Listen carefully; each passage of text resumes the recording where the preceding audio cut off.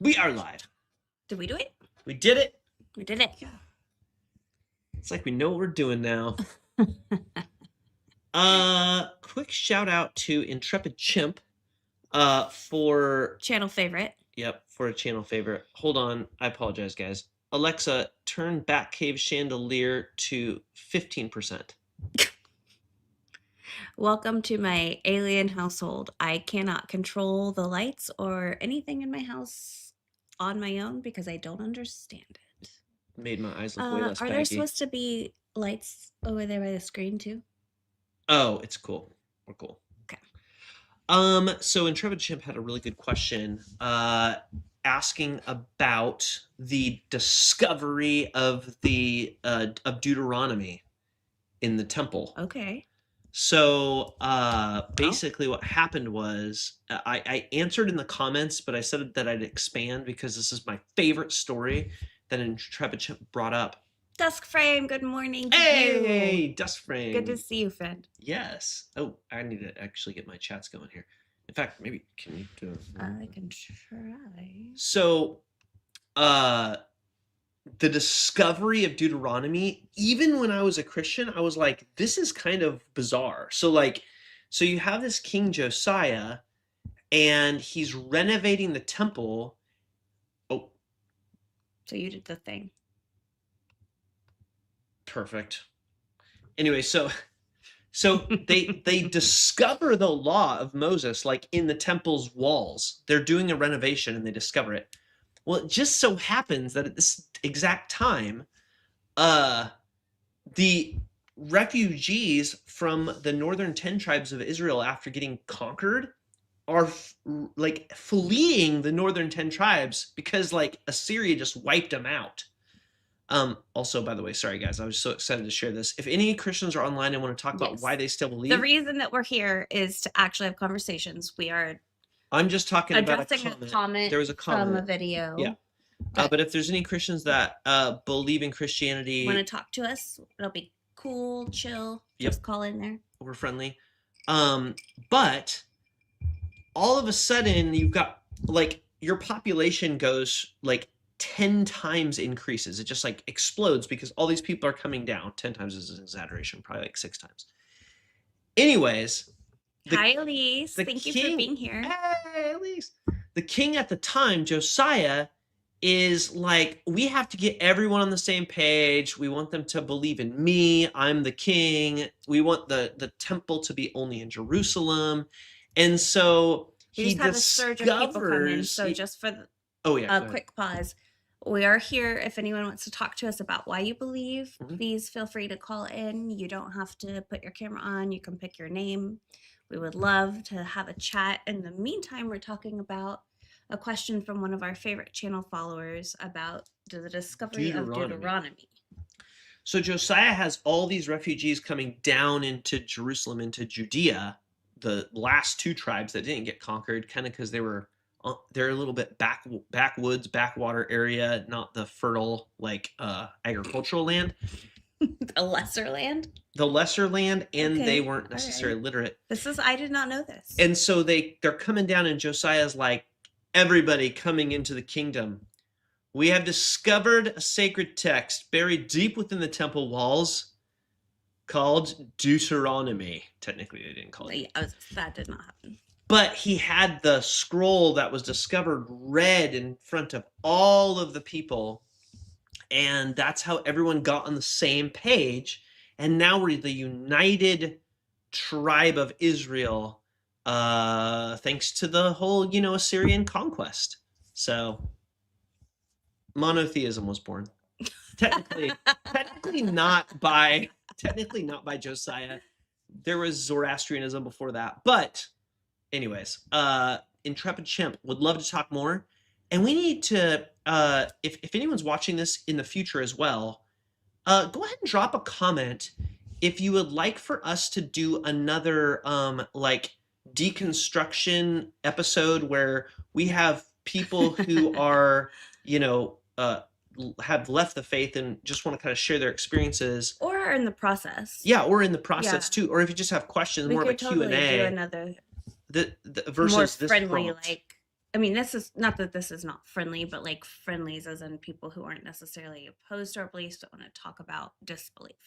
But we are interested in folks that still believe, because if you're new to the channel, we were former Christians, and we have left the Christian belief system, and we're wondering why Christians still believe in light of all the new information that we have with, like, archaeology and just like, in general, like why do you still believe in this old book? It seems old and dusty. Anyways. Dusk frame often finds Holy Scripture buried in their walls. Ah, dang. See, I didn't, it could just be a thing. Like, I've got some Holy Scripture, buried it in my walls, find it during renovation periods. Yeah. I kind of thought that's what I was going to find when we did our renovation. Turns out it was, what do they call? Elf on the Shelf in a box, buried in the walls of the house we bought. Polaroid pictures of teenage girls. It was very strange. Like, that's an actual true story? Weird. We should totally not. We cannot disclose our location, but we will say that the house was formerly owned by a youth pastor. And he buried his Elf on the Shelves with his teenage girl. They were not nude. They were just clearly young. They were just, maybe they were kids. Maybe they were the kids. I'm sure they were the kids. We didn't learn from the neighbors that they called their kids acolytes, or the youth followers acolytes. Oh, Solomon bin David has entered the studio. We are going to bring Solomon up. Solomon, I believe you joined us not too long ago. You'll have to catch us up on the conversation so we don't recover old ground. But let's go ahead and bring up Solomon. Solomon, can you hear us okay? I can hear you. Can you all hear me? Absolutely. We can hear you. Welcome. I'm going to turn you up a little bit on my end here. It's a little quiet. Yeah, I apologize. I'm not on my you're good. phone this time on my computer. Oh, you're good. And chat, if you ever need us to turn up guests or turn down guests, just let us know. We can sort of tell, but it's a little bit sketchy. Yeah, give us any feedback in the chat for sure. So Solomon, believe it or not, I think that your the last debate that we had is literally going to post tomorrow. So like really? What we do is we have these live streams and then we post like just the clips of the individual. And we just post it raw. Like I don't edit anything. It's just like, but sometimes people don't want to like listen to the whole live stream. They just want to, Yeah, that makes sense. Just little glimpses into our conversations. Yeah. Also, nice to see your face. Yeah. Oh. Awesome. Oh, hey, didn't even realize the camera was working. Oh, well, I'm glad I mentioned it just in case. Yeah. I was just scratching my... No, We got your back, 100%. Yeah. Okay. Thanks for coming back. It's been a minute, so I know we've had some other conversations in the meantime. What? Well, yeah. Where's your head tonight? Where do you want to start? Yeah. What brings you up? Well, I kind of just popped in because I saw the notification show up that y'all were going live. Well, thank you. So, thanks for popping in. Yeah, and while I was getting ready to pop in, I noticed y'all mentioning archaeology. Have you guys not studied biblical archaeology before? Yeah. I'll turn this over to you. Yeah. He very much has. I love it actually. So where's your what's your stance on like archaeology and biblical archaeology and that sort of thing? So again, I'm going to re-emphasize the point that the Bible is a book of a family. It's not meant to be scientifically accurate. So, of course, there's going to be exaggerations for certain things. But when it comes to archaeology and biblical archaeology, it is almost scary that we found most of what's mentioned in Scripture. We have Jacob's altar. We have Noah's Ark. We have the village. We have just about everything except for certain, like, for example, we still don't have the city of Enoch mentioned in Genesis, and I'll get into why I don't believe that it's a physical place later on, but start you there. I don't believe that the city of Enoch was a real city, because in biblical terminology, city can also mean collective of people. Right. Yeah, and right. Sort of like Nazareth, for example, was like a very, very small town. In fact, there was some debate for quite some time up until recent times where they didn't think Nazareth was even like was it a town? Was it a city? Was it a village? I think now they've kind of landed on the fact that it was like a small village of like 100 people. I mean, very, very, very backwoods, but that in fact it was like a small village to the best of our knowledge at this point. And that was why Jesus was so important, actually. It's because it was a small village. This isn't some guy who's coming out of Jerusalem. He's not coming out of the big city. He's not some great, grand individual. He's some guy out of... I'm in the Florida area, so he's just some guy out of Lake City. Right, instead of like Miami, right? Yeah, instead of like Miami or Jacksonville or Tampa or any of these bigger cities, it's some small guy out of nowhere who's coming in, and he's destroying these high-level religious leaders, these Philistines, as they talk. And this is a nobody. Right. In fact, it's actually kind of interesting, too, because in the Old Testament, they put Abraham as coming from Ur, which Ur was like the metropolis, right? So it's kind of like that was the place to be. That was the Miami, and Abraham's like coming straight out of Ur. And then you've got Jesus coming out of Nazareth, which is like the exact opposite, some like tiny little village, essentially. Yeah. Well, that's the difference between a champion of the king and the king himself. Right.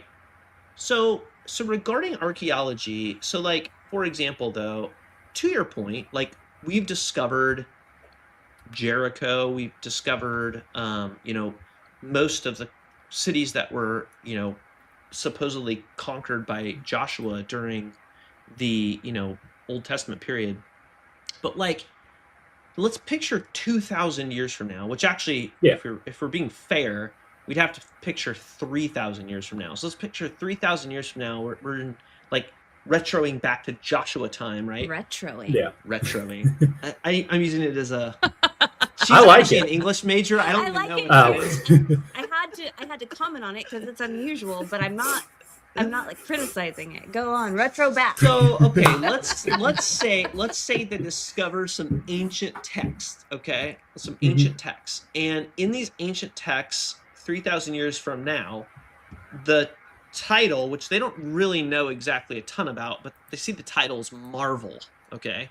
Yeah. And the ancient text refers to New York and Hell's Kitchen, and it's talking about Daredevil and Spider-Man. Like, just because if like there's a nuclear like war and everything gets kind of wiped out, because we have to kind of equalize the playing field, right? Because there wasn't a whole bunch of literacy 3,000 years ago, and they discover, my gosh, there was a Hell's Kitchen, there was a New York City. Spider-Man and Daredevil must be real. I guess actually a really good point. It's an interesting thing that like discovering the cities of ancient times doesn't necessarily make the stories or mythology true. Just like we know that Troy exists, but that doesn't necessarily mean that Achilles was a demigod. What are your thoughts on that? That's a fair point, but I'm gonna hit you with just we have the tombs of most of these individuals, and that's my argument. You don't have a tomb for Spider-Man. You don't have a tomb for Captain America. Why do I believe this? We have tombs. We have bodies that we can verify and test against science. Have a body for Who are the tombs from? I'll have to get. We'll have to. I don't know that we actually have the tombs or bodies of really any of these characters. We have tons of tombs of members of the Old Testament. I don't think we know. I mean, I do believe that people were crucified a lot, but I'm not sure that they were always placed in so well, not necessarily Jesus, but are you saying right, like Abraham's tomb or like Abraham's tomb? We have Adam's tomb. We have Eve's tomb. Adam and Eve's tomb? I've never heard of this. So, hold on. I'm on my. I'm looking it up right now. But yeah, we have a bunch of tombs. To be fair, if you live in if you live in Mesopotamia, or like, I don't think that we're supposed to call it the Near East anymore. That's very Western of us. I think we're supposed to just call it the Middle East. So if you live in the Middle East and you're in the area of these stories, and you happen to have a piece of land with a cave on it and maybe an old like burial site, it would probably behoove you to, like, say, oh yeah, by the way, Noah's in there. So I know a guy. He's in there. Okay. Wow. The dad jokes are strong. Sorry. Yeah, dad jokes are strong tonight, huh? So I actually do have your answer though. So the Cave of the Patriarchs in Hebron is considered the second holiest site of Judaism. It's believed to house the graves of most of the patriarchs and matriarchs, excluding Rachel. The tomb of Jesus is the Church of the Holy Sepulchre. King David has his own tomb on Mount Zion in Jerusalem. Rachel's tomb is in Bethlehem. And then you have various kings and prophets throughout all of Jerusalem. So they're in Jerusalem. The tombs are there. But how do they know? I'm just asking, like, how do they know that's like Abraham's in there? Like, because how long ago do you think Abraham lived? That's not for me to say. I'm not a scientist. But the reason we know it is because the Bible, according to genealogies, the Bible would put Abraham, I want to say, at like around, now chat, correct me if I'm wrong here, but it's around like 2000 BC. So we're talking like 4,000 years ago, and it could be older than that, honestly, like at least 4,000 years ago. And we're saying that there's a tomb that's like, no, trust me, bro. For $30, you too can stand in line to see the tomb of Abraham. I mean, you're acting like these were lost. These are recognized sites. They've been visited ever since Abraham, Noah, and all them died. So do you know the very first time that, like, according to archaeology and like what we've actually discovered, like the term Israelite or the tribe of Israel was like referenced? In fact, that's not I don't like asking people like on the spot questions. It's actually the Meneptah stele, and a stele is like stele. It's like a relief, and it references Israel for like the first time, and that was 1200 BC. So there are, to your point, and I'm not disagreeing with you, Israel was a real nation. Like, that is, like, I don't dispute that at all. A lot of the figures in close to modern-ish times, like the Hasmonean period, like the Maccabees, like they were historically, like, we have records of them. We actually even have, in fact, it's called the Tel Dan stele. It actually references the tribe of David, or the house of David. I apologize, the house of David. Yeah. So where the northern 10 tribes of Israel were like the powerful ones during like the Omri dynasty, you had like the smaller 2 tribes, but at one point, according to the biblical record, it was all one united tribe. Yeah. It references, and we defeated the house of David. We wiped them off the face of the earth. Same thing. The Meneptah stele. Same thing. They said that we wiped Israel off the face of the earth. Right. Yeah. This whole thing. So we know that those are true. But the part that gets a little sketchy is like what their significance was, and like even some of the things like during the Joshua conquest. I think there was like 80 cities that he supposedly destroyed, and we know from the archaeological record that those cities continued to be resided by Canaanites and not destroyed during the Joshua period. But I'd be interested to know, like, what archaeological, I'll give you Hazor if you want to Google it. Hazor is the one that could have been destroyed by the Israelites. but all the others, including Jericho, like weren't actually like destroyed during the time period that the Joshua conquest supposedly went through Canaan. I'll have to do my own research. If I can direct you, Expedition Bible is a YouTube channel, and that's where I get most of my biblical archaeology, and he explains this stuff way better than I can. Like, this is the man's behind it is named Joel Kramer, and he's been doing this for 40 plus years. So if I'm gonna bookmark that, because what are his archaeological credentials? He lays them out on his website, but he's lived in the Middle East for most of his life. His father worked for the Middle East oil companies, and he's been there most of his life. And he does things like he actually drives to the sites. Like, he did one episode on Sodom and Gomorrah, and he actually drove to Sodom and Gomorrah and showed us the sulfur balls that were used to destroy the earth, destroy the cities. So that's honestly really nice, because he has the ability to get into these areas and go visit them and talk to about them. I would also encourage, like, okay, so during the 1950s, so I love that you brought this up. Seriously, Solomon, this is fantastic. So the reason why it's so interesting to me is because archaeology is a relatively new concept. Like, there wasn't archaeology in the 1600s. There wasn't archaeology in the 1700s. It really kind of came about in the 1900s, where it really started to be like, whoa, like we just kind of took stories at stories face value, and we thought that people just got inside of a Trojan horse and popped into the city and then came out and like destroyed everything. But then they started realizing, oh, you can really like actually figure this stuff out with like this, like the layers of strata and like the pottery. Like this pottery's all really along one layer. Yeah. Because just like us, right? It's like we're talking about Spider-Man and Daredevil. If I were to show you a 1950s comic book, and then I would show you a 2000s comic book and put them side by side, you'd be like, dude, that's from the 50s, that's from the 2000s. Like, you'd just be able to tell by the art style. Yeah. Same thing with like pottery art. People are people, and they haven't changed in that way. So we are able to tell like what layers things happen.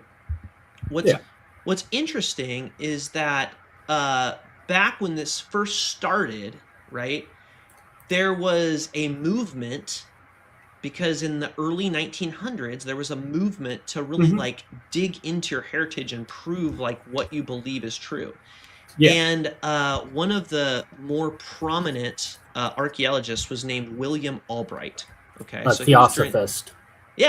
He was during the 1950s, and if you look at if you were to just Google like William Albright archaeological methods scientific, or just like process, you're gonna find that they're like improved upon in future years, because the problem with that era is that in order to get the money to go overseas and dig things, you need to raise capital for that, right? And a lot of the capital raised was because they were like, I can prove the Battle of Jericho was done by the Israelites, the walls fell outward, etc.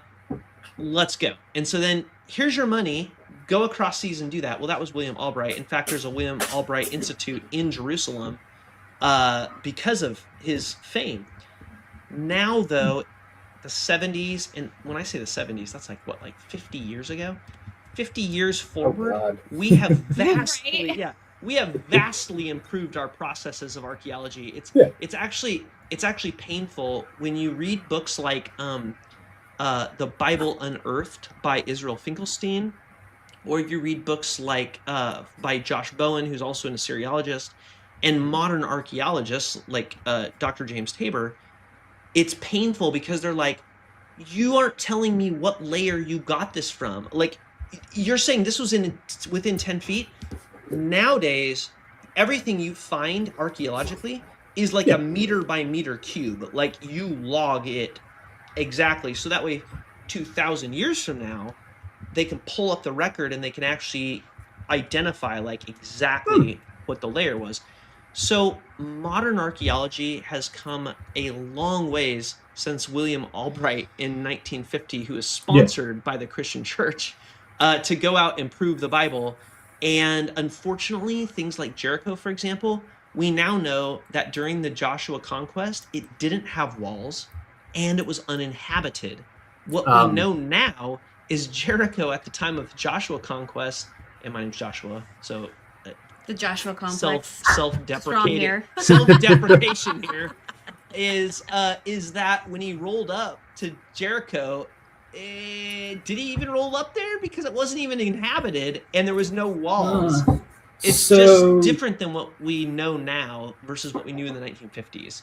So I would suggest watching the Expedition Bible, because he actually does talk about Jericho, and he mentions that. And he discusses it, and he talks. I haven't watched his video in long enough to be able to explain how he disproves it, but he disproves that entire argument and states that the wall did indeed fall. It was there, and that we know that the wall fell because there is an earthquake layer, and God works through natural disasters. So when the horns blew, he triggers an earthquake. When the plagues happened, he erupts a volcano. When the Middle East needs to be flooded to wipe out all 10,000 human beings that are alive at the time, he melts the polar ice caps. He uses nature to be able to do the destruction. So those walls fell, and we know those walls fell because there's a time period where those walls were standing and an earthquake hit. And they fell exactly as the Bible says they do. They fell outwards because of the earthquake. And I cannot sit here and do the disproving part myself. That was done by Joel. So and I'm with you on that, Solomon. Actually, I'm totally with you. I would always appeal to the scholars. So it's like if a person comes up here and starts like debating like ancient biblical Hebrew with me, like I know what I know from the scholars, but like I don't know ancient biblical Hebrew. So it's like so go watch the biblical archaeology video on that.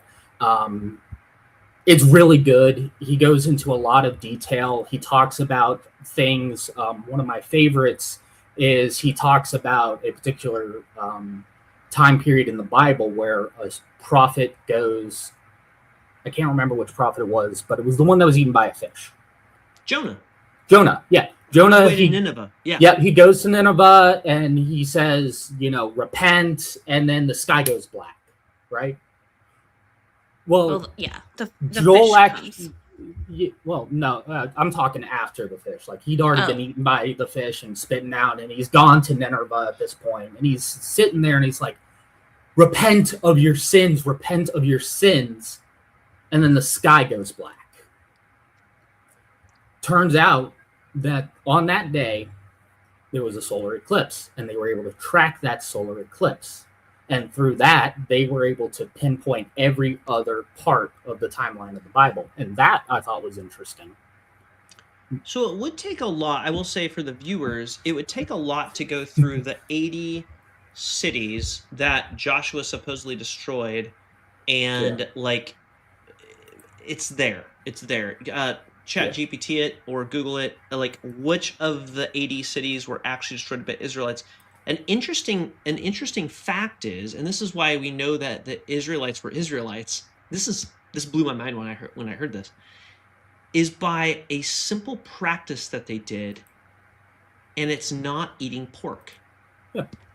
So when you look at ancient cities and you look at the strata, there is a dumpster, a trash pile. What would you call it? Like a dump, right? Where you take all the scraps of things. And in certain cities, there's like less than 1% pig bones.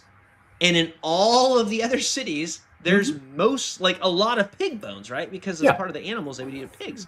Well, the Israelites didn't eat pig. So we know based off of that information, like, whoa, there's like no pig bones in this city. This was an Israelite city. Settlement. There's a lot of pig bones in this city. That must have not been an Israelite city. Well, the cities that were supposedly like completely decimated by Joshua and then ruled by the Israelites for like hundreds of years, like we can actually know, like, okay, well, these, and maybe they weren't real Israelites. Maybe they were just chomping down on pigs. Or the pigs were already there. And they just like threw them in the dump. I mean, that's possible. I mean, so I get where your argument is coming from, but I'm just gonna, just because one civilization comes in for about 100 years and doesn't eat pork, doesn't mean that the people that are also living there who didn't leave don't continue to eat the pork. So fair. That's going to be my argument. Could be like there. A cohabitation. I absolutely like believe that. Although if you remember, like the word in Hebrew is harem, which is the band. Yeah. When God sends the Israelites to conquer a city, he's not messing around. He's not like, pop on in there, ask them to turn.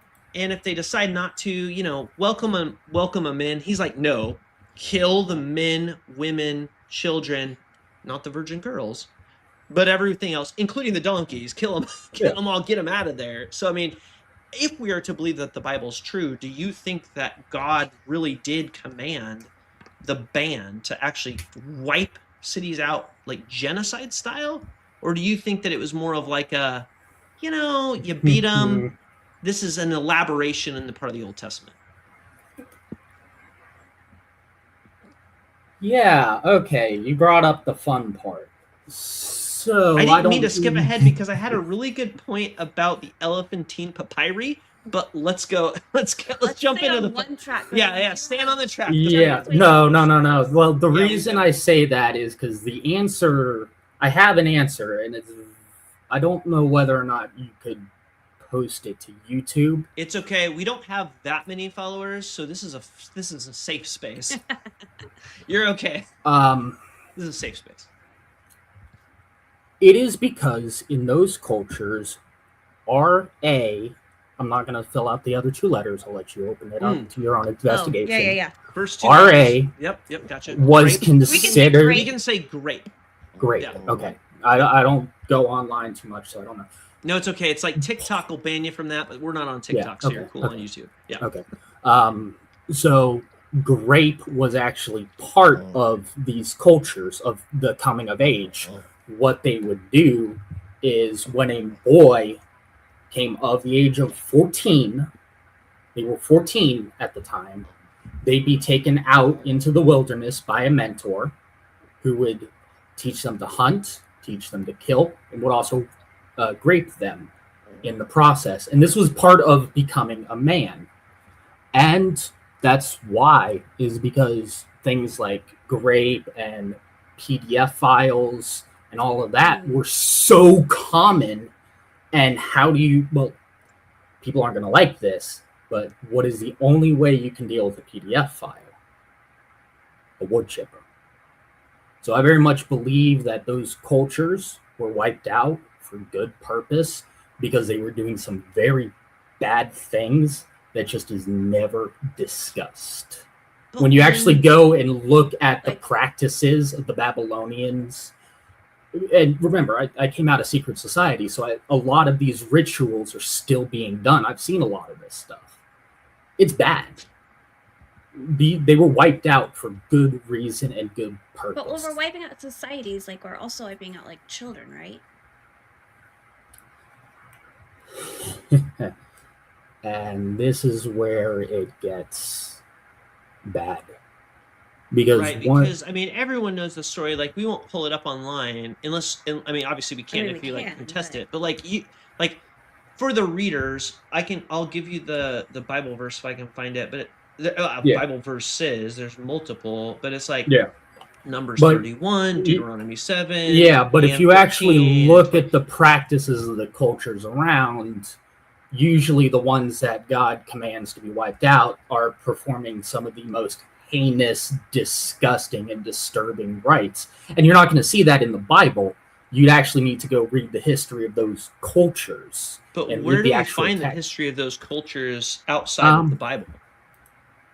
There's a ton of texts online nowadays. I have some archives I can send over. I was gonna show one of these archives, but I can't find it. Okay, but wait, before we get on that path, you were about to answer my question about when you're wiping out an entire people, that includes children and babies.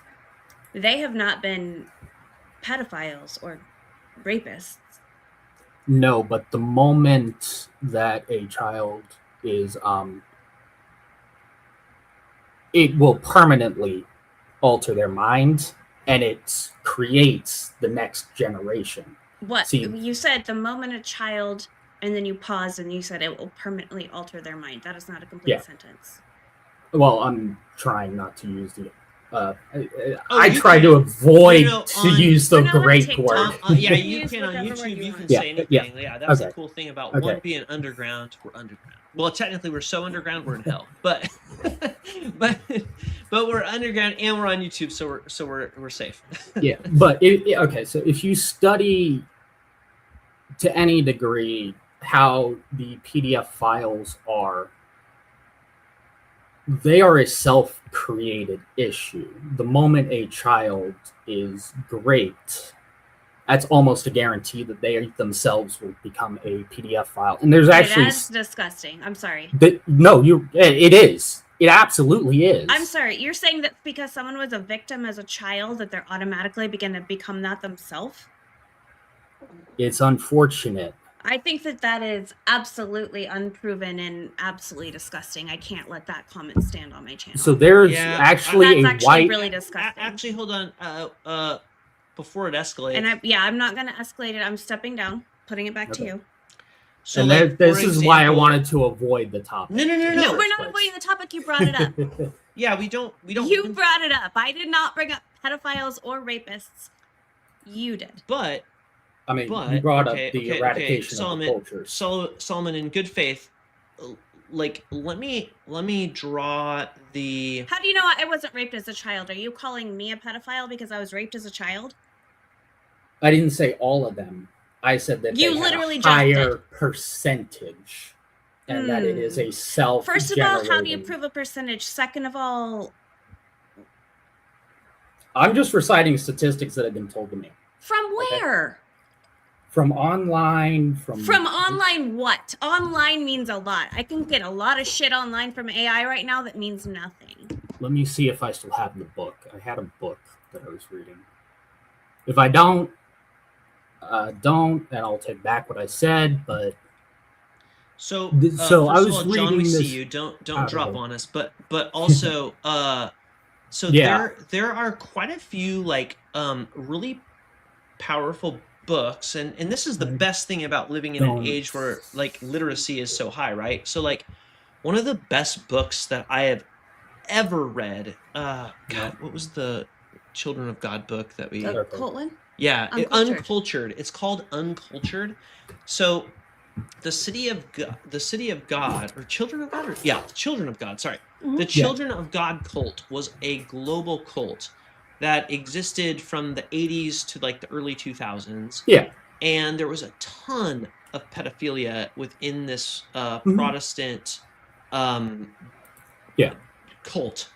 And both male and female. And like there is an autobiography written by one of the members, and she didn't turn out to be a pedophile. In fact, it's quite the opposite. Like when you experience that as a child, like I can see how it could go either way, but I don't know if that's a generalization that you want to necessarily make without some really good. And we can go back to archaeology. I think we might. Let's put a pin in this one. Yeah, because I can't find the book, but it's something like satanic ritual abuse and the mind or something like that. This sounds like a 1980s book written during the Satanic Panic. No, this was written in 2002. Oh, okay. Yeah. Well, if you find it though, let us know. So allow me to officially retract my statement for now. No, you are forgiven. Because I cannot confirm it, because I do not have the... We are allowed to retract. Yeah, you can because retract. I do not have the book. And we can continue the conversation. I will retract my statement entirely. Let's go back briefly to archaeology, and then I do think we should move on to John at some point. Yeah, we don't because John's been waiting patiently. I do see you, John. You look very, very lovely in the waiting box. Thank you for waiting. Because I actually wanted to touch on something completely different than archaeology. Actually, jump to your next topic. Honestly. Okay. But can I throw out, because you gave your YouTube video a few promos. I would encourage people to look up the archaeologists Joel Kramer. James Tabor, Josh Bowen, and Israel Finkelstein, especially Israel Finkelstein. He has done amazing work, and in fact, he's done work under Solomon, your William F. Albright Institute in Jerusalem. He's like one of the leading professors there. It's funny because even though it was based off of like trying to prove something and not be objectively archaeological, he has actually stepped in as a true professor that's now completely objective, and there's some amazing work. In fact, I encourage everyone to read The Bible Unearthed as a text about the biblical archaeology. But flipping it back over to you to the next point. Change in the subject entirely. I wanted to actually talk about mythology itself. Oh yeah, absolutely. Love because you tend to compare groups to mythology, and I wanted to give you a little bit of the more secret society truth to mythology, because there is a truth to it. Okay. And now, when you say mythology, is there like a certain realm you're talking about, or just like in general, all mythology, no matter the denomination? A combination of the two. Actually, let me clarify this. Combination of the two. So, by mythology, I'm talking specific stories. For example, the story of Odin, the story of, Horus, Isis, and Osiris, and that's actually the story that I was going to discuss here.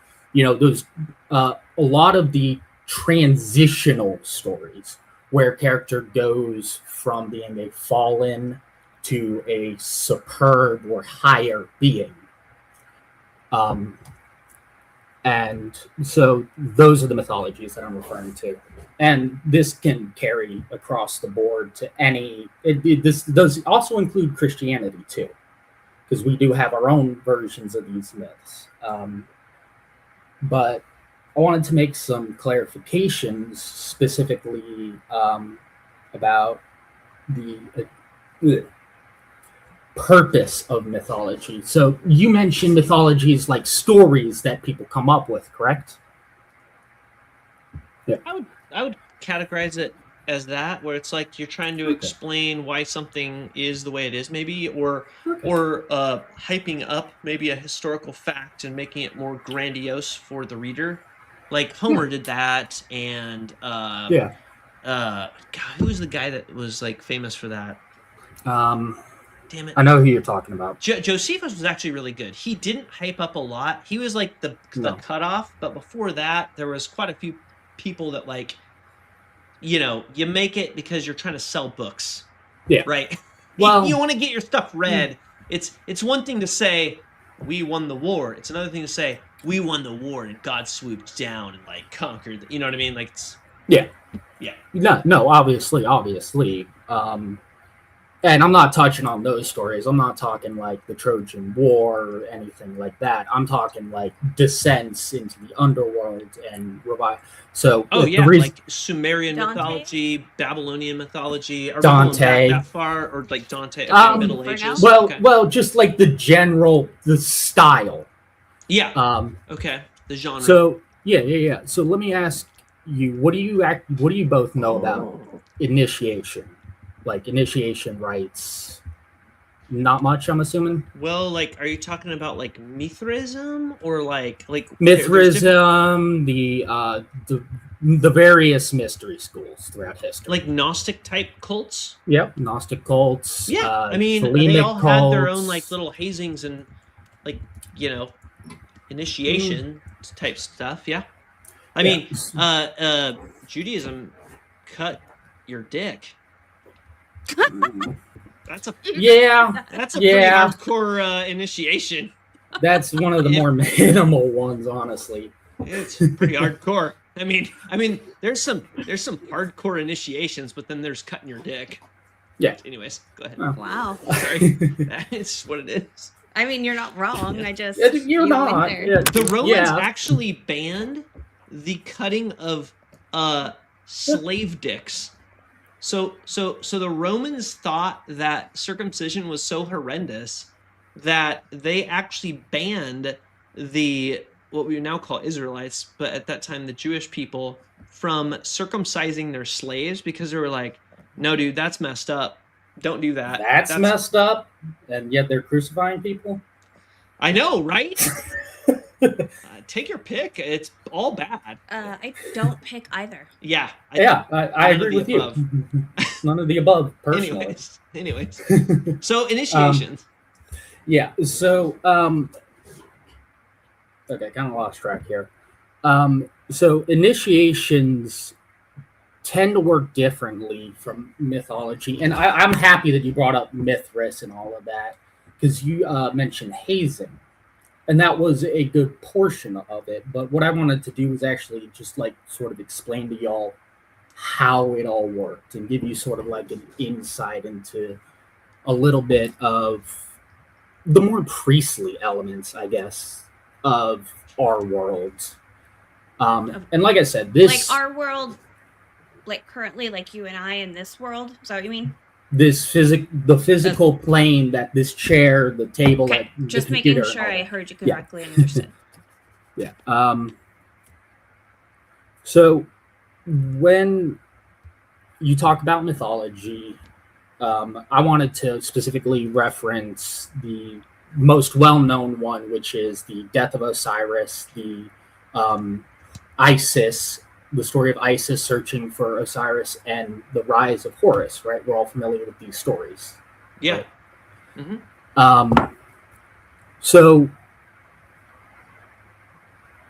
this is how it was. Yeah. I'm trying to explain this on a live stream. No, you're good. This is part of a normal conversation that I Yeah, because there's a lot of these dying and rising god parallels. Yeah. You've got you've got Osiris, you've got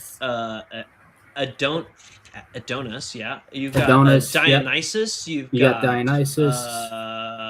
There's actually Tammuz, and there's even Hanuel. I'm not butchering these names, guys. I apologize. Yeah. You got Dewey Sri. I mean, there's tons of these. You die, you raise, you save the people. In fact, the best one I think, if I'm remembering correctly, is Attis, because they bury a pine tree. Mm-hmm. Not giving you Christmas vibes at all. They bury a pine tree for 3 days, and then they pull it out of the ground and have a celebration after 3 days, because that's the Attis festival. Saturnalia is no, it's not Saturnalia. That's different. It's the Easter one. But I know what you mean. Yeah, but then and then you've also got the there was one other one that's like on the tip of my lip. Oh, Inanna. Whose sister was Ereshkigal, and she went down into Hades, or, like the dark world, and she died on a hook for 3 days and got rose back up, which is interesting because in 1 Corinthians, Paul talks about and the prophecy about coming back in 3 days, and it's so interesting because in the Old Testament, there's like 2 3-day references. One's Jonah, one's maybe Zechariah, but it has nothing to do with like a dying and rising God. But there's tons of 3-day dying and rising God tropes that happened thousands or hundreds of years before Jesus. So I'm interested to see where you're going with this. So real quick, the dying and rising part, the whole reason Jesus did that was to say, F you guys aren't the real gods, you're doing this in a play, I'm actually doing it. So that was what the early church fathers actually said. In fact, I think it was I'm not going to quote it because I'm going to stick my foot in my mouth, but the early church fathers actually had to address that, and the way that they addressed it was they said that it was actually the devil that made those stories happen to trick people into thinking that, oh, yeah, that story happened before, wink, wink. But really, Homer didn't write about that. It was the devil. Like literally, like I can actually Google it as to which. Yeah, I know what you're referring to, and I'm gonna argue. Origin that did that. I can't remember which of the church fathers. I don't remember, but I'm gonna argue with the church father here and state that I absolutely do believe that there is some human elements to the mythology. Because I mentioned last time, I truly do believe that Hermes Trismegistus was a real person. It was Justin Martyr. Same thing with Justin Martyr. Justin Martyr was the one that was saying that Satan made those stories about Osiris and Inanna and Dionysus and Attis and Adonis, and just take your pick of all the 50 million different like dying and rising gods, to make people like callous to the fact that gods die and rise for their people, essentially. Sorry, I just wanted to fact check myself. So the general concepts of dying and rising did indeed come from the devil. Now, the individual gods in the mythology, you do have to give some credence to humanity. We wrote the stories, the devil gave us the metaphysics. So the actual technology behind how it all works was handed to us, but we created the stories. I mean, that's a claim. I don't know how you're going to back that one up, but it's a claim. So I back that with connections to people like, you familiar with Jack Parsons? No. Jack Parsons, really recent. Jack Parsons was the founder of JPL, the Jet Propulsion Laboratory of NASA. He was one of the core founding members of NASA, and he was a Thelemite, a high degree. So he was born in 1914? Yeah. That Jack Parsons and died in 1952, it looks like. He died of nobody knows why he died, but he died of an explosion. It's believed that he was doing some sort of alchemical experiment. It does say cause of death, explosion. Honestly, if I'm going to die, let's go. So, and here's why I believe that he truly did we got this from aliens. He created both the solid and liquid type rocket boosters by himself.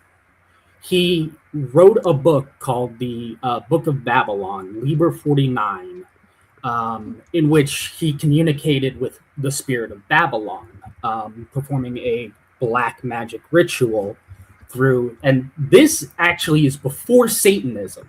So Satanism doesn't exist yet. This is Thelemic.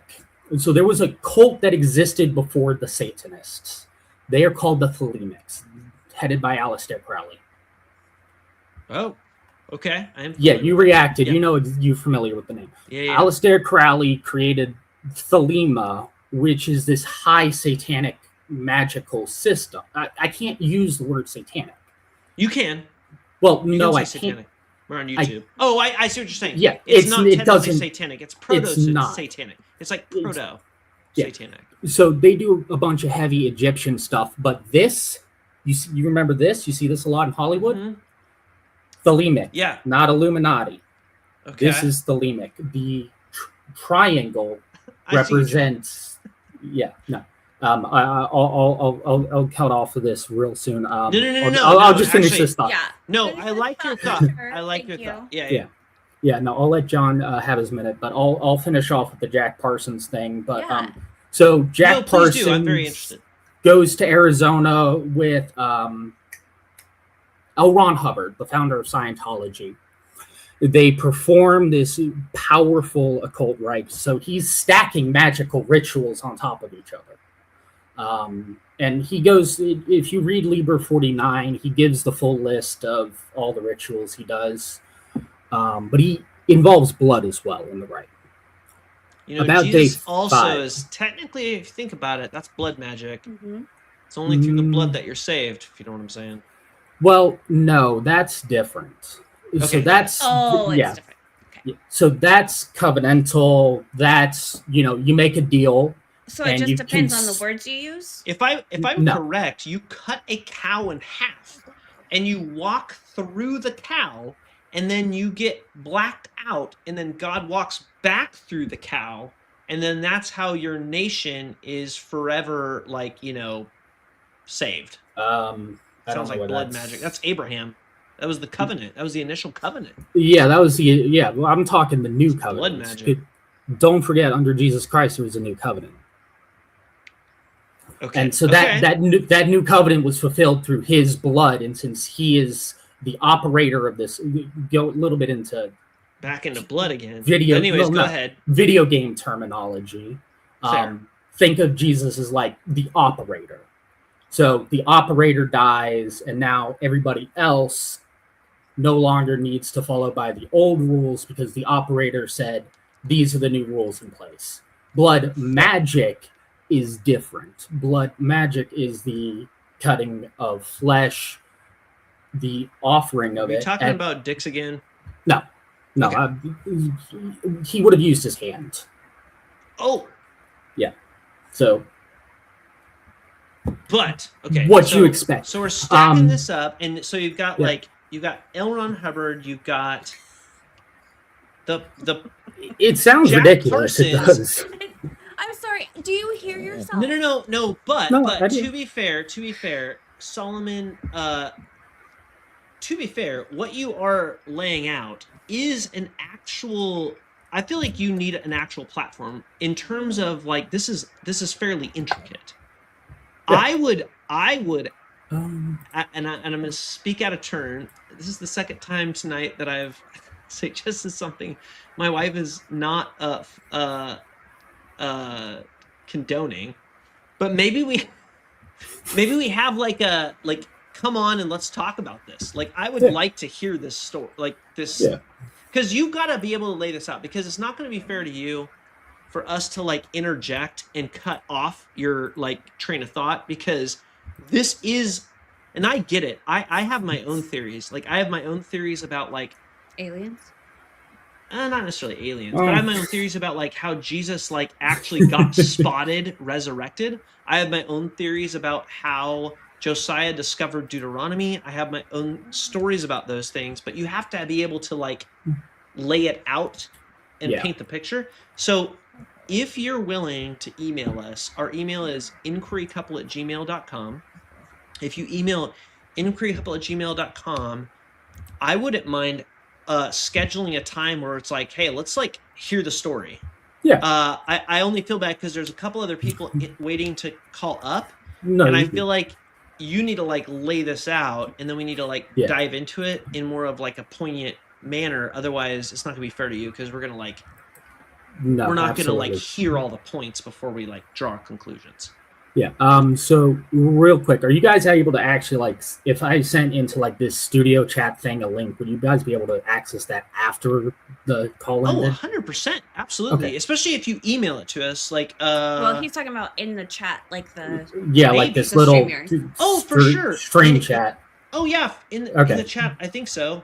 We're gonna test that technology. Yeah, you could do it either in the StreamYard or in the like in YouTube chat, and we can get email. it. Absolutely. I'm sending it through both, but I'm sending you guys a copy of the book I was telling you about, Liber 49, so you can actually like take a look at the book itself and read it. And we're readers, so yeah, we're definitely readers. We definitely look into all kinds of things, not anything like one perspective, but by the way, I really appreciate you coming up, and also I also appreciate your name because not many people know that Solomon Bar David or Solomon Ben David is Solomon son of David, and well done on your naming convention. Thank you. So definitely come back. Also, if you hopefully you subscribed, but if not, definitely be a repeat. Yeah, because he saw that we went live. Yeah. That's why he came up first. And then shoot us an email if you want, and I'd love to actually hear this all laid out, and we will actually look into the references you gave. Yeah. So a good website, and I sent it into the group chat, but just for everyone who's watching, sacredtext.com. When I say go read like these groups' religious books, that's a good source, sacredtext.com, because it covers both the visible and invisible religions. And yes, there are invisible religions. I'm interested to hear that too.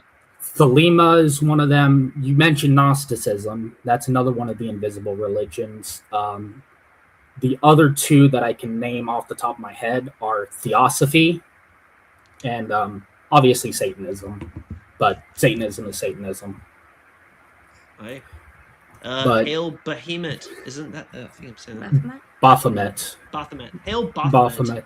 Baphomet actually came from my order. Satanist because he doesn't even know his name. Totally wicker. So anyway, all right, y'all. Thank you very much, Solomon, and we really appreciate you coming back. Please come back again, and we'll see you soon. Yeah, I'll shoot you an email about setting up that. Please do. Yeah. Thanks. Yeah. Big W Solomon. That was interesting. Like that had some ups and downs, but we hung in there. Dude, the fact that he backed off of the whole like pedophile thing. Yeah, that got a little weird. Normally people are like, once they take that path, they're like, I'm going down it, and by the end of the video, we're making baby paste. But this guy, you know what? He went like, listen, actually. And I am interested in hearing a story, but I could tell that we needed to hear the whole thing and dial it back. So John has been waiting patiently. We are going to bring you up. John, can you hear us? And are you over 18? You look over 18. Oh, John, can you hear us? Uh-oh. Maybe he can hear us, but we can't hear him. Hey, can you hear me? Oh, yeah, we got you. Yeah, we got you. I can't really hear you. Okay. You can turn us up. I'm going to turn your mic up a notch. Strange. Sorry about that.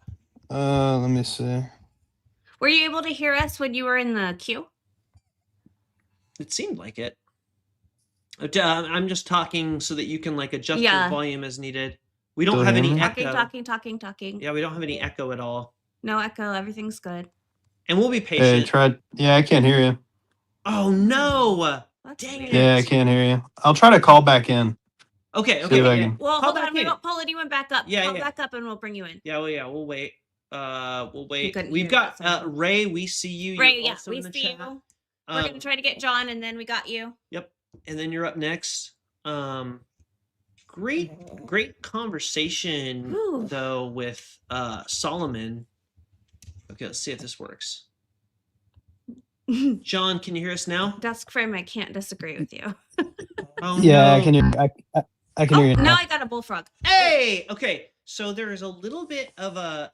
Sometimes this happens with a low Wi-Fi, but I think we're okay. Are you good? Can you talk again? Yeah, I'm good. Okay. Okay, we're good too. You hear us? Yeah, I can hear you clearly. Awesome. Thank you for hanging in there. Thanks for waiting. Yeah, no worries. That last conversation, honestly, that went places, didn't it? That went places that I was not prepared for. I was like, same. It went from circumcision to pedophilia. Is based on childhood rape equals pedophilia, but not on my bingo card. And now you know why we do this instead of just watching Hulu at night. Yeah, honestly, way more interesting. I gotta say, even as a Catholic, because I'm a Catholic, so that's kind of the perspective. I was a former Catholic, by the way. Yeah. So that's kind of the perspective I'm going to be coming. But that would have been one of those conversations I would have just like hung up and then talked to my priest and be like, I think I was rude to this guy. I think maybe I shouldn't have hung up this. But yeah, it was. So I think so. I went through like phases in my life through this process of where I've arrived at now. So like I was born a Catholic, raised a Catholic. I went through an agnostic phase and I got really into like, just agnosticism, like Dawkins, more like atheism, just exploring those different positions. Then I had a direct experience and now I'm more in like a deistic phase. Okay. But I would also say I still identify as a Catholic. Like I still think Catholicism is the most true religion. Okay. So one thing I accept that argument. Yeah, I mean, so I'll just start out my basic argument with, I think it's safe to say that like saying there's like one type of Christianity is really false. Because when I was a Catholic, like I only interacted with other Catholics just in general, like in the area I grew up in. And it didn't dawn on me that Protestants didn't consider me Catholic until I talked to a Protestant. I'm like, yeah, I'm a Catholic. And they're like, you are that guy. Yeah. Right. I was a Protestant growing up. We would not have been friends. And my family literally taught me that Catholicism was a cult. Like they were like, Catholics are a cult. Like bad. Yeah, it's really interesting. Yeah, so like I was talking, I remember like I told one of this Protestant guy I met, I said, I was like, yeah, I'm a Catholic. He's like, so are you a Christian? Or he's like, are you going to be saved? And I'm like, I think so, yeah. And it was just weird. And the other thing that I didn't realize is that among certain Protestant sects, the way that they read the Bible is very different from how like a Catholic would read it. Well, so like as Catholics, we get more books of the Bible, so go us. Yeah, and this really led me down sort of a rabbit hole where I came to a determination that for some Protestant sects, like not all of them, but they don't recognize that like some of the Bible is parables. Like when it says the earth is 6,000 years old, it's not literally 6,000 years old. When it says it was created in 7 days, it's not saying that literally. So that would be like the first kind of pivot point I would make, is that I would say as a Catholic, like I'm not reading the Bible as a history book. It's not a book of science. And you're not. So are you? You're not a Bible literalist.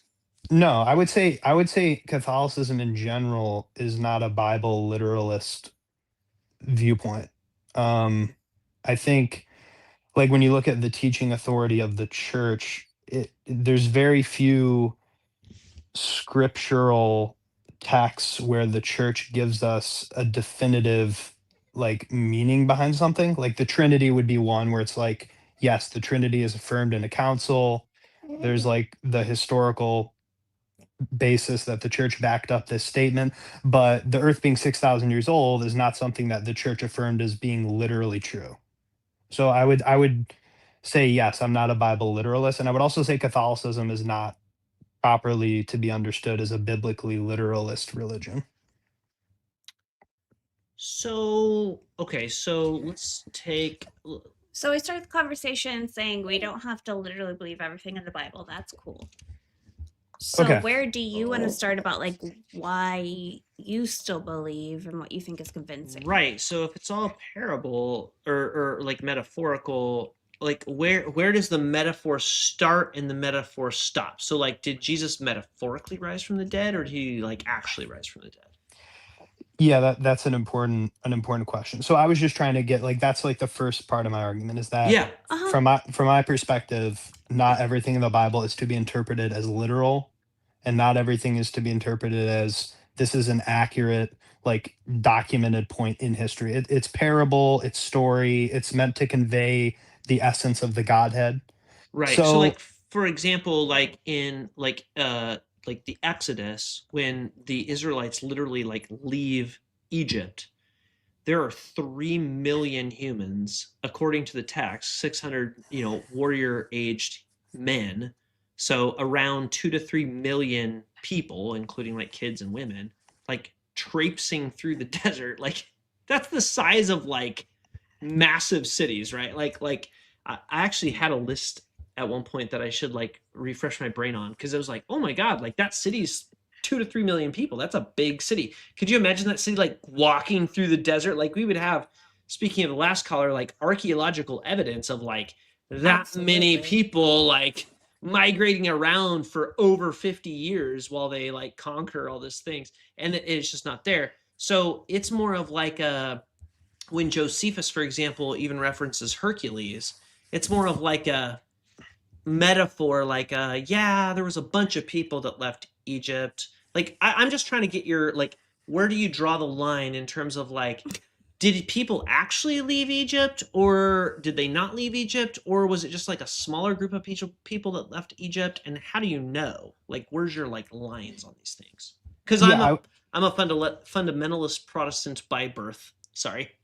Yeah, I mean, I would say it's a fair question. I mean, I would say in general, so there would be two like sort of criteria in terms of like determining whether something is to be interpreted literally or the proper way to interpret it.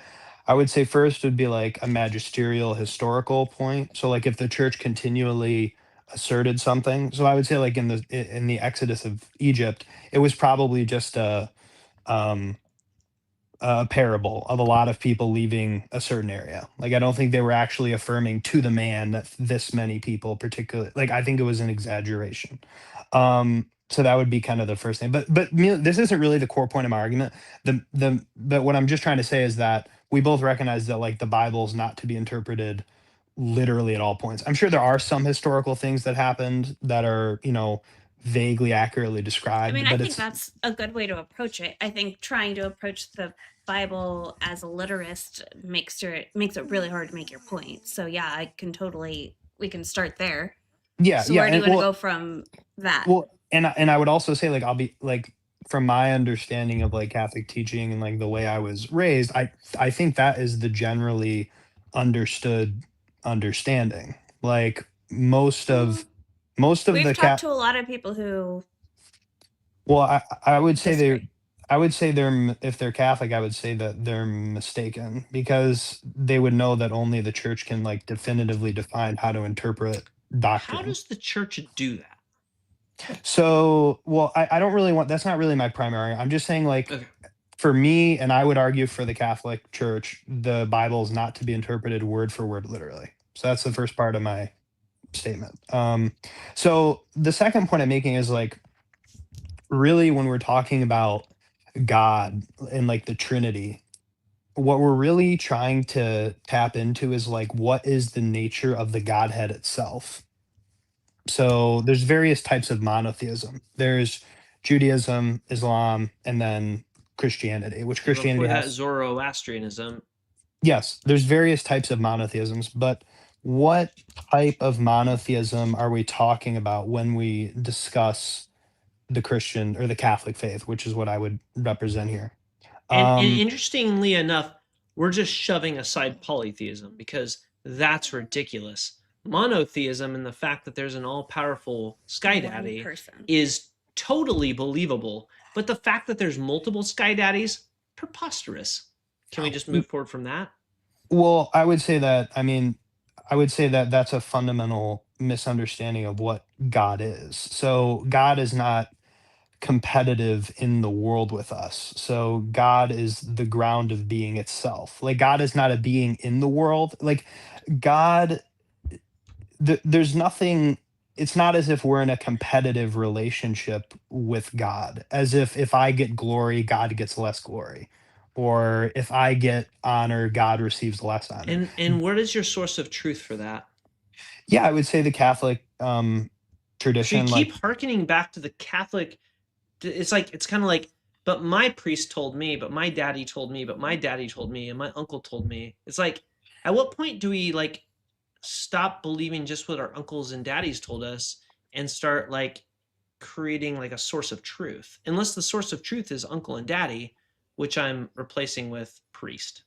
Well, I don't think that Thomas Aquinas is, Summa Theologica is referencing daddy. I think it's referencing a very, well-renowned theologian and philosopher who thought about these issues like for Philo decades. of Alexandria. Why isn't Philo of Alexandria your daddy, and why aren't you Jewish? Because he taught about the Logos before John stole his idea and wrote, "In the beginning was the Logos, and the Logos was with God, and the Logos was God."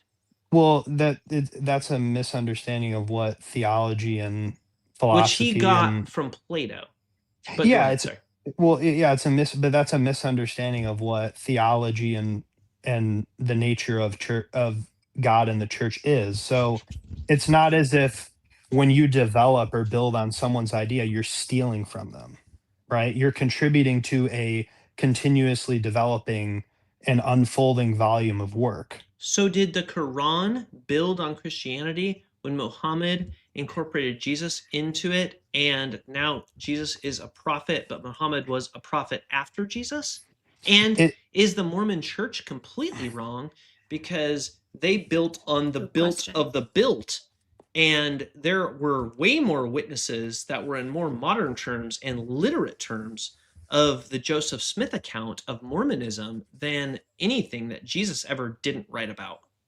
Well, yeah, I haven't brought up Jesus yet and how he fits into the nature of the Godhead. But what I'm trying to distinguish here is that there's a difference between a development of a theological position and whether someone develops a completely new theological position. What I'm trying to get you to recognize is that there can be development in theology and philosophy and metaphysics without it necessarily being theft, as if you're stealing from someone else. Like Fair. the Catholic position takes from Aristotle, right? I mean, that happened before Catholicism was around. Like there's Thomas Aquinas like builds on like Aristotelian ideas and other things like that. So the first argument is that we're not Bible literalists. The second argument is that theology can develop. So now I'll explain kind of the nature of what the church is at kind of a high level of abstraction, and then you can kind of ask clarifying questions on it. Okay. Fair. So one thing to understand is that the Catholic Church is not an organization as much as it is an organism. So, and this is hard to understand. So I think I'm tracking, but go ahead. Yeah. So when Jesus dies on the cross, and he's on the cross and he says, "Behold your mother," right?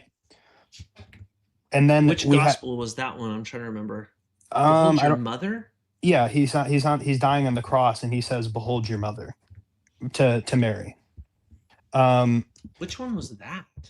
I don't remember off the top of my head, but even forgetting that, right? So in the Catholic Church, he says, "Behold your mother." Look that up. It's definitely in there. No, I don't doubt you. John. I'm the least familiar with John. I can go into a diatribe later, but okay, that's fair. It says, "Behold your mother," Jesus' third saying.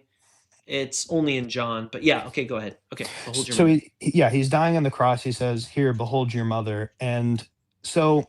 Oh, that's the woman. Behold your son, when he calls his mom woman. Okay, now I do remember this one. Okay, yes. So what's important to recognize is that in Catholicism, we have priests and we have nuns. So the priests are called fathers and the nuns are called mothers or sisters. Okay? So why are they called that? Well, the reason that the priests are called fathers is so that all of those without fathers will still have them. And the reason the nuns are called mothers or sisters is so that all of those without sisters or mothers will still have them. That's so cute. I mean, I like that. Well, so what Jesus does when he dies on the cross is he reconstitutes the human organism. So his death plants the seed of the church, which unifies humanity under a new organism. So you're calling the nuclear family the perfect organism?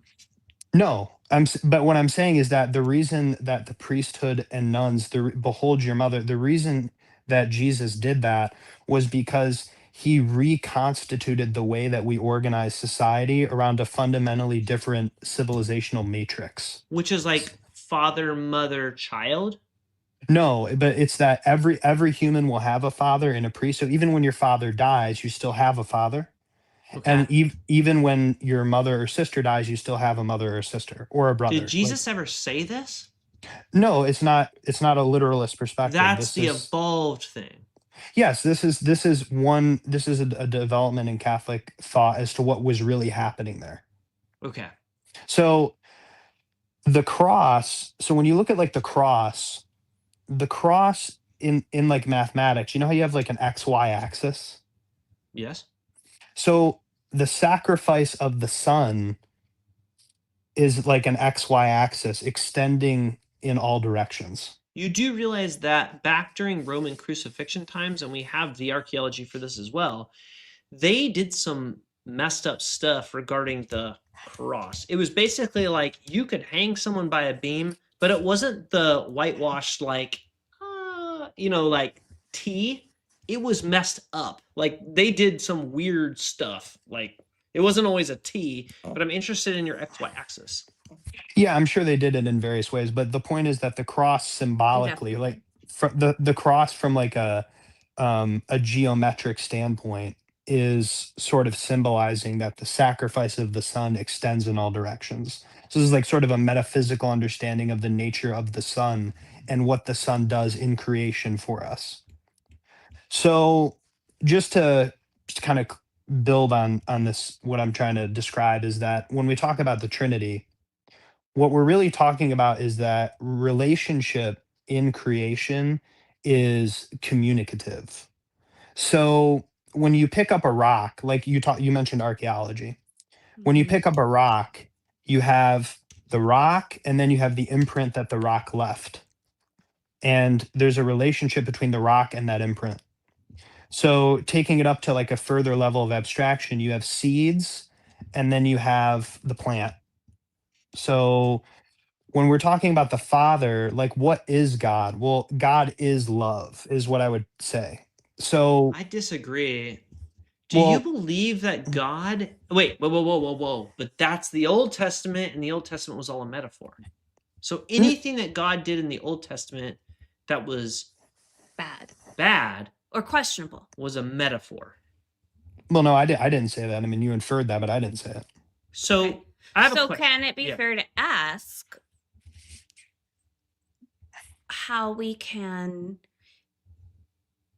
get good things from the God of the Old Testament? Well, and this is why we know it. And this is why the Gnostics came about, which Solomon Ben David was talking about, which is like the Gnostics. So you had like Marcion, for example. And you had I think it was the Eusebians, which they basically said that like there's no way that Jesus was the son of Yahweh, because Yahweh was a freaking monster. Which, by the way, if there's any viewers watching, I encourage you to read the book by, I think it's Paula Fredrickson, called God's Monsters. Oh, heck yeah, that's a great book. It's an exceptional book, God's Monsters. Such a good book. But my question is, back to the Trinity. Like, let's forget about the Amalekites. Let's forget about killing firstborns in Egypt. Let's forget about, the whole snake in the desert situation. Let's move past that and wash that under the rug and talk about the fact that did God send himself to wait, how does this work? It's actually, it like blows my mind every time I think about this. He sent himself to save us from himself, because like, who set up the punishment of eternal damnation, which is God, and then God had to send himself, because we believe the Trinity, that God the Son was himself, so he sent himself to save him from himself. And then you get the whole Garden of Gethsemane scene where like Jesus is praying to God the Father. Like he doesn't already was he like schizophrenic? Like, what is going on? Can you explain that part of the Trinity? That is just what? And don't say beautiful mystery, or we're moving to Ray. Ray is next in line. So I'll explain first like what the Trinity is really referencing. So when you think of like what love is, like in order for God to be love, right? You have to have a beloved, a lover, and then shared love, the love shared between them. So you have the Father who's the lover, the Son is the beloved, and the Holy Spirit is the love shared between them. So what is the Holy Spirit? This is just my view. The love, the spirit between them. Yeah, my mom taught me this too. Okay, yeah, go ahead. So we say that God so loved the world, he sent his only Son, that all who believed in him would not perish but have eternal life in his name. So what is the Holy Spirit in like a physicalist sense? Well, the Holy Spirit is like what moves us. So you have the light of the Father, and we are moving in between the light of the Father and the Son.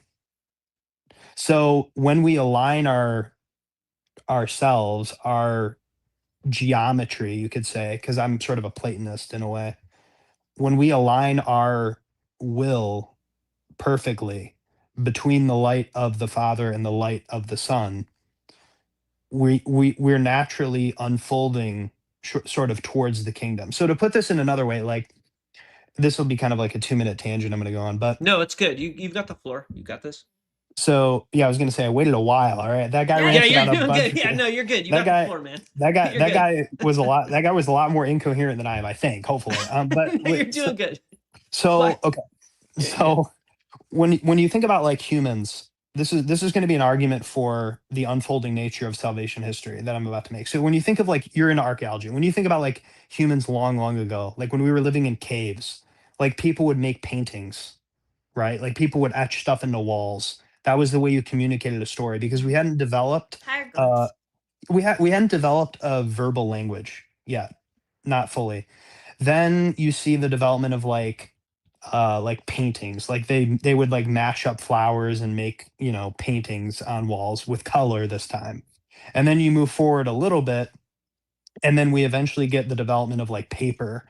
Like they would take bamboo and slice it into really thin sheets, and they would be able to write on it. And then you get people were telling short stories by slicing up multiple sheets of paper, and then they could write long form. And then you move forward a little bit, and then we get the Gutenberg press. And like, so what I'm trying to say is that, and now we're at the point where we have 3D modeling. You can model a building with like 3 dimensions in like a computer simulation. So as we're moving forward in history, our ability to accurately record what's happening is growing in its clarity. Sure. And our ability to recall the past is also growing in its clarity. Would you agree with that? Yeah, I would agree with that. Yeah. Okay, so the point I'm making is, if you extrapolate going forward, if you fast forward another 300 years, assuming that this evolution continues to happen, right?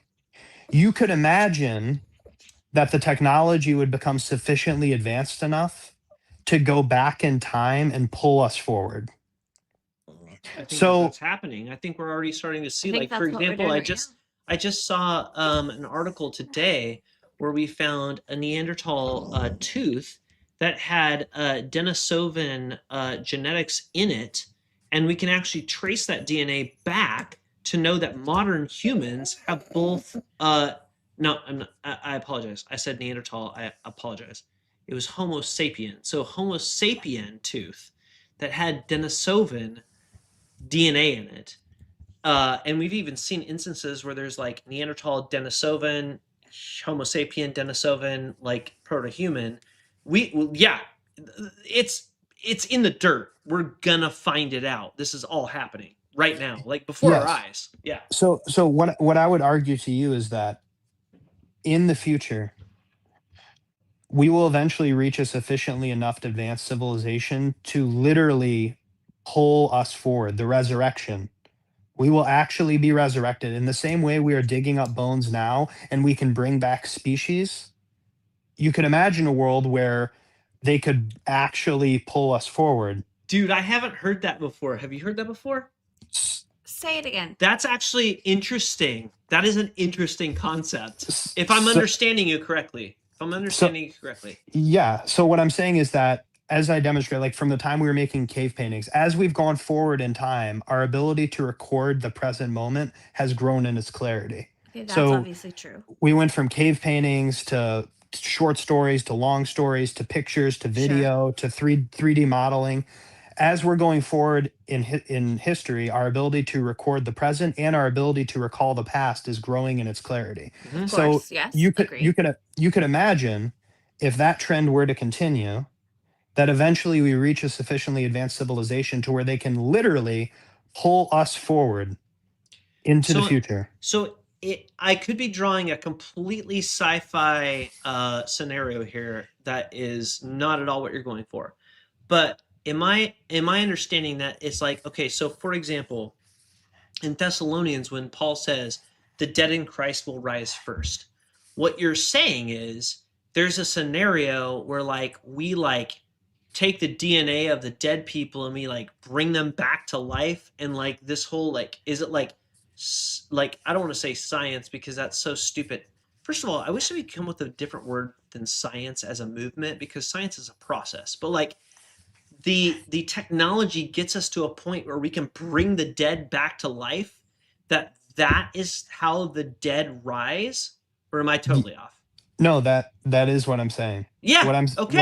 What I'm saying is that we will eventually reach a point. So throughout salvation, so we will eventually reach a point where the technology will be sufficiently advanced enough to where we actually will resurrect. Because if you just extract, like, look at what's happened in the last 200 years ago, compared to now, if you were to bring an iPhone back 200 years ago, you would literally be an alien. They would think you were an alien. So you imagine in 3, 4, 500 years, I don't know if it'll be DNA sequencing or some other ability, but they take like your images, they take your video, every, social media evidence that they have that you existed, plus post it on your friends, plus your DNA, plus your location. Like eventually we'll have enough information to where they can actually bring you back. And that will be really back though. And by the way, we just we do have it says devices not connected. We got some more folks in the box. Yeah, but Ray was in the box. This person just joined. But so John, your point is very, very interesting. I've never heard this point before. My question, and it's an excellent point. My question is, like, what is your view of the self? So, for example, let's say I die, okay, and this is before I get like cloned back or whatever it is that science does to bring me back. How do we know that it's like, is my essence still me? Is there a soul? Like, how do we know it's me and not just like a reanimated body of me or self of me? Like a simulacrum. Like, how do you know it's the real you as opposed to like just a fake? Exactly. Okay, so this gets into like what the soul is. So this is an important distinction to make. So what the soul is. How do you define it? So yeah, I'll define it for you. So what the soul is not, it's not as if when you die, it's like smoke off a fire.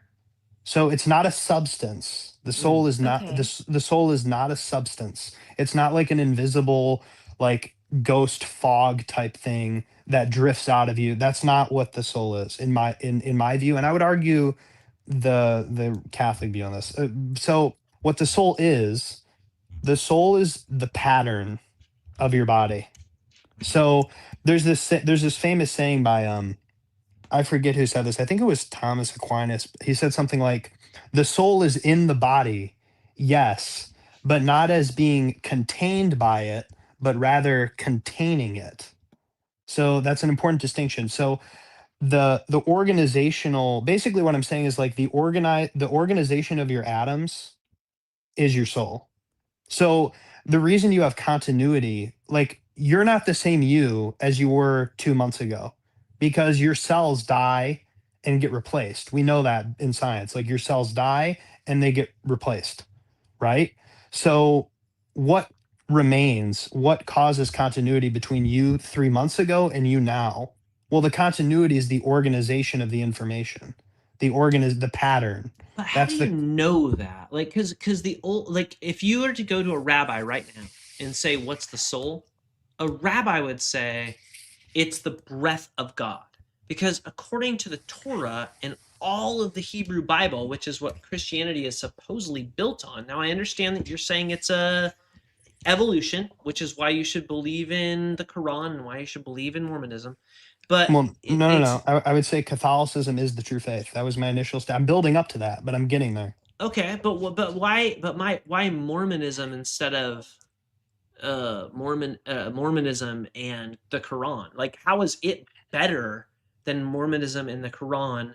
If you're just saying, well, it's the new trend, it's trending. How do we know like this?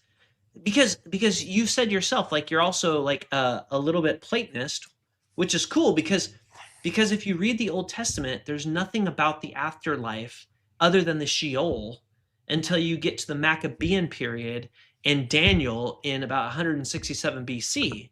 It's all like you live while you're on earth and this is it, and then you die, and then all of a sudden Hellenism comes along after Alexander the Great. And now we've got this concept of an afterlife, thanks to like Hades and all those cool stories.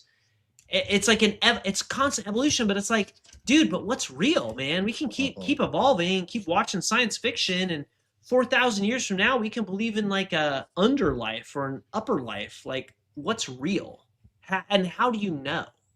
Yeah, so I would say that it would be in principle. So I'm going to make a statement here that sounds kind of bold, but I think it's true. I would say it is impossible for the soul to be anything other than a pattern of information. I think it's actually impossible. The reason I believe that is because like you would recognize that cells die and regenerate all the time, right? Like in our bodies, like that's a fact. So what is it that causes continuity between you 3 months ago and you now? The only logical explanation in my view is that the pattern of the cells, the pattern remains. That's why you have that continuity. Like, and the reason we know this is because if you get shot in the head, your pattern changes and the capabilities of that organism change from the moment the pattern changes. So the real true you is the pattern of your information. So I would argue any religion that postulates that the soul is anything other than a pattern, and I think Thomas Aquinas called this the form, if I remember correctly, that any religion that would deviate from that assumption is fundamentally false. I don't think it's possible for it to be true. Like, just to push back on like Hinduism, right? Because I read like Hinduism and the Vedas and the Bhagavad Gita and all that stuff. Yeah. Good job pronouncing that correctly. That is a hell of a thing to say. He's actually been practicing. I've been practicing the Bhagavad Gita. It's a tough one. It's a tough one for an English speaker. It is. The reason I would disagree with Hinduism is because I would say this is why I lean towards Catholicism over the Hindu assumption of the soul. I would say it is in principle impossible for you to be reborn as another being and have any continuity with any prior life that you had lived, because the pattern has changed. Like, what they've done is they'll say, well, your cells decompose and then another organism inherits them. That's not you. Like, whether you can spin it however you want, but like your atoms have been reorganized in a fundamentally different pattern, and that's not possible for you to have continuity with the prior pattern you inhabited. So you have to have the same pattern in order to have continuity. So that's why I lean towards Catholicism. Also, I think like the Catholic structure makes more sense. So like when I look at the Catholic Church, like in my view, this is just my prediction for humanity. I believe humanity will be organized under one. So you have to, in Catholicism, the Catholic Church is the new Israel. So what was the problem with Israel? The problem with Israel. Any Jewish people watching, but go ahead. Yeah. I apologize to any Jewish people watching. I don't hate. I don't hate you.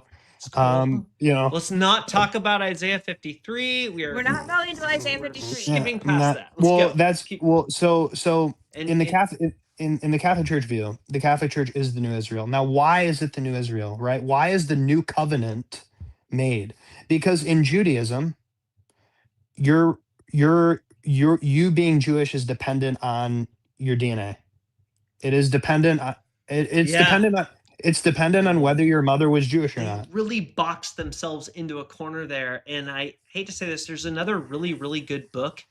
It's called The Invention of the Jewish People.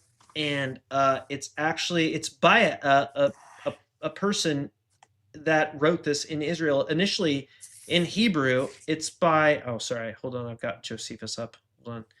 It's it's by Shlomo Sond. Anybody interested in like whether or like the DNA, to your point, like the heritage and the DNA of the Jewish people, should read The Invention of the Jewish People by Shlomo Sond. Again, and not initially written in English. It was not meant to be towards the Western culture. But anyways, go ahead. I agree with what you're saying, John, regarding the DNA. Yeah, so what I would say to you is that Christ is the answer to all of the problems of Israel. So the problem of Israel, the problem of Judaism, fundamentally why we needed a new covenant was to break the idea that certain people, certain races, or certain ethnic groups are more chosen by God than others. So what Christ does is why did God do that in the beginning?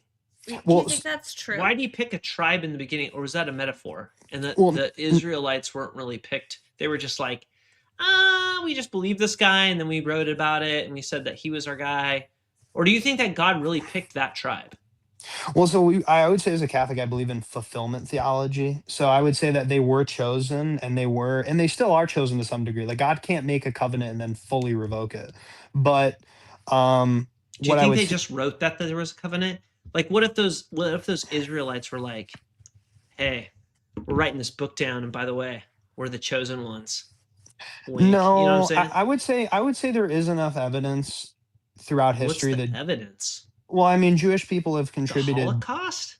Well, no, but I mean, Jewish people have contributed disproportionately to fields like science and math, and they win what? Well, they win 25% of Nobel Prizes, and they're 2% of the population. So that would be an argument that there's something strange going true? on. I would ask the chat to fact check that. 25% of Nobel Prizes and 2% of the population. In physics and math, yeah. Yeah, well, what I'm saying is that they've had I'm not saying that they're still, because I believe in fulfillment theology, but the entire point I'm making here is that Christ reconstitutes the human race, gives us priests as our fathers so that we'll always have fathers, nuns as our mothers and sisters so that we'll always have mothers and sisters. Everyone is equal under God, as opposed to one group or one ethnic group or one racial group being chosen. So that's fundamentally what the new covenant is. Way more inclusive. That's why, yes. So it is a fulfillment theology. So why do I believe the Catholic Church is ultimately the fulfillment of humanity? Why did they wait so long though? Like if God chose Abraham in 4,000, or wait, sorry, not 4,000 years ago, 2000 BC.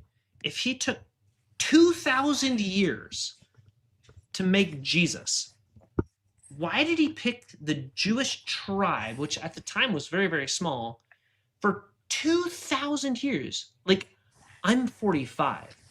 2000's a long time.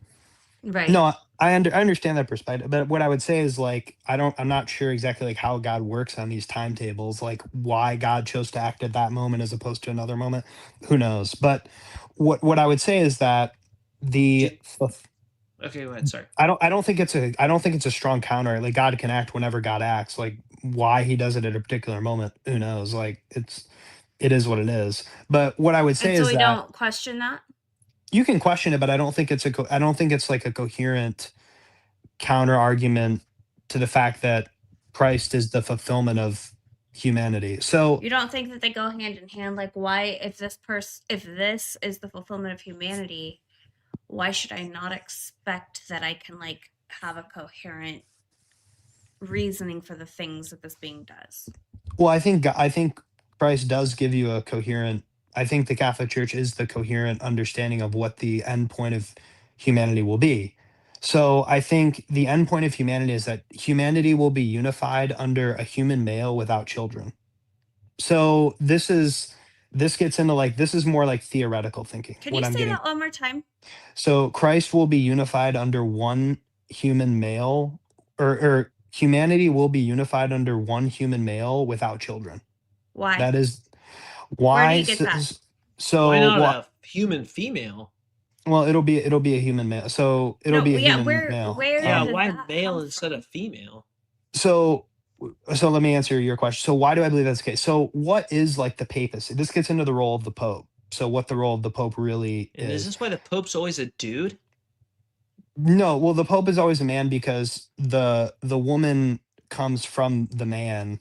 The man understands that he came from the woman, but the woman. So that is a weird chicken and the egg thing. So you're saying that the woman came from the man, but isn't that a funny thing? Now, is that a metaphor? Because who came first, the chicken or the egg, in terms of the man and the woman in Adam and Eve? Well, what I would say is that probably was not a metaphor. That was probably real. The man came first. Is that what you're saying? No. So what I would say is that the man coming from the woman is actually kind of important. So the man does not create through himself. So like throughout all of history, women have been associated with like nature. Like if you look back at like images, they're like surrounded with flowers or in nature. Like women are more associated with nature than man for some reason, which is strange. Like throughout history, like women. Men aren't allowed to like things; they can't have feelings.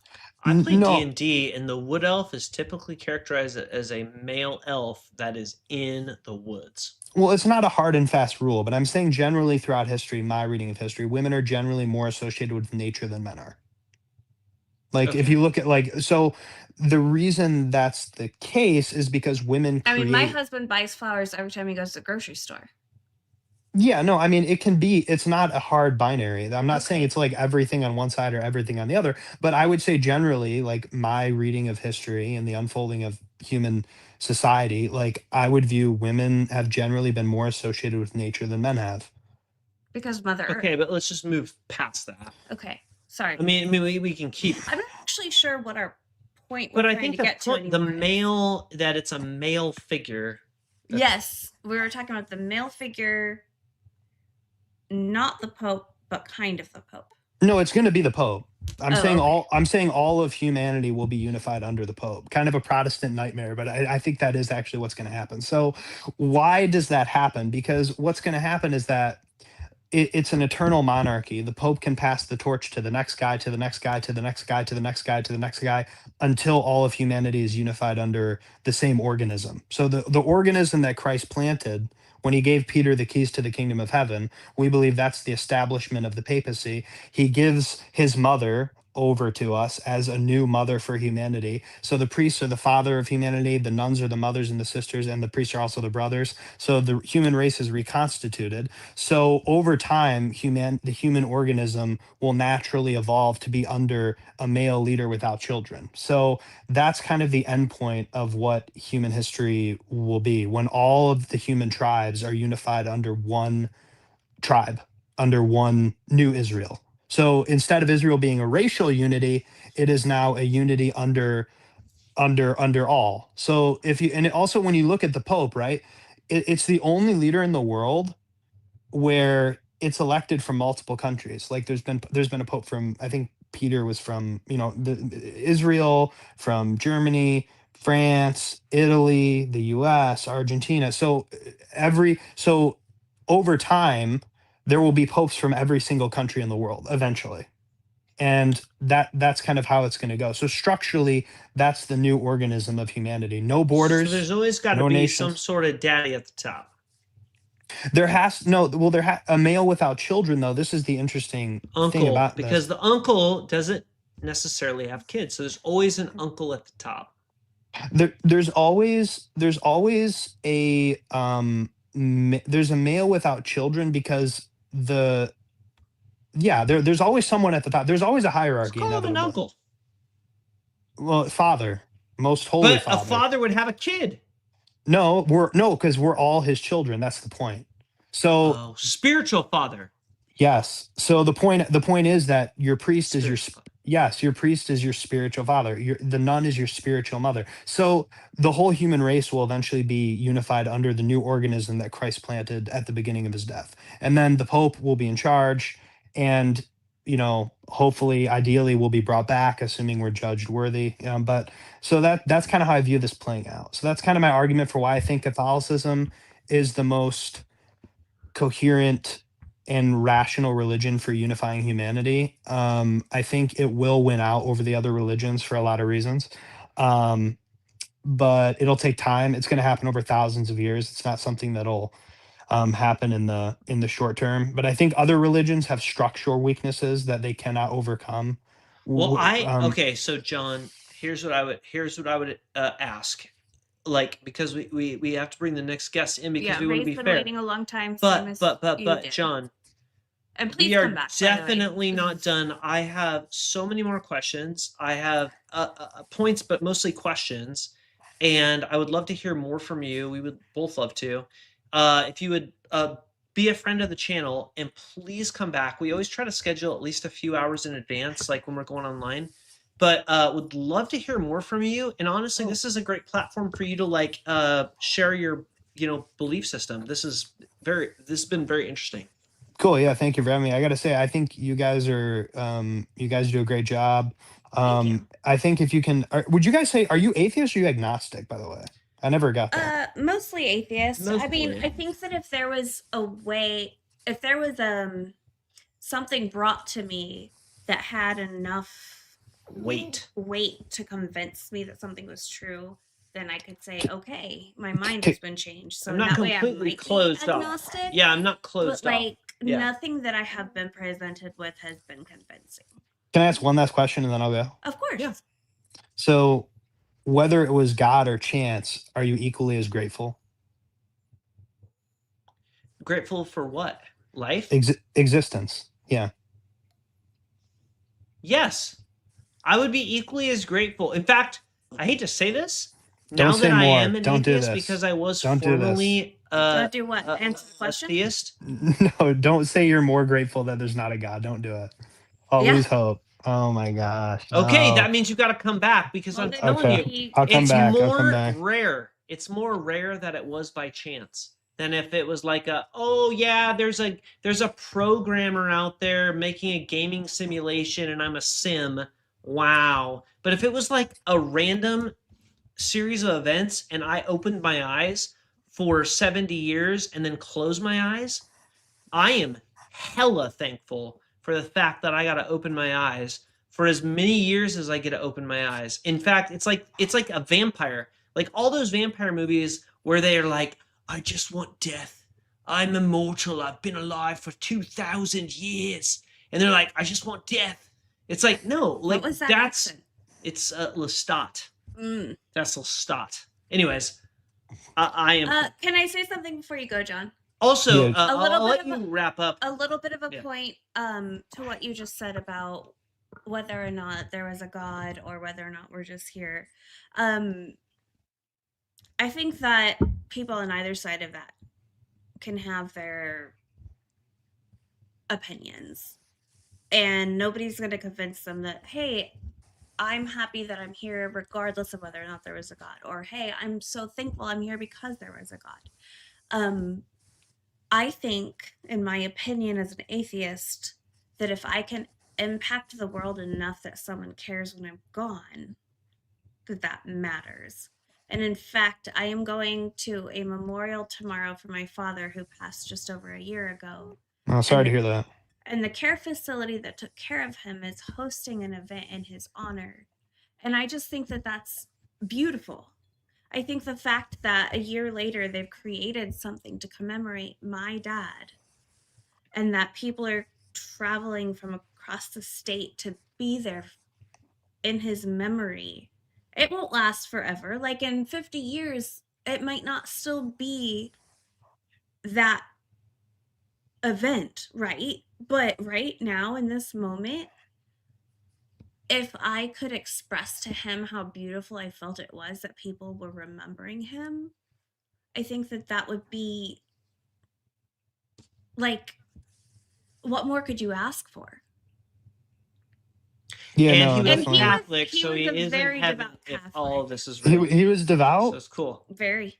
So you have So it's nothing all to worry good. about. You have nothing If to it's worry real, about. you're So gonna maybe- be maybe high-fiving he's him. hearing me right now. Yeah, you'll be No, high-fiving him in the afterlife. So it's cool. No, not only that, like I would, yeah, no, for sure. I mean, I'm sorry to hear about your dad, obviously. Like that's, it's always hard to lose people, and that's, Yeah, I mean, really. He was too young, but he was sick a long time. But I still think that, like, if after I pass, if people find whatever impact I made on this life while I was here important enough to remember, even in the next, like, generation, I think that's worth it. Yeah, no, I mean, I would say, like, even if ultimately you don't have an impact, like, even if you don't have an impact, like, that's not, in my view, how God will judge it. It's whether you lived a life of loving others fundamentally. And I think as long as you did that, like whether it had like some generational impact or not, whether it had some, huge reverberation in society, Well, sure. like My dad would never have thought he made some giant impact. He was a mechanic. But he did because he was taught awesome. auto mechanics at a tech college. But he was just a But nice he was person. an amazing, Just a down to great earth person. human that Yeah. just like worked with his hands and got dirty and loved well, hard. I'll say a prayer for your dad for what it's worth, but Well, for what have a it's good one. worth, you know what? He would appreciate that. I appreciate that as well. And ultimately, I think that just kind of explains, I don't think we necessarily have to agree on what happens after we die to appreciate the life that we're given now and what we may hope for what happens like when we're not here. Yeah, no, I mean, definitely, like, and if as atheists of goodwill too at least in my view, and I think like in the Catholic view, at least, if you really read on it, they can be saved. So like having natural doubt in and of itself does not automatically like send you to hell. Like that's not the way God will judge it. It's if you truly wrestled in your heart and weren't able to come to the conclusion that God was real, then God will understand that. John, will you commit to coming back sometime? That's exactly where I would love to start this because conversation seriously, I was also chat. Thank you. I've gotten a lot of love from the chat from telling that story, and I didn't mean to do that as like any kind of pity me thing. It just happens to be that this is happening in real time, and it just felt like it was relevant. But I appreciate people hearing my personal experience and feeling any kind of way about it. So thank you, chat. Multiple of you, thank you. But would you please come back another time, John, because I think that we could go somewhere, especially if we start from the like, what was the point we were just making? Well, I think the thing is, to your point, like being unconvinced, right? Because I would consider myself a Bible scholar and a lay person, not a like college educated Bible scholar, but I read the Bible a lot, and I am unconvinced. And so I'd be interested in your thoughts about like an atheist that was unconvinced about the text and how that goes. I'd love to hear your thoughts on that. Yeah, no worries. I'll be sure to come back. And yeah, but an atheist of goodwill can be saved. So if you genuinely wrestled and weren't able to mentally assent to it being true, you can still be saved as long as you accord to your conscience. But that's for another day. But have a good one. No, John, you've been great. Thank you so much. Yeah, no worries. All right, we'll talk to you later. Dude, big W, John. Big W. We've got Ray up next. I have to go use the restroom.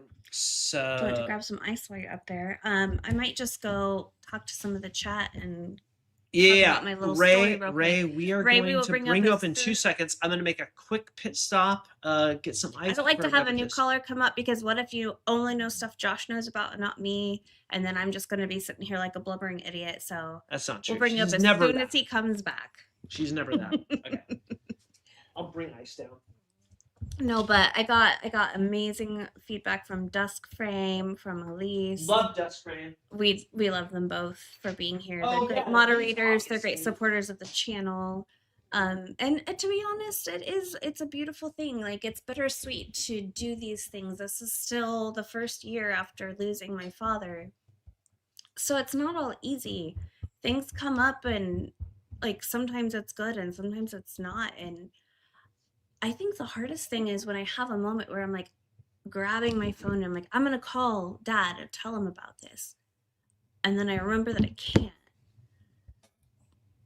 I don't know.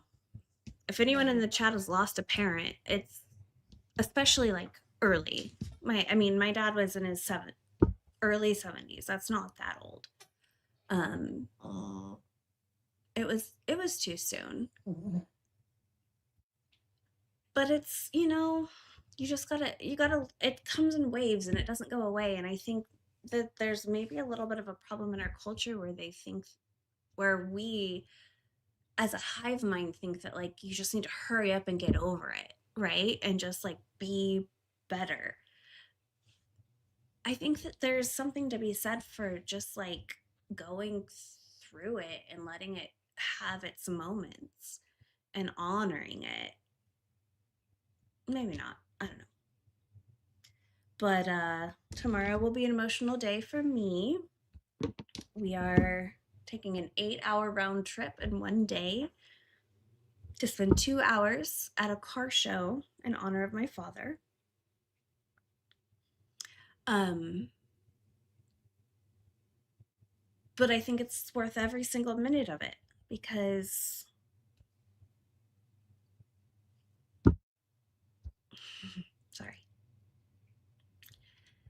it's worth every single minute of it because it's exactly what he would love. So anyway, Mike Abrams, thank you for your kind words.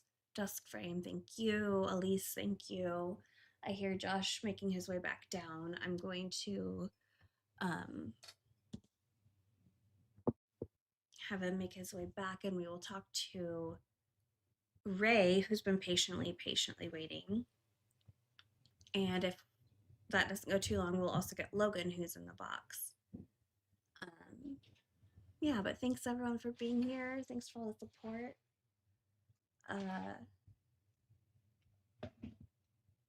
Gracie appreciates the love she's gotten.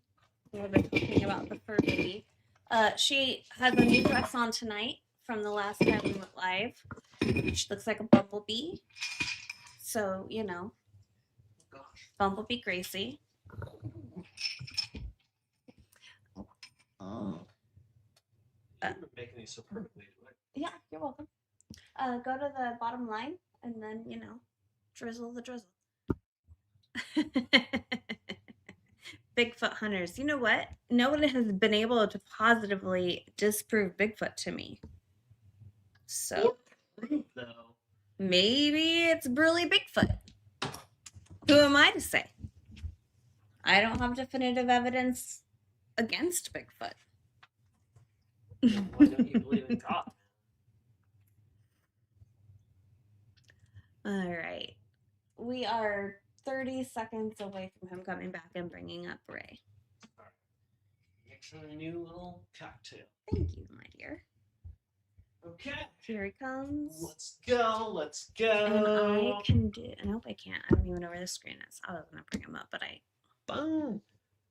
Ray, are you over the age of 18 by chance? Yes, I am. Am I audible? Yes, absolutely. Outstanding. All right. We can hear you Thank perfectly. you for waiting, and thank you for being here. Yeah, thank you. Do you have a particular place or point you want to start on the conversation? Well, I kind of just want to preface everything with that I'm just a lay person in the faith. Okay. I used to be an atheist. Okay. And how long were you an I'm atheist? a Christian. And like, yeah, kind of when did you, like, what's your, and we're willing to share our story as well. I actually just spilled my beverage. I'm going to grab a paper towel, but I'm going to listen with one ear. We're willing to share our story. What's your story as far as like how you came to the faith? When I was younger, you raised atheist? No, I wasn't. Okay. My mom was Baptist and my dad was a Catholic. My grandpa was a Catholic deacon. And we went to a Protestant church for some reason. My mom didn't want to get us baptized. So that's like a lot of different influences. And they ended up kicking us out because my brother was a maniac. And so from then on, I kind of had like a grudge, and I just didn't really not believe. And then when I was probably 20 or so, a buddy of mine showed me this video on these prior religions that have like similarities with Christianity, and that just what little faith I had broke it. And then fast forward, I think I was 32 when I had like a little bit of a mental breakdown. And then that's when I found the faith again. And so I didn't want to just jump in and be like, oh, I believe this for nothing. So I started talking to a lot of people who were Christians, speaking to different priests and things of that nature, reading the Bible for myself. And I would just say like, my own personal like experience of why I'm a Christian. But like I said, I am a lay person. The person before me was way smarter than I was as far as like dogma and things of that nature. But I do know what I know that built my faith, and that's what I'm kind of standing on. What I appreciate about that is that according to the Bible, like it doesn't matter like whether you're freaking PhD doctor in theology or illiterate fisherman like Peter. If you like have the Holy Spirit, you can interpret the Bible and relay the message, and it's what you feel and what you can relay. If I'm pulling back into my Christian like heritage personally, like it didn't matter like what my education was necessarily. Right. Well, and like I said, he was a lot smarter than me. You know, I'm not like a dumb person, but I wouldn't say like I'd never had gone to college. You know, I've worked blue collar jobs my whole life. Don't you know, talk down about yourself. So, oh no, I'm proud of where I'm at, and I'm thankful for everything that I've been given. I do believe that God has chosen me to be like a warrior for the faith. So I've done like polemics against like Islam, which I believe is the number one threat to society the world has ever known. But that's just kind of where I'm at. I do want to stay open when it comes to like learning things, because you got like the Orthodox guys, you got the Catholic guys, you got like mainline Protestant people, and then you have like the heretics like Jehovah's Witnesses and the Mormons. So like, where do you put yourself? I'm non-denominational. I don't go to a church now. I found a church that I wanted to go to, but because of work. Do I consider myself what? Deist? Deist. Like believe in a God. Like you believe that there's a God, but you don't necessarily prescribe to a specific God? Non-denominational is what I think. I think I would relate to you when I was a Christian, because I was a non-denominational Christian. Is that where you're putting yourself? Like you believe in the Bible, but not necessarily one specific like I believe Yahweh is the one true God, and Jesus is His Son, Holy Spirit, Trinity. That is refreshing. Oh, I can't tell you how many times like we get on these calls, and no offense to like, we've had a lot of like Eastern Orthodox and Catholics. You might be the first of my, I don't want to say my group of believers that I used to adhere to, where it's like, we just believe in the dang Bible. You know what I mean? Like it's just the way it was, kind of thing. But no. I mean, like I like the Catholics. I like the Ortho guys. But do you look like a devil worshiper? Yeah, that's what the chat is saying just now. I just thought I'd get your opinion. What does a devil worshiper look like? I mean, I would say like Muhammad. He was probably a devil worshiper. You do have tattoos. She's got a weird looking dog. I got. I don't know if you guys can see. I got tattoos. You know, awesome. Actually, big W on that. I do have a funny looking dog. I'm not sure if this is evidence of anything good, bad, or otherwise. I got a crazy like a Chihuahua Pomeranian rat dog too. So I don't know. Yorkie. She's a chorky. Anyway, continue. Yeah. So like. I got nothing against them, and I feel like those guys are still Christians. It's just for me the being able to pray for intercession from like dead people. I got nothing against them. I love my Orthodox brothers. I love my Catholic brothers. We are united in Christ, and if the bullets start flying, I got your back. I got armor. I got weapons. You know what I mean? It is what it is. But for me, I can't pray to like a saint, because we're all sinners, right? So even if he was a really good person, he's still a sinner at the end of the day. So you and I are going to have a lot in common. Now, this is going to put you on an interesting playing field, because I was the faith that to back up, like I grew up as an evangelical Christian. We were part of the Evangelical Free Church, which I'm not even sure is even in existence anymore, because there was too many splits. Basically, when it all boiled down to it, when I left that denomination, I became non-denominational, because I believed that fundamentally humanity will ruin God's word. So if, for example, God spoke to Moses, he spoke to Moses correctly, and Moses wrote it down correctly. And the original 5 books of the Bible were probably written by Moses. He probably wrote them down exactly correct. And the problem is, it's like been 5,000 years. So it's gotten a little like shady over the last 5,000 years. So if there's any like contradictions or errors or things of that nature, it's probably because mankind created problems. Is that what your kind of belief system is? Because that's what mine was. Like, what are your thoughts on that? So I believe that the Bible is authoritative and preserved in its current state. And for like the translations that are true to the word translations, I believe the Bible in and of itself. But I do believe that man has warped it. So you got the Protestants doing crazy things with the LGBT, whatever. You got like Catholics doing their thing, and then you have like full-on heretical groups like Muslims, Jehovah's Witnesses, Mormons. I wouldn't say Muslims are Abrahamic faith, but you got those kind of guys out there doing their own thing. I try to stick true to the Bible, so what I can read in it, I can see in it, and I can that's what I believe in. That's and that's why I was non-denominational, because my problem was this.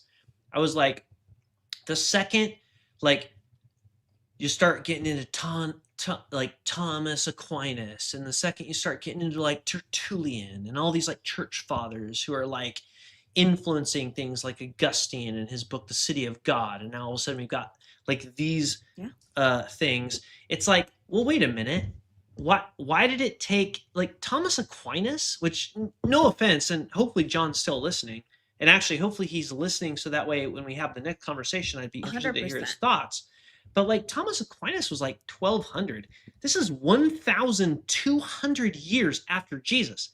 You're telling me it took God 1,200 years to put in the brain of someone the truth so that now you can tell people this is the way good Catholics believe. And then you got Martin Luther, who is like, whoa. Scrap it all. We're going back to the original stuff. And he didn't even go all the way back. Then you've got the Baptists. And so are you along the lines of the way the Bible was written was the truth, and this priest, father, nun, mother stuff is kind of human influence along over years? It doesn't. It's not contradictory to the scripture, but no, I don't think that's scripture at all. I don't think that, because the Bible says, "Call no man on earth your father, except for your Father in heaven." So that's what the Bible says. So if I go to a church, and people call him the Father, I feel like that's heretical in my own belief. Now, like I said, I don't know a lot. So if I sit down with someone who's been through seminary school for Catholicism, he can explain his point. But I don't necessarily have the knowledge and everything else behind me to refute him. But I couldn't believe it. Priests being able to absolve you of your sins, I think that's absolutely wrong. Jesus is the one who absolves you of your sins. So first of all, Ray, Jesus alone. Hit that subscribe button, and please come back if for some reason you disconnect, because you used two things. First of all, you said the word polemic, which automatically tells me you are educated. Second of all, you quoted scripture, which tells me that you've read the Bible. So you're exactly the type of person we like to talk to, that and you're kind and you're kind and honest, and that is the whole reason we have this channel. Yeah, there's no we don't want to have any bad blood with anyone, no matter what they believe, as long as we can have an honest conversation. Mm-hmm. Well, so, and another point that I'm at is I don't want it to discount any truth. I don't want to discount anything. There's a reason you believe what you believe, right? So if what you believe has more weight and there's more evidence behind it, maybe potentially I can be, that would be extremely hard, and I don't see any way. But potentially, I could be. Yeah. So it's possible, right? It's possible. Yeah, absolutely. I found my way to where I'm at now because of proofs and experience that I know to be true in my own life. So if I could see the same thing from you, you know what I mean? The video my friend played me back when I was 20, that wouldn't do it, right? But the whole polemics thing is I know enough about Christianity, and I know a lot about Islam, to where I can blow Islam to pieces, and that's where I'm more polemics at.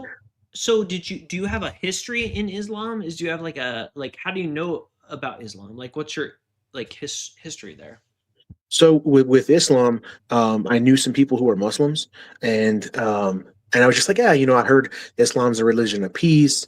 And then we went to war in Afghanistan and stuff.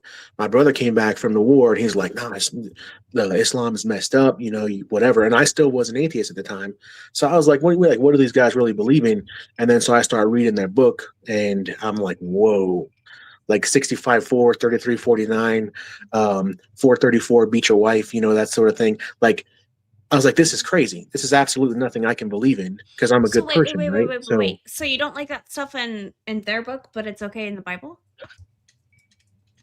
Where does it say that God says that we can beat our wife? Oh, there's a lot of brutal stuff. So we can go. There's brutal stuff in the Bible. I'll give you that, but I don't know if it's where, like Solomon with all of his concubines, that wasn't God. Like God wasn't signing off on that. He was sinning when he did that. I was going to go a different direction, but I will actually pull this. Sorry, it just kind of holistically went there. Yeah, it did holistically go there. So okay, I'm trying to figure out where to go. Do we go to war brides? Do we go to beating your wife? Actually, okay, let's go. What do you? Actually, I'm gonna turn this. No. Okay, you get to choose war brides, bloody sheet, slavery. Bloody sheet is one of my favorites, but it doesn't feel as like adjacent to the conversation we were having. And let's choose something new that the audience maybe hasn't seen. I think let's do war brides. War brides, okay. All right, hold on. I'm gonna try to find the verse about the.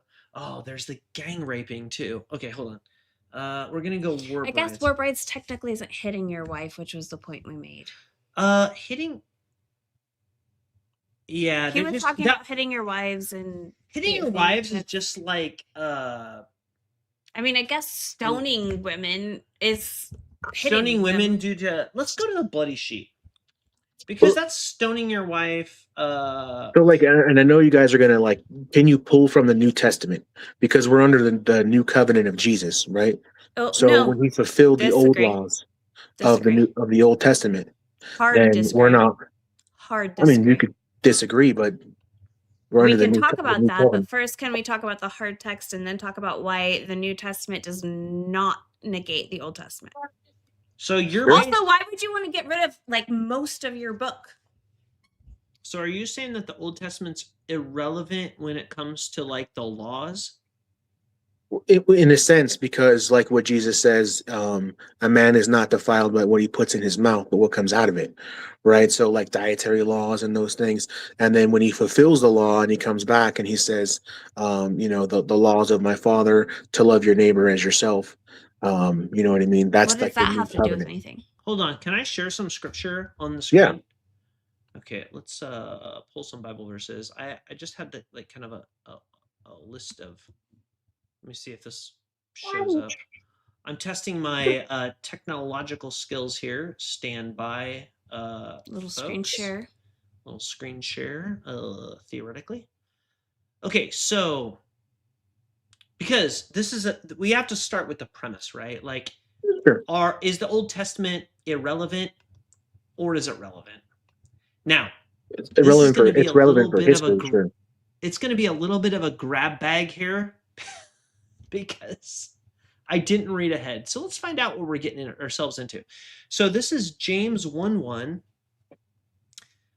So James 1:1 says, a servant of God of the Lord Jesus Christ to the 12 tribes in the dispersion. This is obviously the 12 tribes of Israel that are outside of Israel. Greetings. Oh, it's all of James 1:1. That's actually funny. Okay. Okay. James, it's basically all of James. James 2:8-12 says, if you really fulfill the royal law according to the scripture, you shall love your neighbor as yourself. You do well, but if you show partiality, you commit sin. For whoever keeps the whole law. Now, what do you think James is referring to when he says the whole law? The covenant with that they had at the time. The whole law that was given to them. So like Levitical law. Yeah, Mosaic, Levitical law. I agree with you because here's the thing. If you recall, like Matthew, especially Matthew, man, he was writing to the Jewish community, and he was writing on behalf of Jesus, right? So the problem that Matthew had was that they believed that the Mosaic law was the law. But here's the thing. Jesus had a contention with something regarding the Pharisees. The Pharisees had what they called the oral law. And the oral law was not the Mosaic Law. Moses wrote stuff down, if you believe it. And actually, I would ask you this question. Do you believe that Moses wrote the first 5 books of the Bible? And it's okay to say, I don't know. I don't know. Okay. A lot of the traditional Judaism believed that Moses wrote the first 5 books of the Bible, and they would call those the Pentateuch. And the first 5 books of the Bible had the Mosaic Law, which is Deuteronomy, Leviticus, etc. Mm-hmm. And it had all those laws written down. Now, the Pharisees during the time of Jesus, during that 0 to 100 CE era, were starting to add things to the law in addition to what was written down by what they thought was Moses. Jesus had issue with that because he's like, no, not this, that, essentially. So according to James, it says, whoever keeps the whole law, which meaning the law of Moses, as you said, but fails in one point, has become accountable for all of it. For the one who said, you shall not commit adultery, also said, you shall not commit murder. Now, if you do not commit adultery, but you murder, you have become a transgressor of the law. So the law was binding, essentially. So there's a lot of things, obviously, regarding the law we can kind of go through, but I digress. What was our... Well, our point was, he was talking about how in the Islamic faith, they allow you to hit your wife, essentially, I think was the point. And I was like, well, in the Bible, you're allowed to stone your wife to death. Oh, yes. And we were going to go to that, but he said, well, it doesn't count because it's the Old Testament. Okay, so do you believe, according to James and Matthew, which we can pull up the Matthew verse too, but do you believe that even Jesus in Matthew 24 said, not one jot, not one tittle of the law will be wiped away before the Son of Man comes again? The Mosaic Law, the law in the Old Testament, Deuteronomy, Leviticus, stands. Or do you have contention with that? Because we can address that first. I have contention with that. So until the Son of Man comes again to fulfill it. So he resurrected, so he came back. He said, I don't come to abolish it, but to fulfill it. If you're fulfilling a law, you are actually doing what the law tells you to do. You are not getting rid of it in any manner. He literally said, I am not abolishing it. I am fulfilling it. I am literally doing what the law told me to do.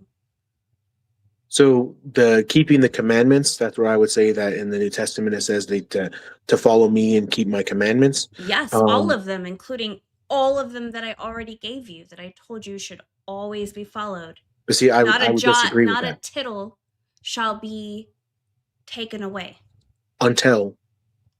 Until the heaven and earth pass away. Have they passed away? Well, let's read it. So it's Matthew 5:17 through 19. It says, do not think that... Oh, hold on. I'm going to actually make this bigger on the screen for people following on their phones. Hold on. Sorry, my bad. There we go. Okay. It says, Matthew 5:17. Do not think that I've come to abolish the law or the prophets. I have come not to abolish, but to fulfill. So if you come to a stop sign and you abolish the stop sign, that means you have whisked the stop sign away. If you fulfill the stop sign, that means you have stopped at the stop sign. Do you disagree?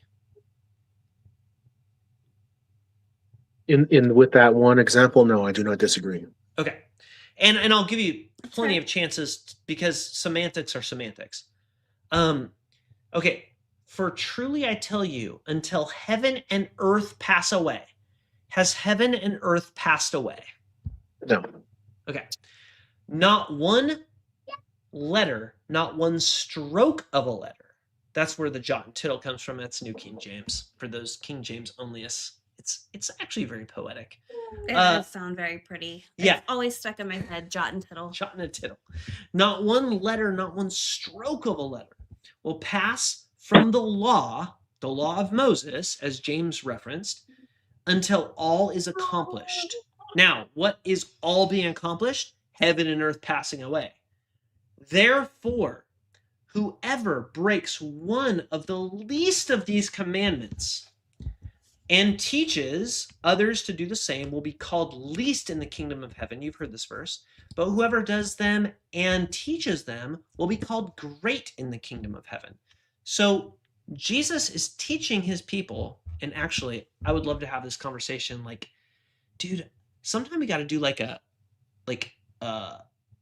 best guest like meetup, because in the coffee shop, because dude, this is a fantastic conversation. But it's like Jesus is saying he believes in the Mosaic law, everything that you read in the gospel. And I love that they put Matthew up front, even though they thought that they were doing themselves a service. I love that they put Matthew up front, because it's all about the Jewish law. And then you go back into the Jewish law and you read it and you're like, it's not so great. But and then when you hear about the actual historicity of Jesus, which I feel like he was really a person that literally walked on the earth. We are not mythicists. We do think that Jesus was a human who existed. It's interesting. So what are your thoughts on that? Do you believe that Jesus believed in the Mosaic law as written in Deuteronomy and Leviticus? And I'm not trying to trap you.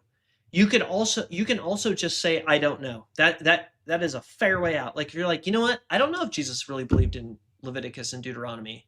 Like, what are your thoughts on that? No, I do believe that he believed in that. Yeah. He was a Jew at the time. Yeah. But he says, and follow my commandments. And somehow you think that the 10 Commandments take away from these where laws? The follow my commandments part? Wait, so I missed that. Just if I could just clarify my position, I believe that when Jesus came and he fulfilled the law, so like the blood sacrifice. Fulfilling does not mean taking it away. We just made that point. So do people still have to sacrifice animals? Yes. According to this, yes. Hold But wasn't on. Jesus the perfect sacrifice for all men? Hold on, before we go there, let's jump to your point. Because according to the prophecies, there will be sacrifices forever. I'll let you take this while I find the verse. Well, I want to say it's Zechariah. Let me find this. I feel like it's Zechariah. It's not Ezekiel. Yeah. It's Zechariah 14. Okay, hold on. I'm gonna pull up another verse here. Hold on. Zechariah 14. This is good. And I'll share it on the screen here. Hold on. Let me remove this one. Share this one. By the way, Ray, this is what I like about people who use the actual text, because this is substantial. Like, we get to actually screw philosophy. We get to actually talk about the text a little bit. Okay, so this is Zechariah 14:16 through 21. Now, I am happy to actually dive into all of Zechariah, because I freaking love Zechariah. But here we go. Okay, let's just read this section, and we can go plus or minus. So if we want to expand out, because I'm all about taking things in context. This is a prophecy about the end times, the eschatological. Yeah, it's hard to say. Okay. Then all who survive of the nations that come against Jerusalem shall go up year after year to worship the King. So this is at the end times. This is after the Son of Man, the second coming of Jesus, if you're a Christian. The Lord of hosts, and to keep the festival of booths. If any of the families of the earth do not go up to Jerusalem to worship the King, the Lord of hosts, there will be no rain upon them. That's a bummer, dude, because your crops will die. Okay? And if the family of Egypt do not go up and present themselves, there will be no rain for them. Equally a bummer. There will be the plague that the Lord inflicts on the nations that do not go up and keep the festival of booths. Such shall be the punishment of Egypt and the punishment of all the nations that do not go up to keep the festival of booths. We're going to dive into the festival of booths, obviously. On that day... Because otherwise that's just really repetitive. That is repetitive. Dude, it's the Old Testament. It's like the holy hand grenade on Monty Python. On that day there shall be inscribed on the bells of the horses, holy is the Lord, and the cooking pots in the house of the Lord shall be as holy as the bulls in front of the altar. And every cooking pot in Jerusalem and Judea shall be holy to the Lord of the hosts, so that all who sacrifice may come and use them to boil the flesh of the sacrifice. So we're talking about at the end of days, there will be sacrifices presented. And there's an even better verse after this one. We'll get there. And there shall be no longer traitors in the house of the Lord of hosts on that day. Now, Zechariah. Therefore, do not let anyone condemn you for matters of food or drink. Okay, so now we whiplash ourselves back into the New Testament. It doesn't have anything to do about what you eat or drink, observing festivals or new moons or Sabbaths. These are only a shadow of what is to come, but the body belongs to Christ. So can you explain the difference between like the prophecies of the Old Testament in terms of like what the future is going to look like in the end of days? And then Paul saying, don't worry about what you eat or drink. Don't worry about your festivals. When we just read in Zechariah that like the freaking festival of booths is like the be all end all. Like, how do you reconcile the whiplash between the Old Testament prophecies and the New Testament just like washing them away? The fulfillment of Jesus Christ. So you're saying that all the things that the Old Testament said was going to come true that didn't, God was just like, just kidding, Jesus. No, Jesus came to fulfill those. So if those visions or prophecies, those things, because when Jesus comes back, I don't know what's going to happen when Jesus comes back. So Jesus fulfilled nothing. Not a single prophecy. Okay, can I show you one more? Because what I really wanted was Jeremiah, but then go for it. Okay, one more. I'm sorry, Jeremiah 33. So like, here's the thing. The Old Testament, and if you talk to a modern day Jew right now, like a rabbinic Jew, they believe that the end times. So we all believe, you were an atheist probably, so you didn't probably get involved in the Tim LaHaye Left Behind series? Damn it. So Tim LaHaye wrote this book series called Left Behind, where everyone gets raptured and this end of times. Anyways, the Jewish people also believe in the end of times. They kind of like, this is where Christianity was born out of. And they believed that certain things were going to happen in the end of times. They believed these things were going to happen in the end of times because their prophets prophesied them. So Zechariah was one of them. Jeremiah was another. Ezekiel was another. Like, Daniel was a big time. Daniel was, don't get me started. Also, Mike Abrams, we've read Isaiah, and you are welcome to come up here anytime to talk about Isaiah. 53. Not interrupting our conversation with Ray. Just wanted you to know I saw that.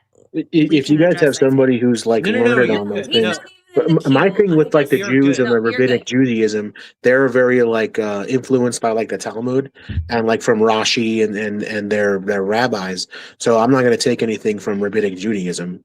Like that. Okay, so let's just go straight Old Testament then. Okay, so we're looking at Jeremiah 33:17. Okay, and dang it, because people have ADD these days, I'm not going to go longer, but I encourage people to read all of Jeremiah, especially just start at 33. It says, "For thus says the Lord, David shall never lack a man to sit on the throne of the house of Israel." That failed. "And the Levitical priest shall never lack a man in my presence to offer burnt offerings." That failed. "To make grain offerings and to make sacrifices for all of time." Now, if you expand out, and I would please ask the audience to read this. This is talking about the end of days. It is saying that there will be burnt offerings eternally. and that God will always have burnt offerings in the temple in Jerusalem by the Levitical priests under the kingship of David. Now, you can say as a Christian, well, when Jesus comes back a second time, that's going to happen. Well, what about now? Are there burnt offerings by Levitical priests happening under a king of David in Jerusalem right now? Or is this prophecy false? And should we kick Jeremiah out of the canon?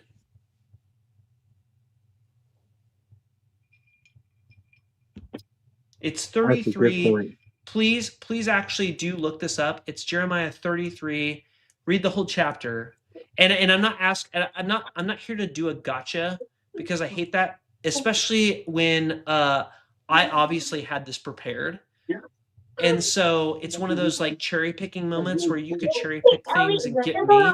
So it's not cherry picking, it's relevant. It is. We're picking something that's relevant to what we were talking about. However, that doesn't mean you necessarily had time to properly So write that one down.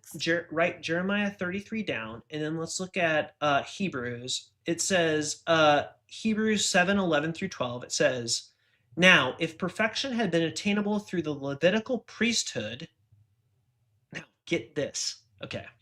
Oh, this is so painful. God, it's like cringe. It's like when you watch The Office. Okay. So okay, that was really so funny. You're reading the Old Testament and they're like, never will a priest lack burning offerings, etc. And then you go to the New Testament and then you read Hebrews. And Hebrews makes the audacical claim to say, I don't think that's the word. Audacical? Audacical. I think it works. Hebrews 7:11 through 12. It says, now perfection had been attainable through the Levitical priesthood, for the people received the law under this priesthood. For what further need would there have been to speak of another priest arriving according to the order of Melchizedek, rather than one according to the order of Aaron? For when there is a charge in the priesthood, there is necessarily a change in the law as well. So Hebrews is like, posh. There is no Levitical priesthood and order, as it were. Like, it's like, you see the problem? It's not just a contradiction. It is a theological problem. It's like a clashing of literal theological heads in terms of the New Testament versus the Old Testament.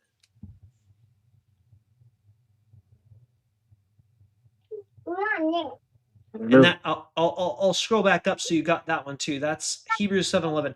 So if you just do the Jeremiah versus Hebrews 7:11 and Google that one, that'll get you like kind of the ball rolling in terms of like thinking about it. And dang it, Ray, this is the path that led me to now burning in hell. So careful.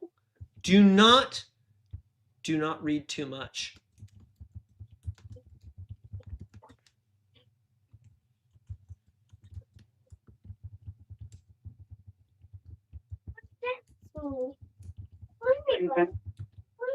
I don't know about it, so I'm just gonna have to read up on it. I'm sure that there is a very good explanation. I just don't have it. All right, so that's an honest answer, and thank you for that. Ray, that is an honest question. Ray, I didn't get to share my story. I know you shared yours. I do want to share mine. So I was a diehard Christian until about the age of 33. And what happened was I thought that there was a real God, and it was the Christian God, and there might be a real God. But I thought that the Christian God was the real God, and the Christian God wrote the Bible. And to me, that meant that if the God of the universe that created humankind and everything, including Earth and all the planets and solar systems, wrote a book that I could read, that I should read it. And I ceaselessly read the Bible. I was like, this is the almighty creator of the cosmos that wrote a book for humans to read. I'm not going to watch freaking Netflix. I'm going to read this freaking book. And I just read it and read it and read it. And there came about problems. And like you, I said to myself, I'm sure there's an explanation. Now, if you take the early church fathers from about Clement of Rome until Thomas Aquinas, whom our friend John loves so much, and stack their books into a pile, you would have the Mall of America full of literature. And the reason why they've had to write so much is because they've had to defend the inconsistencies and the problems. And it's okay. It's okay. If at the end of the day, everyone resolved the problems, cool. But when we come across like simple things like this, and I have tons more, where they don't get resolved by those early church fathers, and they've had a Mall of America full of literature to write, it's kind of like, at what point do you just think it's kind of silly? And that's what happened to me. I was online in forums arguing as an apologist why Christianity is true and why like atheism's wrong. And then once I stopped and said, wait a minute, what if I'm wrong? All of a sudden, it's like, oh my God, like I just had this huge weight lifted off. Once you allow the what if, a lot of things kind of shift a little. Just like about that, I just looked up a quick like explanation of it. And so like for the full Hebrews, like chapter 7, there's like more to it. So when it's talking about it, it says like, I don't know, like if you want to, I can give you the URL if you want to pull that up for yourself. But it is talking about the transition between the Levitical priesthood and Christ. So that could be the words of the Pharisees or something like that. Those verses could be taken out of context as far as like the entire chapter of Hebrews. Okay. So my question would be, like just simply, because just very simply, how according to your like biblical understanding did Judas die? Oh, that one's easy. Judas, he committed suicide, hung himself on a tree, and then he fell from the tree and burst it open. Bye, Elise. Thanks for being here. Bye, Elise. We love you. Well, yeah, it's a good apologetic. Okay, that's fair. That's fair. You are down the path. He's down the path. That's good. Of the apologetics. So because obviously you're reconciling Acts with Matthew, right? So in one of them, Judas hangs himself, and the other one he goes out in the field and bursts out. What you're saying is he hung himself and burst out.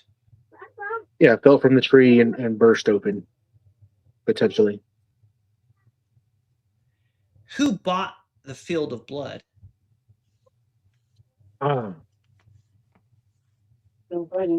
Didn't I don't know exactly. It's kind of I've been in Isaiah recently, but didn't he buy, or with the money, somebody bought the field of blood, or like it was like cursed or something? Yeah. So in one account, he bought the field. In the other account, the priests bought the field. Right. So he could have purchased it, and when it's so like through the priests. Through the priests, right. And then also hung himself and also splatted himself. Yeah, so if you hang yourself on a cross, or not a cross, like a noose from a tree, you start to decompose, body lets go, heavy body, light head, fall down. And it's like many accounts of like the same event, right? So if 6 people watch the same car crash and you ask all 6 people what happened, it's all going to be the same story essentially, but certain people will focus on certain things.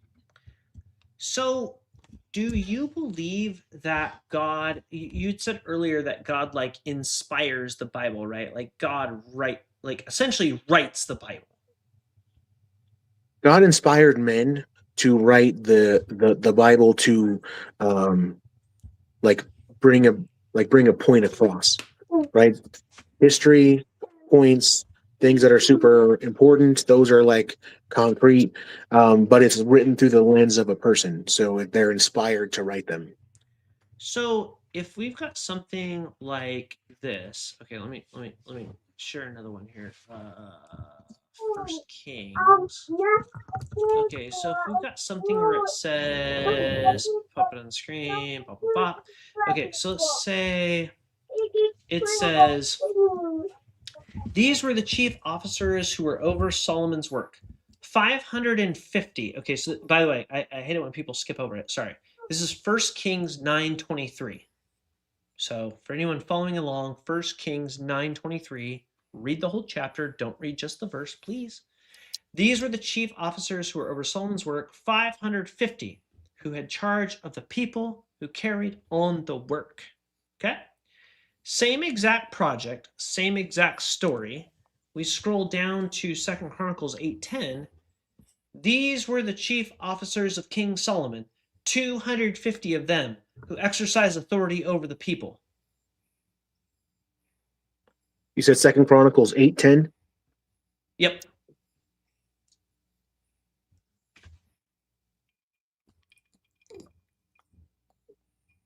And you will need to read or skim the chapter to understand it is the same exact project.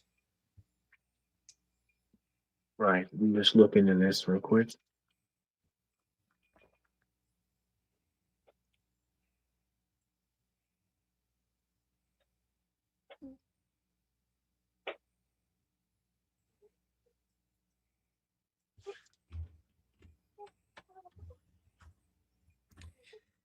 By the way, our dog was called in an earlier chat a demoniac or demoniac. Apparently we have a demon dog.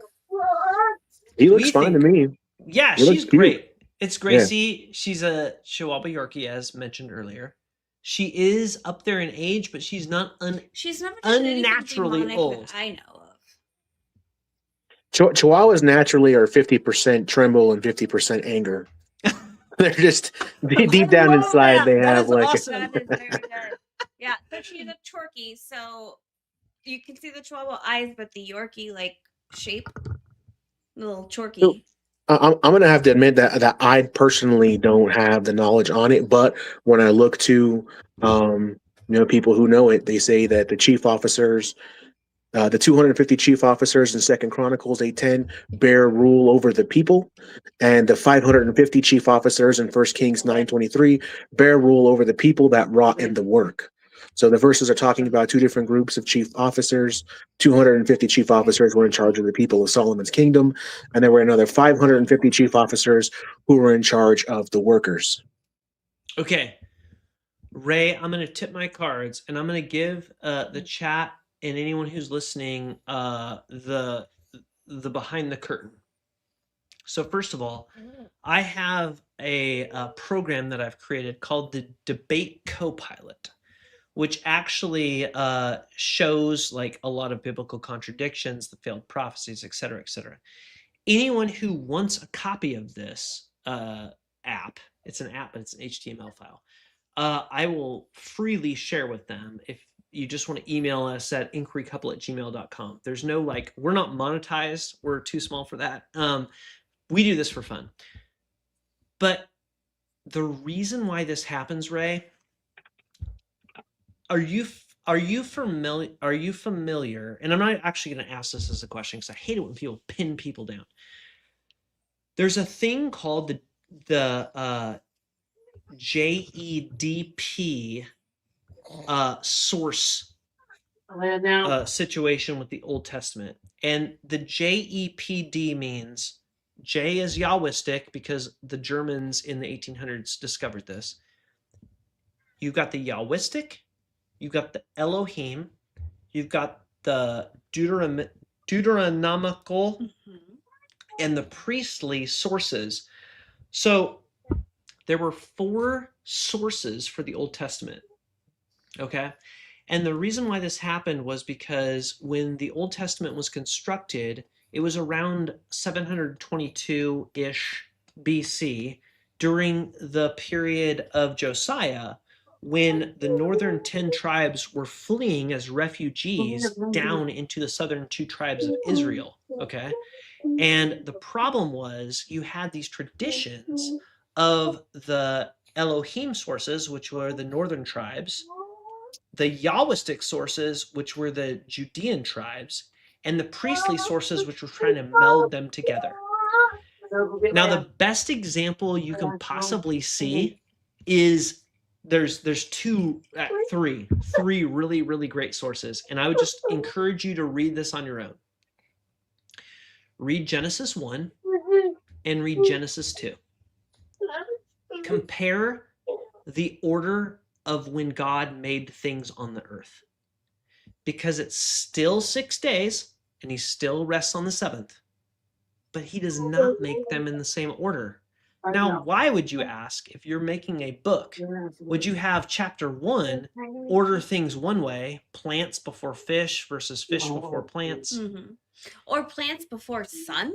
Or man before everything versus man at the end of everything? Why would you do that? Because you're taking 2 traditions and you're putting them into one book. Now, if you really want to dive down, Richard Elliott Friedman is probably the main scholar that kind of kicked this off in modern terms. It started in the late 1800s, but the most modern interpretation is Richard Elliott Friedman, and it's called the documentary hypothesis. In fact, the book is called The Bible with Sources Revealed, and what it will show you is the different sources. It'll show you the Yahwistic source, the Elohim source, which is the northern tribes, and it is literally hilarious. When you read the story of Noah, this is why. One moment of interjection. We have someone in our chat who has made a despairing comment. AJ Co. Do we need to kick somebody, or if you are actually in despair and you need someone to talk to, will you please call up and we will bring you up next? I don't want to dismiss your message and your cry for help. So I'm just putting that out. Or if you're recovering from religion, there's an actual website, Message retracted from religion. I saw it and I called it out. So sorry, I'm not trying to interrupt. I love the conversation around 3, but if there's someone out there who is in despair and in danger, I want, I can't promise that I can help, but I want to talk to them if talking to them could help. Anyway, continue. But Ray, the reason why you have so many contradictions between 1st and 2nd Samuel, 1st and 2nd Kings, because that was a Deuteronomical history, and Chronicles. If you read Chronicles, 1st and 2nd Chronicles, it's a complete rehash of Samuel and Kings. And the reason it's a rehash is because it's a priestly version of Samuel and Kings. So if I were to walk you down, literally I could walk you down, they said 7 here, they said 3 there, they said 5 here, they said 10 there, they said this here, they said that there. They're constantly contradicting each other in facts, and it's because it is a later adaptation of the original stuff. Now the question is, why would God in his infinite wisdom need to create Samuel and Kings and then later need to be actually Chronicles? And if he created Chronicles as a sequel, we don't need to worry about Samuel and Kings anymore, why didn't we just remove Samuel and Kings from the canon and keep Chronicles? So I hear what you're saying, and I do believe that what you're saying, you're not lying to me, right? I don't believe that you were trying to be dishonest or anything. No, I can pull up the text. This is full transparency. 100%. But like I said, I do get into the polemics between Islam and Christianity, even Judaism and Christianity, Jehovah's Witnesses versus Christianity. So if I can find sources that reconcile all of those that perceived contradictions, how come there's not big giant atheist apologetics destroying these We don't need Christian apologetics. apologetics. Can I actually? I'm gonna grab a couple books. I'm gonna let you. Sorry, I apologize. No, the chat keeps calling the two of us Jews, and I think that that's really funny. Like, first of all, it's not an insult, but secondly, we're atheists, so I don't understand. Well, like a lot of those arguments have been dealt with by Christian apologists. So, like when it comes to polemics, been addressed, but that doesn't mean we accept the addressing. Hold on. These were the ones I could grab. Hold on. Okay, sorry. Okay. So, if you want to believe what you believe, I would recommend that you pick up a well, this is just the concordance, one of the concordances. Ooh, I would recommend you pick up Baker's Encyclopedia of Christian Apologetics. This is a good one. It again, we can fill gymnasiums of all of the biblical scholars that try to address the problems. There's also Norman Geisler's When Skeptics Ask. This is a good one. When skeptics. I pull the covers off of my books. Yes, we are green screening. And then also the Strong's Concordance is another really good one. Like, if all you want to do is defend what you believe, there are plenty of ways to twist yourselves into gymnastics to make it real. The reason there's no atheist apologetics is because we're just stating the obvious. We're just reading the text. We're just reading the actual words. Accepting the words for what they say. And they're ridiculous. Well, you have like Bart Ehrman, you have other people who Bart are Ehrman doing does not do like polemics. No, he doesn't do apologetic. I'm not reading Bart Ehrman. I don't have a single Bart Ehrman book on my shelf. I don't even actually own a Bart Ehrman book. I know who he is. I've listened to him. He's pointing out the obvious. Lessons. He has a lot of great points. Talking about something honestly is not the same thing as doing an apologetic. Also, Megan Lewis, if you're listening. He would leave me for Megan Lewis. No way. I'm pretty sure that Megan Lewis would be his free pass. No way. But if we're talking on the set. Anyways, go ahead. Yeah, but like, so even what they publish against Christianity, it's been addressed by, people on our side, Christians and stuff like that. But it's like, I want to be a Christian. Like deep down inside, I want to be a Christian because that's the truth for me, right? But how?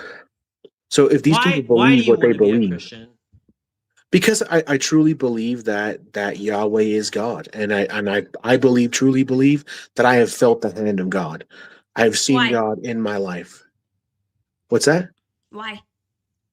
Just my health was going down. I was like miraculously cured of like my mental affliction. I have gone.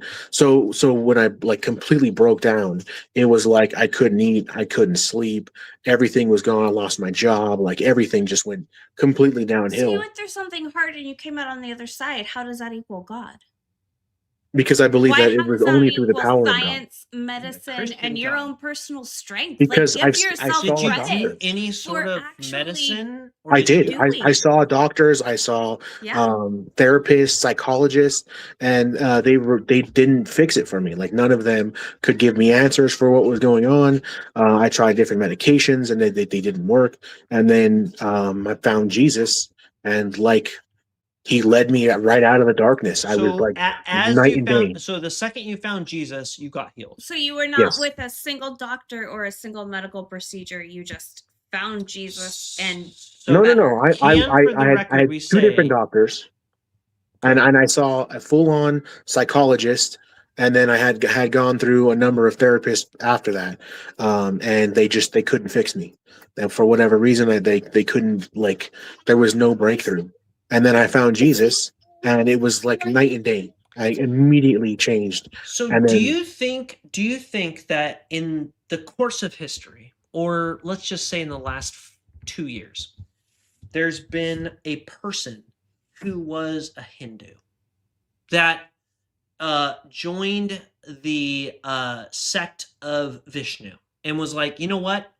I'm going to meditate on Vishnu. I'm going to study Vishnu. And then they also come out of their depression and medical issues and say it's because of Vishnu.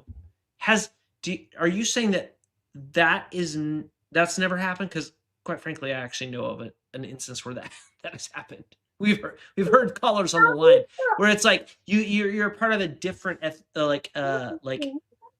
what do you call it, religion, and you're like, same story, different God, but my God's the real one because I got well. Well, wait a minute, this other person got well from a different God. Like, how can you tell the difference between the two?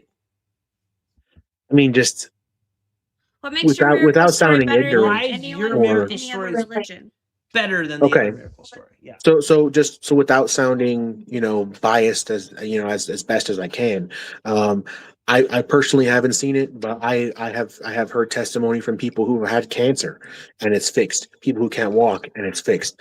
On the other side, I mean, I have to admit, I don't know many Hindus. I don't know many people who from other religions, but I just haven't heard it, and not as miraculous as when Christ heals someone. There are not only stories of people who have been miraculously healed in other religions, but there are also stories of miraculous resurrection stories in other religions.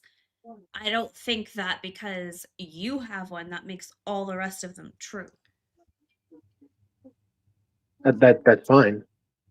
I mean, just because that there's other stories doesn't make mine false.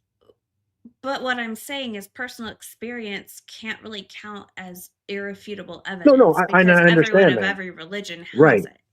Right, and as soon as somebody says something like this, that's like, I feel like that's like the go-to. So like, atheist for example, it's the go-to argument because it stands. Right. If you were a Muslim caller and you told me that you got healed because of Allah, why would I believe that any more than yours? Right, you're like, but you just asked me why I split the moon in two. I'm not asking you. Absurd. Muhammad didn't split the moon in two. Allah did. But I'm just saying. So like you ask why I want to be a Christian, and that's why I said it. I know that my own personal testimony is an irrefutable proof. Fair. Okay. Fair. I think I understand. I think we've gotten to the root cause, though. The root cause is this, and you've said it a couple of times now, so I'm going to reiterate it. You said you want to be a Christian. If I want to believe in aliens, I will believe in aliens. If I want something to be true, I will read all of these apologetic books and I will study them just like I did when I was a Christian, because that's why I have all of them. And I will be a Christian because I want to be a Christian. Does it make Christianity true? Absolutely not. If I'm an Islamic person and I want Islam to be true, and I read all those giant books that prove that Muhammad was the prophet, does it make Muhammad the prophet? Absolutely not. You would say that, but you would say, but all of my books makes Jesus the prophet. Therefore, I'm right because or you would say all of my books convince me more. Because you haven't read the other books. Yeah. No, I have read the Quran. I've read a lot of the Quran. I have Muslim coworkers. That's a little bit like broken Trump English there. I'm sorry to say. Have you read the Quran or have you read all of the Quran? So no, I have not read all of the Quran. I don't know if you tried to read all of the Quran. Yes, I've read all of the Bible. Mm-hmm. Okay, so you've read all the Bible, and you didn't find any of those contradictions that I showed you between Samuel and Kings versus Chronicles. Did you see the contradictions in the Noah account between, was it 40 days of rain or 150 days? Did you see the contradictions when Joseph was thrown in the pit? Did Reuben save him, or did Judah save him, or was it the Midianites that pulled him out of the pit, or was it the Ishmaelites that pulled him out of the pit? Like, reading and understanding are two different things. Right. So like you said, there I did see problems when I was reading, and then so I went to go and look more into those, and I was convinced that those problems weren't contradictions. They weren't contradictions. Oh well, there's definitely contradictions. I've yet to see one that was refuted. By the way, I just saw Unashamed Apostate. Welcome in. Thank you for being here. Also, okay. No, like I've never seen like a contradiction that wasn't refuted by a Christian apologist. That's what I'm saying. That's why I asked you. Just because it's refuted doesn't mean it's. I want to stay. I want to stay here, Ray. If you're not afraid and you're not willing to bail, I would like to pull up a contradiction that you cannot refute, because you already talked about Judas hanging himself and letting his guts then fall out. Which, by the way, Dracula 2000, and I've said this a second time now on this live, is one of the greatest horror movies of all time, because they believe that like the vampire race came about because Judas was on his like hanging and somebody shot an arrow and oh crap, I just flipped my earbud out. They shot Judas down from being hanged and he became Dracula. So honestly, the whole like he got hung and then his guts burst out, I'm gonna give you that one because of Dracula 2000. But let's find one. Dude, do you want to go like? Dang it! I think I know where you're gonna go with Paul versus James. Can you sum up Paul versus James? Unless we need to go there. Like Paul, obviously, faith through or salvation through faith versus salvation through works. And if you're just chat GPTing, this is gonna get really boring for the audience. But like, what's your Paul versus James, man? What do you mean, Paul versus James? I'm not sure what you mean. Okay. Thank you. Yes, a real human. Okay. Ray. There's a major issue with two schools of thought in the early Jesus movement. Okay. So you have the Jamesian movement, which Peter was subordinate to. Okay. The Catholic Church would have you believe, sorry, John, earlier caller, that Peter was the initial bishop of the Catholic Church. That's not true at all. If you read Acts, James was the leader of the Jerusalem initial, what they'll call the Catholic Church. Okay.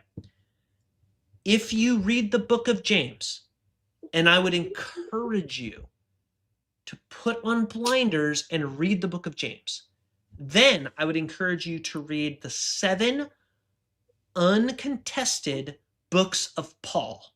So whether you're a Christian or not a Christian, there are 7 books that Paul supposedly wrote, and I say books, but they're letters, right? Where they're clearly written in the language of Paul, the spirit of Paul, like you hear Paul. And if you've ever like, because there are lots of things that are attributed to Paul that we can argue, like Timothy, do not sound Peter, Paul. And crap like that. Anyways, so but your point is these are unequivocally Paul. Unequivocally Paul. Paul and James are dramatically opposed, and the differences between them are whether or not you are saved through faith or whether or not you are saved through works. Okay. Now, this was something, again, going to that warehouse of books that the early church fathers had to build. This is something that they had to build because there was a major issue between Paul and James. So let's see here. Okay, let's pull up this one for starters. Dude, first of all, Ray, you are my favorite caller. I knew it the second I said this is a guy who believes in the actual Bible. It's way easier if you don't just believe in the Bible, because if you don't just believe in the Bible, you have like years of like apologetics to stand on. If you just believe in the Bible like I did, you're kind of cooked. It's only a matter of time. Okay, here we go. This is Romans 3:28. Hold on, I'll share my screen here. remove. Okay, so yeah, I'll give you the verses ahead of time so you can look them up and look up the context. So this is Romans 3:28 and James 2:24. These are the two verses we'll look at. Romans 3:28 and James 2:24. Oh man, this is why we do this for callers like James that are like honest and smart. James. Ray. Damn it. James is what you're reading. You're not James. You're Paul. Okay, James. James Paul Ray. James Paul Ray. Okay, we got this. Okay, so this is Romans 3:28. It says, "For we hold." Let us not mince words. Hold up, to get peed on. Oh, damn. All right, it says that a person is justified by faith apart from works prescribed by the law. Now, we looked earlier about what Jesus thought about the law. Let's set that aside because Jesus said that 30 years ago. Let me ask you a question. When do you think that actually let me posit this because I hate putting people on the spot like that. I would posit that Paul wrote around 50 CE and that the Gospels were written around 70 CE at the earliest. So what are your thoughts on that? Do you discredit that? I have no idea when they were written. Okay. I would ask you to look into that. So I would ask you to look into using Christian sources. When was Paul written? Paul wrote his letters, and you take a note on this, around 50 of the Common Era, so 20 years after Jesus at the earliest. And the first gospel, which was Mark, was written 70 CE, which is 40 years after Jesus died. So we've got ourselves a difference of like my lifetime. So I'm taking it from my dad at this point, essentially. My dad told me a thing that my grandpa did, essentially. Okay. So Romans says, "For we hold that a person is justified by faith apart from works prescribed by the law." Paul wrote Romans, right? So this is Paul. Now let's go to James. James said, "You see that a person is justified by works and not by faith alone." How do you answer that? Like, how do I reconcile that? Yeah. So you're saved by grace, but judged by works. A person is justified by works and not by faith. And then up here it says, a person is justified by faith apart from works. Let's go. I can flip back. Let me read it the other way. A person is justified by faith apart from works. Now let me scroll down. A person is justified by works and not by faith. I can keep flipping back and forth, but the outcome is still the same. I get what you're saying, but what are you talking like when you're saying justified, right? It's not saying you are saved by one or the other. Justified. What's your definition of justified? Justified could mean you can name it things. Whatever you want. You can say justified means getting a baby bird in a bag on your doorstep tomorrow. You get a baby bird on your doorstep in tomorrow by works and not by faith, but you get a baby bird on your doorstep in a bag by faith, not by works. Pick your word. You can name it whatever you want. You can try semantics all you want. And this is the first of many. We are going down a long road, my friend. Paul versus James, fantastic. This is the religion you bought into. I'm so sorry. And I'm so sorry because I spent 30 years of my life in this, and then it's a literal contradiction. It's literally saying the opposite thing in two different places. Wait, let's read it again because I don't. When you're talking context for both of those verses, who is the person talking to at the time? What is he trying to get across? Let's read it. Let's read it. Romans 3, versus James 2. Let's go in the whole context. Let's just go Romans 3 and let's read the whole of Romans 3. And then let's go to all of James 2. Then what advantage has the Jews? Or what is the value of circumcision?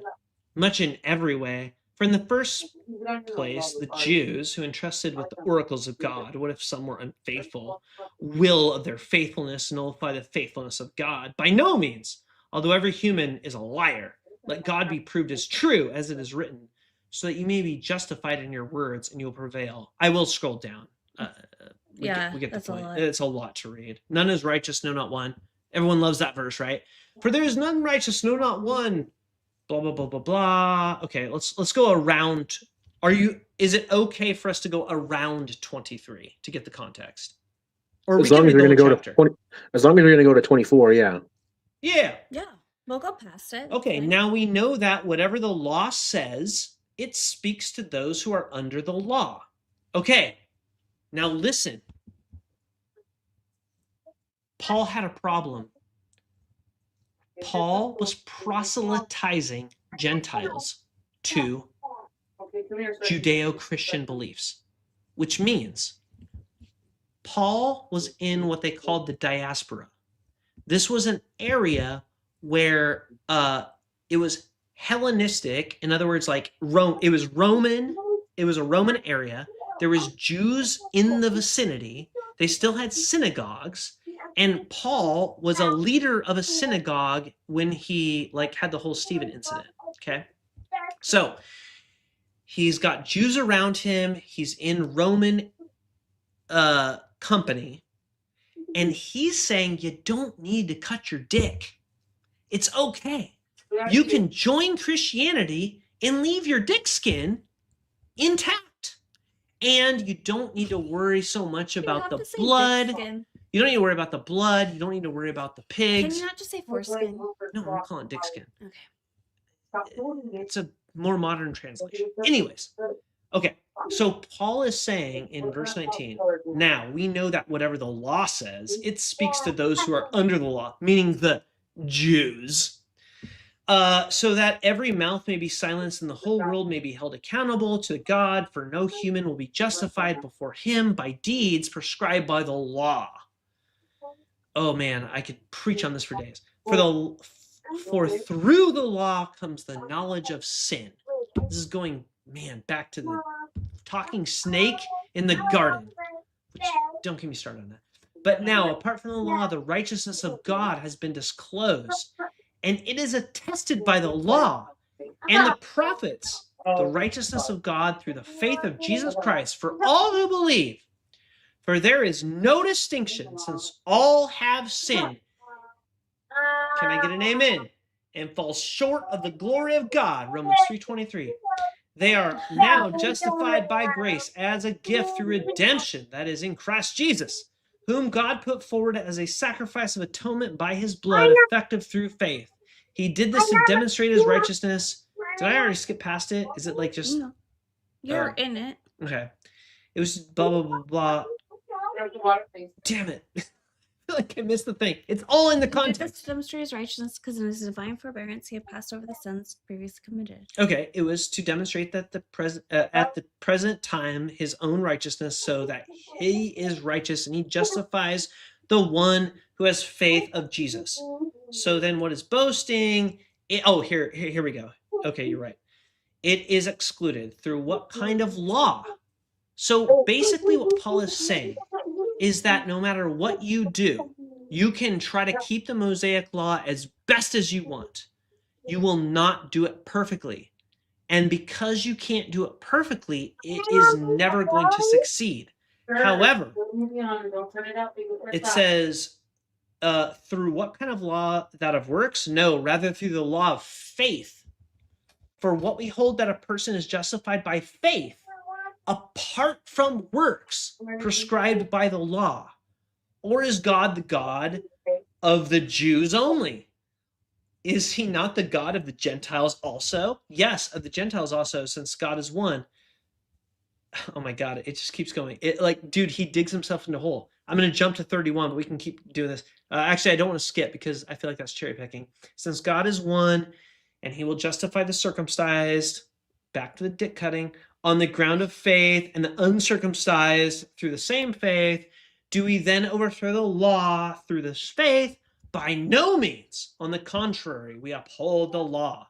So Paul is like all over the place because the problem is he's trying to sell a group of people on joining a cult. But the cult members don't want to have circumcision, and they don't want to uphold a law that is super old. Like the Mosaic law is 2,000 years. Wait, hold on. 1,000 years old at this point for Paul. It's in the era of like the Hammurabi Code, the Hittite law, the Amorite law. It's outdated, and they're all like, dude, that's dumb. And Paul's like, yeah, it's dumb. That's why Jesus fulfilled the law, and like, you don't have to do that anymore. What are your thoughts on that? Do you believe that? Are you a Paul follower? I believe that you were saved by grace, but a faith without works is a dead faith. So if you harmonize James with Romans, that's where you find that that both of those can be harmonized. Is that 6:26 or something? Like, not by works of righteousness which you have done, but according to his mercy he saved you by the washing of regeneration and renewing of the Holy Ghost? So James 2:14 through 26. Okay.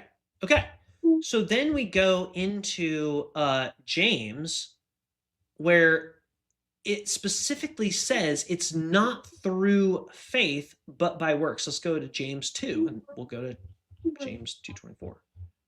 While he's doing that, for everyone who's here for the pet camera, the dog went away, but the hedgehog has arrived. So, I'm here for the pet people, and he's here for the Paul people. So I know the apologetic for this, so it's a little bit tiring for me, but let's just read 2:24. James 2:24. You see that a person is justified by works and not by faith alone. So Paul's whole ministry was based off of the fact that you just have to believe in Jesus.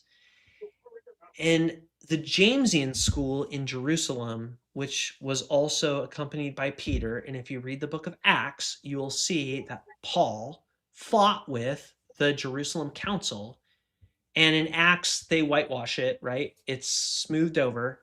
But if you read Paul's letters, especially Galatians, and this is actually more for the viewers who are going to actually research this, and honestly, Ray, if you want to research this, I please ask you to research this.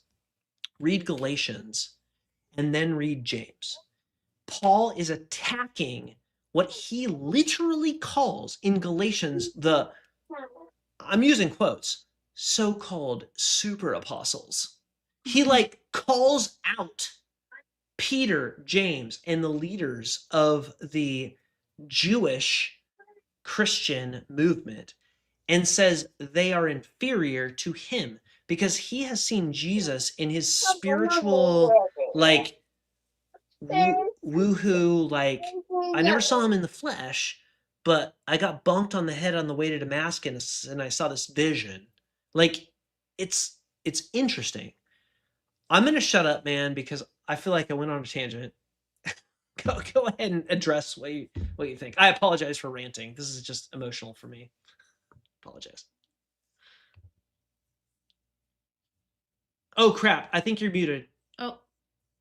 So I would say I could harmonize it. Would say that, like he says, a faith without works is dead. That if you have true faith, you're saved by grace, but you can't, after being saved by grace and you're following Christ the way you're supposed to follow Christ, that you're going to have good works, that the works will be there. And the works aren't of yourself, they're of Jesus, they're of the faith. So it's not your works that you're being saved with. So I would say that in both of those verses, I would say that the point of contention would be on the works and what the works means to the people who are speaking and to the people who are hearing those verses versus the word justification. And if when I looked it up on Bible Gateway, I didn't find justification in the second verse. But that just could be a difference in the translation. What was the verse that? So James 2:24 in the NIV, you see a person is considered righteous by what they do and not by faith alone, versus Romans 3:28, for we maintain that a person is justified by faith apart from works of the law. So your version, okay, interesting. So your version in James 2:24 is not saying you see that a person is justified by works and not by faith alone?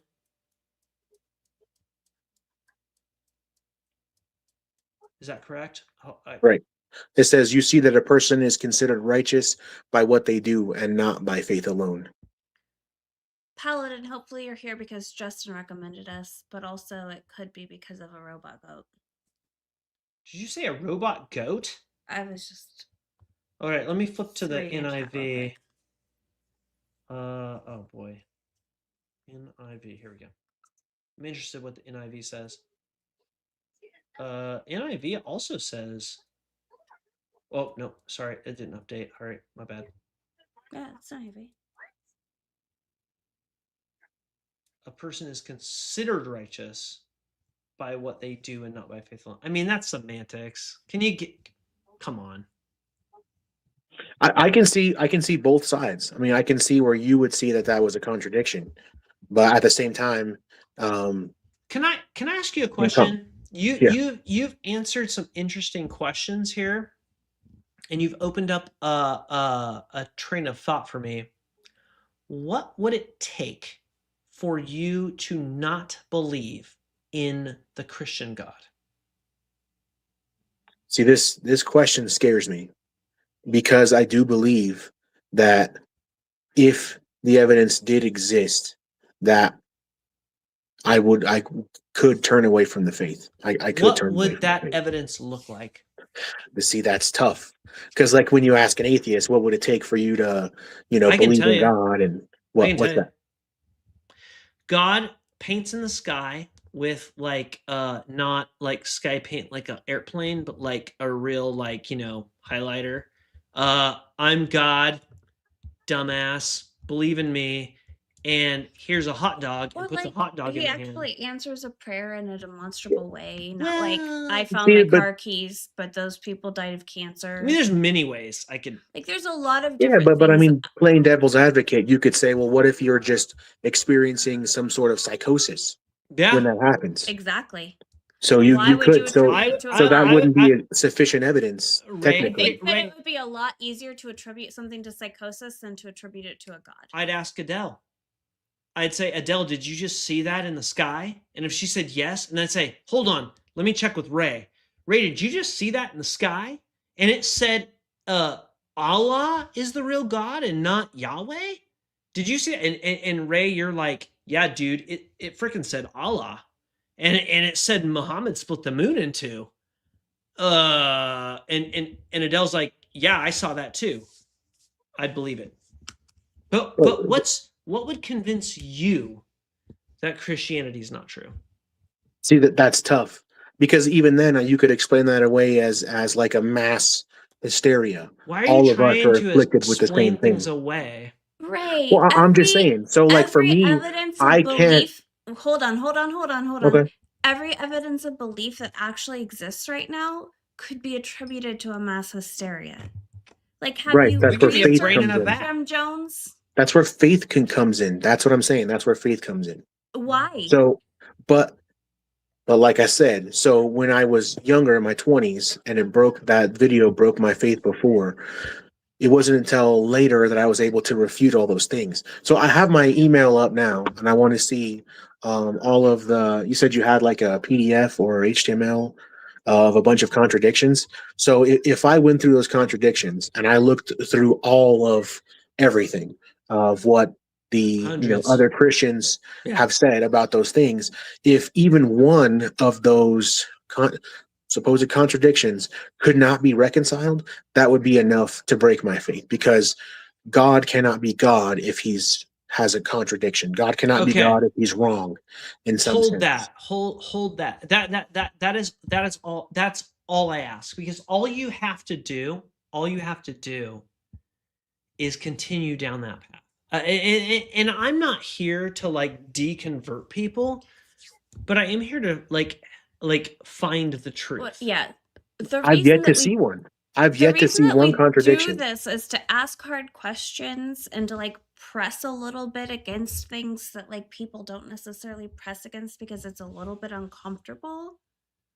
But like we had to face some hard questions.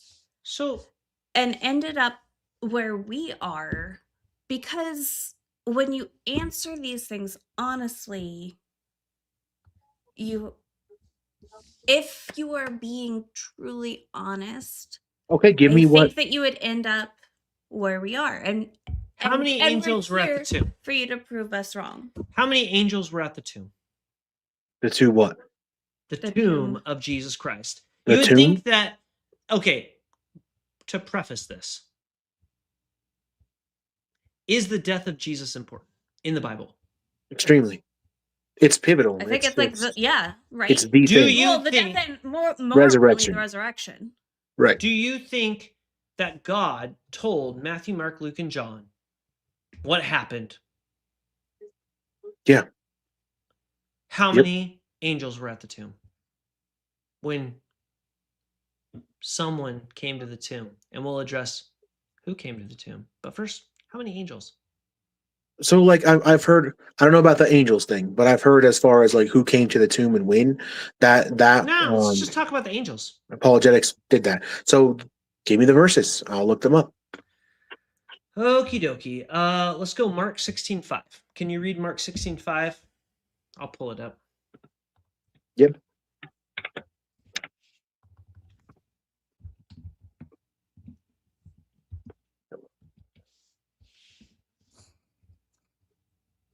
Mark 16:5. As they entered the tomb, they saw a young man dressed in white robe sitting on the right side, and they were alarmed.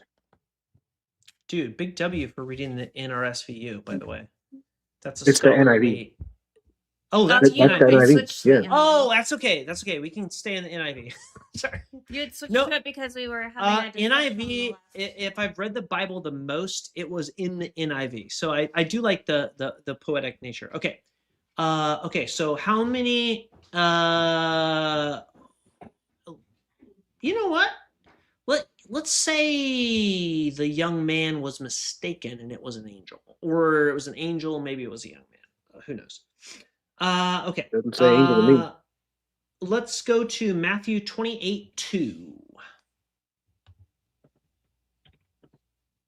We'll go 2 through 5.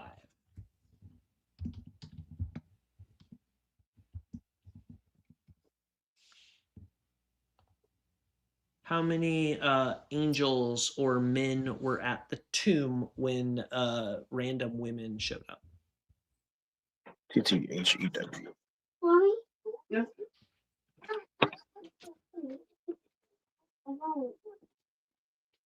Thank you.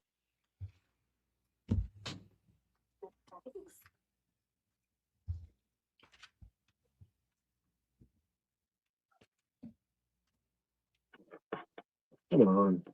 Oh, do you have it pulled up there? Yeah, but it is NIV. So I am pulling up the NIV. It does say, okay, I'll read it while you're finding it. It says, there was a violent earthquake, for an angel of the Lord came down from heaven and going to the tomb, rolled back the stone and sat on it. So in the Mark version, the unnamed people, which were technically named, which we'll go to next, showed up, and there's like this dude inside the Alexa, stop. Sorry. I apologize for everybody's devices that I just set off there. So the people show up, and there's one person, a man inside the tomb in Mark, but in Matthew, they show up, and an angel of the Lord is coming down from heaven and going into the tomb, rolled back the stone and sat on it. That's a pretty good detail. His appearance was white like lightning, and his clothes were as white as snow. The guards were so afraid of him, which, by the way, Matthew's the only one that has any guards. They shook and became like dead men. The angel said to the women, "Do not be afraid, for I know that you are looking for Jesus, who was crucified." Okay, that's not all. In Luke, how many angels or men? Well, first of all, can I ask you a question? Sure. Do you feel like it was an angel, or do you feel like it was a man? Based off of what you've heard from Matthew and Mark. As for Mark, the young man, it doesn't say whether he was a young man or an angel. It does just say young man. So versus Mark's account of it and then Matthew's account of it, there was an angel there. So you're going with angel? They could be one and the same, but I have to read the other verses in Mark and Matthew. Okay. Read his full and so we're going with everything. One angel. Potentially. Okay, potentially. Let's go to Luke 24:4. Actually, let's go Luke 24. Let's just go 1 through 6.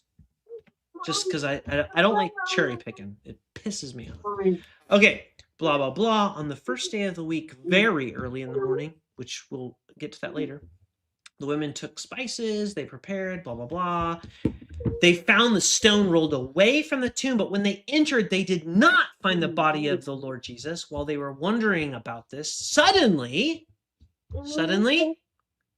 an angel came down from the sky with clothes bright like white and dazzling, just like in Matthew. Mom, there's a little bit of blood. Actually, it said, while they were wondering about this, suddenly 2 men in clothes that gleamed like lightning stood beside them. 2 men! In their fright, the women bowed their faces to the ground, but the men, both of them, said, "Why do you look for the living among the dead? He's not here, he's risen. Remember how he told you while he was still with you in Galilee," and then etc. So, was it one angel? Was it one man? Or was it 2 men? Or was it 2 angels? And we haven't even got to John. Or was it the women? Is it there, please? Relax. I'm gonna leave it there. And if you need to go for now, that doesn't mean we can't pick this back up and go another time. Oh no, I'd love to continue. Here's some background noise that maybe you might be needed elsewhere. Ray's like, heck no, that's bedtime for kids. I am staying the heck out of that. And if you want to say that, yeah, fine. I'm just letting you know that we are not opposed to continuing this. No, it's fine. It's fine. So you said you had one more verse? Yeah, let's go. Okay, so far we're unconvinced whether it's 1 or 2 men or angels. I'm a little bit leaning with you towards angels because I feel like even in Luke, where they've got dazzling clothes, who in really ancient Mesopotamia had dazzling clothes? That seems a little angelic to me. And I know Mark downplayed things. And by the way, just like how I explained how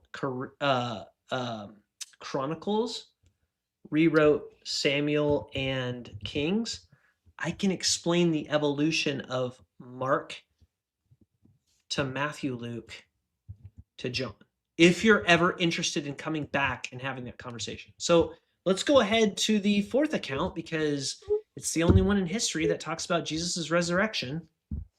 The Gospels, which all were written by. By the way, Desk Frame, thank you. You're doing great work.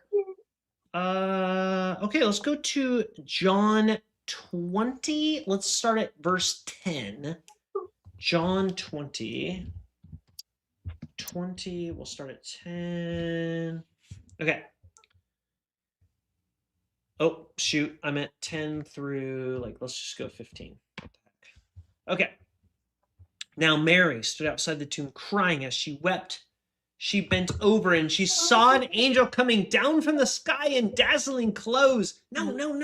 Oh, no, that's not what she did. And she saw the angel roll the tomb away, the stone away, just like in Matthew.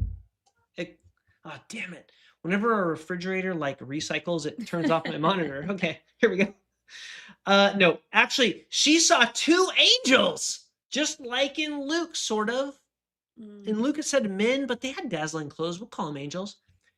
In white, seated where Jesus' body had been, and one at the head and the other at the foot. And when they ask her, "Woman, why are you crying? They have taken my Lord away. I don't know where they put him." And this she turned around and saw Jesus was standing there. Dude, major plot twist. In John and Jesus literally just pops into the scene. Holy literal shit. In Mark, Jesus doesn't even make a second appearance. But in John, Jesus is like, boom, right now I'm there. After the two angels. I didn't realize it was Jesus, but she didn't realize it was Jesus. "Woman, why are you crying? Who are you looking for?" And she thought it was the gardener. And she said, "Sir, if you have carried him away, tell me where you have put him, and I will get him." Okay. So there are so many ways we can go here, but my question is simply this.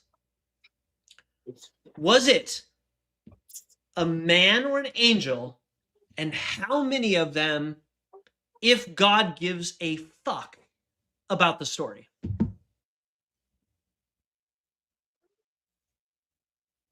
So I would say that each of those are accounts of 4 different people who are writing accounts of the same thing.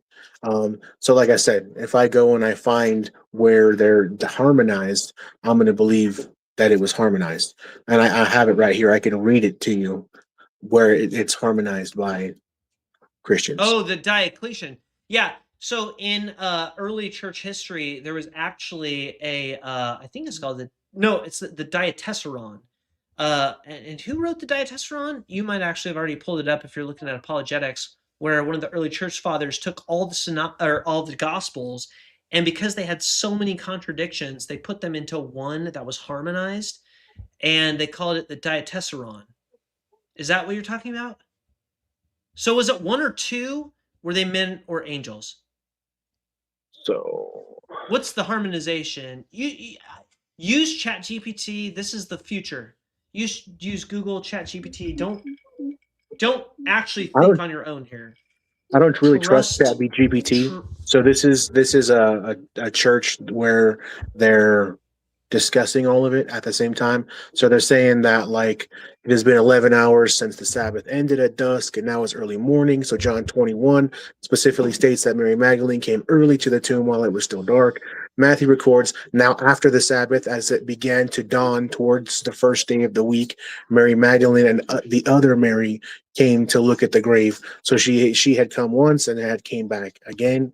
Mark 16:1 clarifies that this other Mary. Wait, can you go back to that? So the mother Mary of James. Magdalene came back twice? Mary Magdalene came early to the tomb while it was still dark. Matthew records, now after the Sabbath it had begun. Right, because the problem that you're running into, and this is where you get into these books right here that unfortunately I had to read, where one of the Gospels said that they came before sunrise, and then other Gospels say they came after sunrise. So then you've got like, oh, they came before sunrise, and then they went home, and then they came back after. It's like, I went back, I saw one guy, and then I went back home, and then I saw 2 guys. 2 and an angel, but 1 angel, but 3 angels. Do you see how ridiculous this is, Ray? Use your actual common sense. Do you see how this is ridiculous? And how you might just need to say, you know what, I'm going to research this. And not research it by reading apologetics, but research it with your own actual brain and common sense. Read the 4 accounts and be honest with whether or not they could potentially make sense of each other, because they can't. Let's just go to the next thing. I mean, I'm gonna let you have the floor. Hold on. Yeah. He has not gotten to answer that question. Agreed. So the 4 accounts focus on certain things. So if one account says a person was there, they still contradict each other. I don't care what the quote unquote focus is, whether or not there was one guy there or one woman there or one angel or whatever, they do not say the same thing. That doesn't mean it's a different focus. That means it's a different story. I would disagree. Why?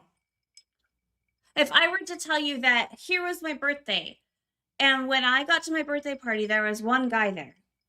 But then I go to another person, I say, when I got to my birthday party, there was 2 women there. But then I go to talk to someone else, and it was actually there was an angel there. But actually there was 3 angels there. But actually there was a heavenly like, come on. You would not accept that in any other context. You would not. You would not, Ray. You would say, if you, Adele's I believe that you are an honest person, and you would not accept that in any other context. You want to accept it here because you are bothered by the fact that it doesn't make sense. So, like the car crash analogy that I used before, if the whole thing that we all saw together was a red Mazda ran a stop sign and crashed into a black Lexus. Did or if God I said command the recounting of the police report? Yeah, let's say he does, right? Let's say So God you're commands saying the God recounting of the says, police report. Okay, actually, I do want you to run with this. I would like you to dig yourself in this hole. Go ahead. Sure.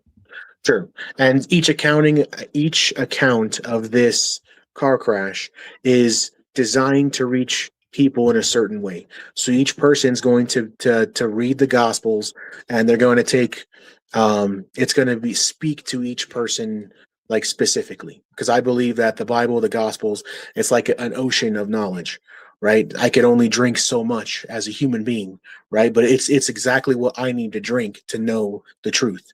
So if one account says a red Mazda blew the stop sign, if another account says a black Lexus was hit by a car, another account says a red car hit a black Lexus but didn't say anything about the stop sign, are those accounts all contradictory?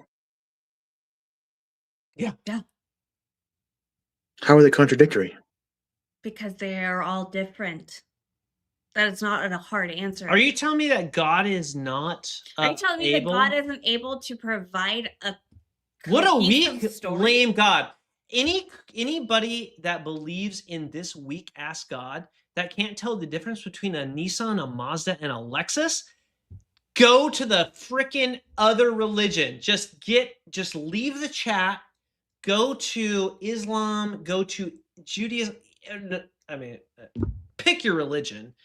If there are 4 different accounts of the most important thing, what is more important to you in your Christian faith than the death of Jesus Christ? The resurrection of Jesus Christ. Okay. And let's go to the resurrection. The story of the resurrection doesn't make sense from one to the next. There are 4 different accounts that are wildly different, starting from the tomb.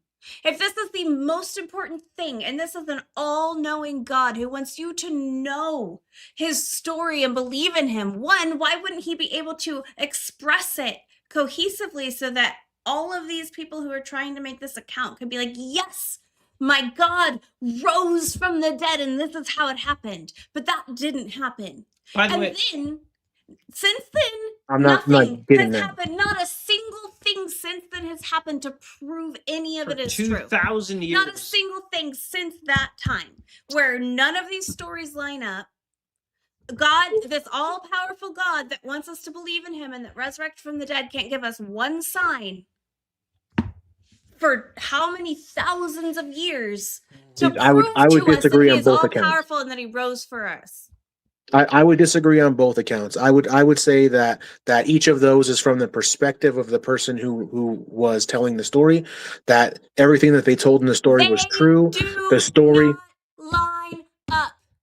They line up right here. Sense of the word. And I would say that God has given us signs, like when the Olympics, when all the power went out in the city and only the church had power. I think that there's a lot of signs, and skeptics could say other things. Anyway, I'm just taking a second so that I don't derail this. You take this.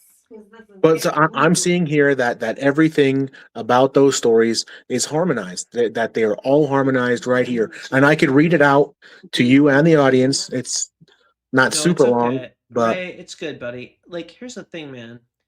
Like, you and I are cut from the same cloth.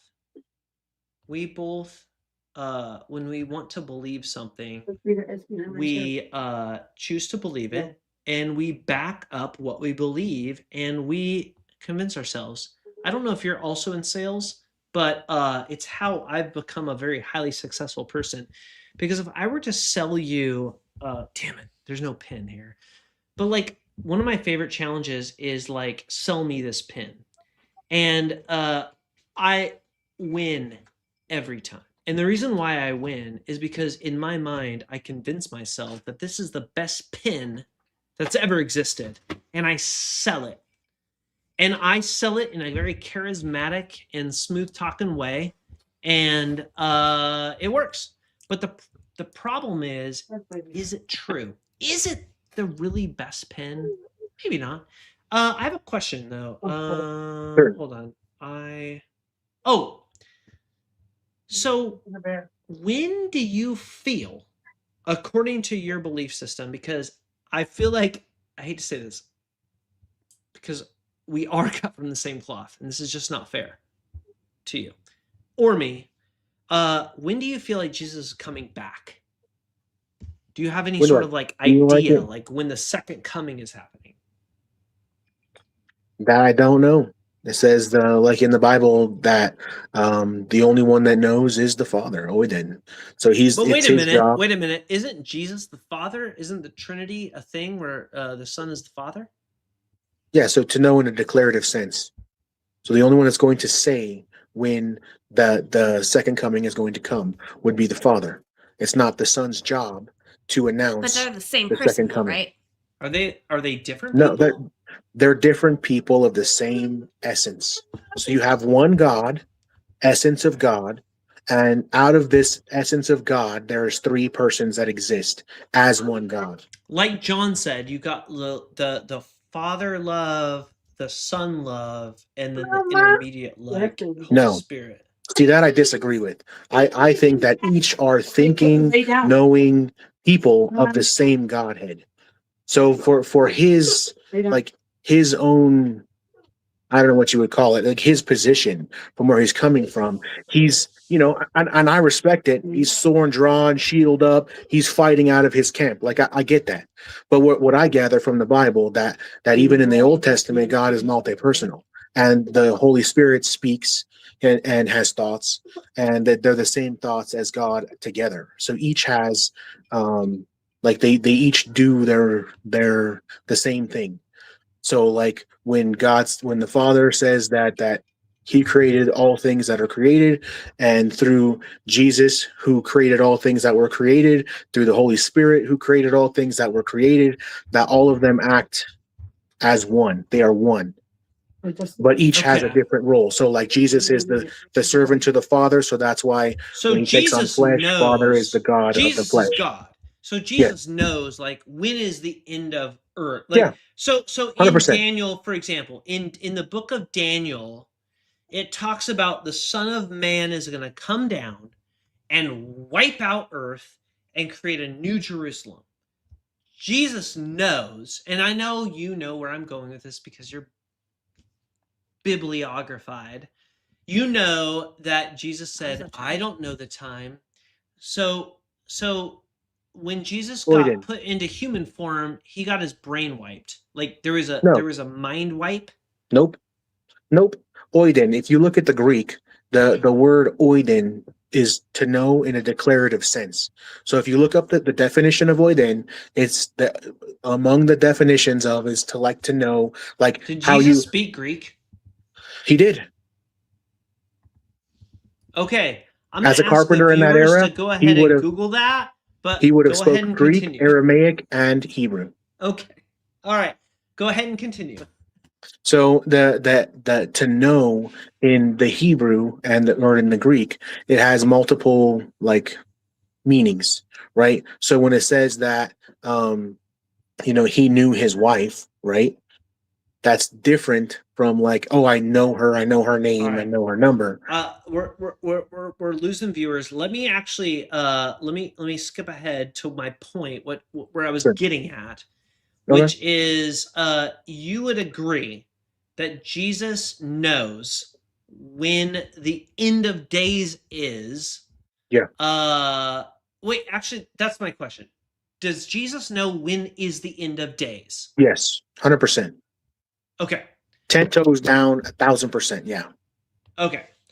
Hold on, because I actually have to actually Google this one. Go ahead and take this one for a second. I'm not taking this one. Okay, so Jesus does not know the hour. It's Mark. It's both Mark 13:32 and Matthew 24:36. Mm-hmm. I'll pull both of them up. Bring up the interlineary with it, the Greek interlineary with it, so you can see the word in Greek for no, and we can pull that definition up together. So you're saying no is a different word than no? English and Greek are two different languages, correct? Okay. So like if Adam knew his wife, that's not he knew her, right? He was with her sexually. If to in a declarative sense to know, like when Paul in Corinthians says, I choose to know nothing but Jesus Christ and him crucified. Do you forget his name? I'm glad we skated past that, actually. Did he Okay, forget so what you're somewhere else? saying is the word no doesn't mean no. It means no in a declarative sense. That's what it's being used as. Okay, fair. Okay, so Ray, you are well versed in apologetics already. You are down the path. Keep down the path, please. And can I introduce you to a few more verses? Let me share my screen. Sharing screen. Oh, shoot. I stopped screen. Matthews. So first of all, man, first of all, Ray, we are not adversaries. I would agree with that. Would you say that you are a seeker of truth? I would say I'm a seeker of truth. Do you care if what you believe is wrong? I do care. How much do you care? Do you care at the price of truth? I care so much that if what I believed was wrong, then I would change my entire life. If what I believe is wrong, then essentially I'm going to hell. Going to hell. And I don't want to go to hell, right? Before we go down this next path where he brings up his verse, can I ask you two things, Ray? Sure. And I know I got a little heated. I took my 30 seconds. I'm back. One, will you actually follow us and come back again? Because also, Ray, we love you. Have a Ray, lot of, you are freaking awesome. Super honest conversations that we Ray, can have. you are so smart. I don't have an objective to change anything about what you believe. Mm-hmm. I think that you're an honest person intellectual who wants to have conversations, and I don't think we can have all of that in one night. And I would like to do this more than once. 1,000%. I would like to go to this verse and then probably wrap it up. We had someone in the box that had waited for a long time. Let's see if they come back or not. But if I could just ask one quick thing. No, we're not. No. Yes, you can ask no, that's fine. It's just the YouTube is up. Hold on.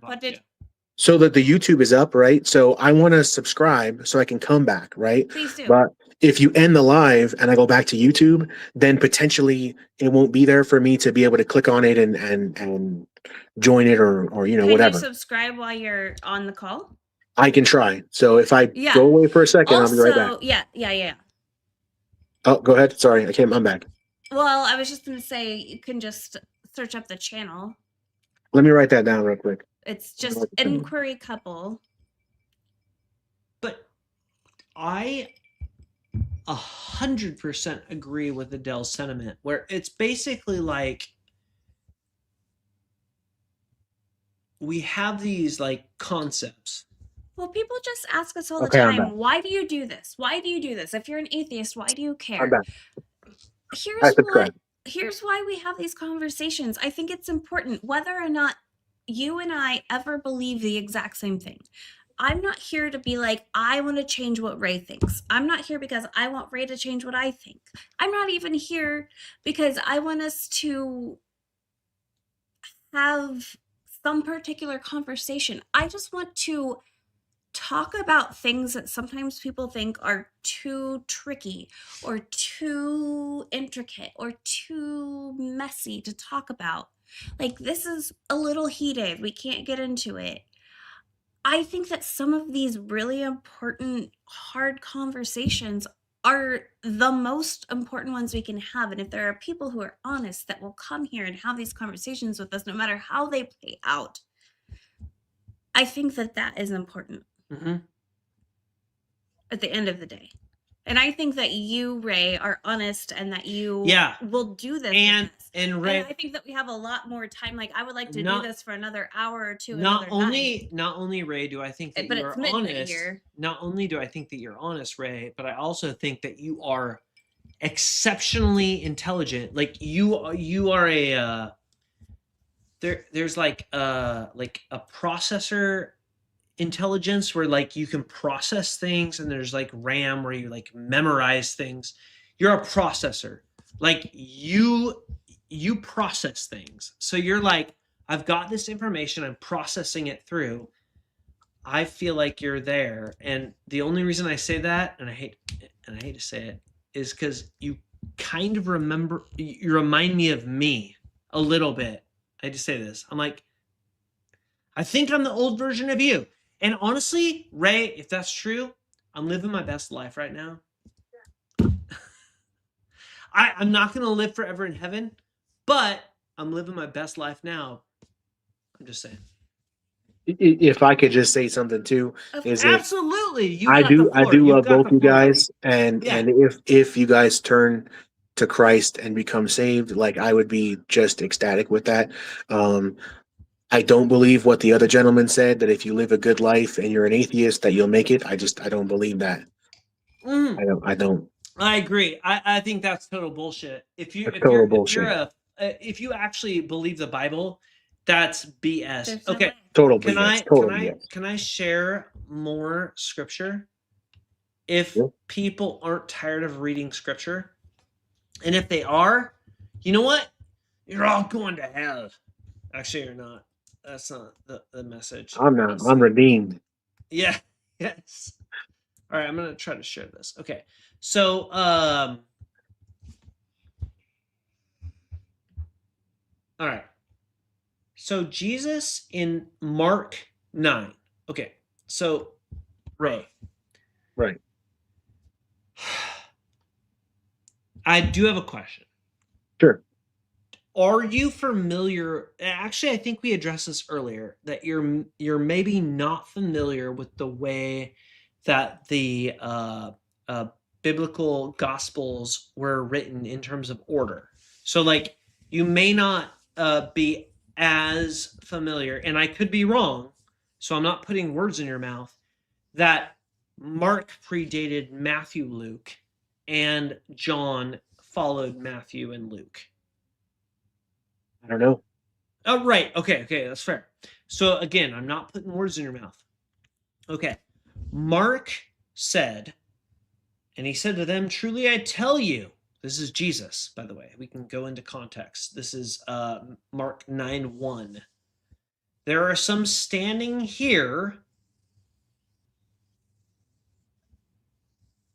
Here. That was not actually a glitch. There are some standing here. Who will not taste death until they see that the kingdom of God has come with power. Now, this is in context of the what Christians would call the second coming, or like the second Jerusalem, essentially. What are your thoughts on that? I'd have to read the context on it, and I would say probably not. You said Mark 9. Ray, can you do me a major favor though? Sure. Can you write down not just this verse, but the ones that I'm also going to show you? And I wish I could like figure out a way to add a Google context to like, but if it's not true. Anyways, okay, so fair. All right, so according to the text, would you say that Jesus, because this is the words of Jesus, would you say that Jesus is saying that someone standing there, according to the text, will not taste death until they see the kingdom of God. I can see your chat GPT. No, I'm looking at like BibleReference.com. Yeah, no, it's cool, man. Yeah, okay. Apologetic. Honestly, I love I was an apologist. I get it. Find the apologist. Let's go. Let's twist ourselves into pretzels and sorry, honestly, we've got quite a few viewers, but they will probably drop off as this gets boring when you start twisting yourselves into gymnastics. But if I keep drinking this vodka olive juice, maybe it will get more interesting. In fact, Ray, I'm going to do a challenge. For every apologetic you give, I will drink this olive juice.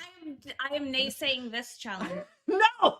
I am naysaying this challenge. Fine. Dude, the viewers, they wanted it. They don't want it. They don't want it. Okay, fine. Can I at least have that little tiny bit? In a minute. Okay, let's finish the conversation. It is all right. There are some standing here that will not taste death until they see the kingdom of God has come in power, man. Like what? Like how many like apologetics do you need, man? It'd be the transfiguration, the resurrection, and the ascension, or the Pentecost. What does that mean, man? Transfiguration, configuration, and apologization. So it could be the resurrection and the ascension. So most likely answer is that Jesus means the transfiguration. Ray, although the wording sounds awkward. Okay, let's go to the next one. Sorry, I know that one was hard. That one was hard. It's figurative. Like let's find the next one, because Ray, sure. You're gonna keep justifying everything. You have convinced yourself of a truth. The black wall is blue. The black wall is blue. Wait. Okay, so I would argue that if I didn't do my due diligence, if I didn't do my due diligence in my belief, could I call myself a believer? I couldn't, right? Matthew 24:34. Truly I tell you, this generation will not pass away until all these things have taken place. Please tell me the apologetic where generation is translated as race in the Hebrew. No. Please, go. No. All these things, what things? No, get into the chat GPT apologetics. What things? Let's go to the next one. It's boring. Truly, I tell you, this generation will not. Okay, same thing. All right, we'll find another one. Okay, Ray. We have clearly exhausted this. You have essentially committed yourself to a truth that may or may not be real. And your truth is your truth, and you will the truth. You will sail that ship down into the depths of the ocean. You know what? That's how you're gonna get into heaven. That's right. I mean, you're spitting facts, man. You are on fire right now. Okay. Is there anything you would like to bring up that we have not addressed before we jump to the next call? Yes, I would. And this is not about Christianity.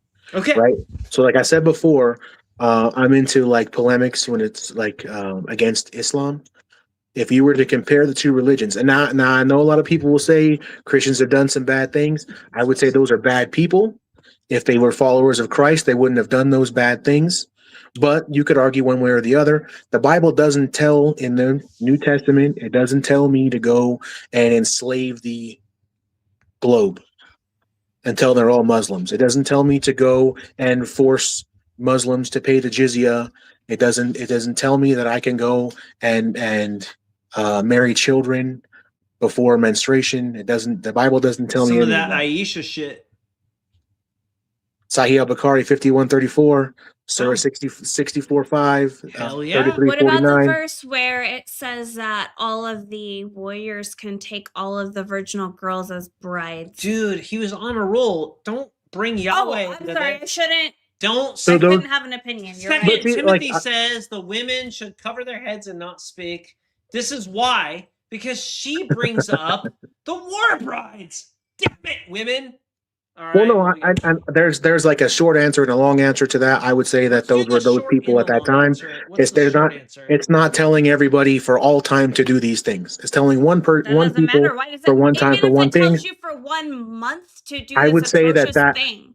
I would say that is war language of the time.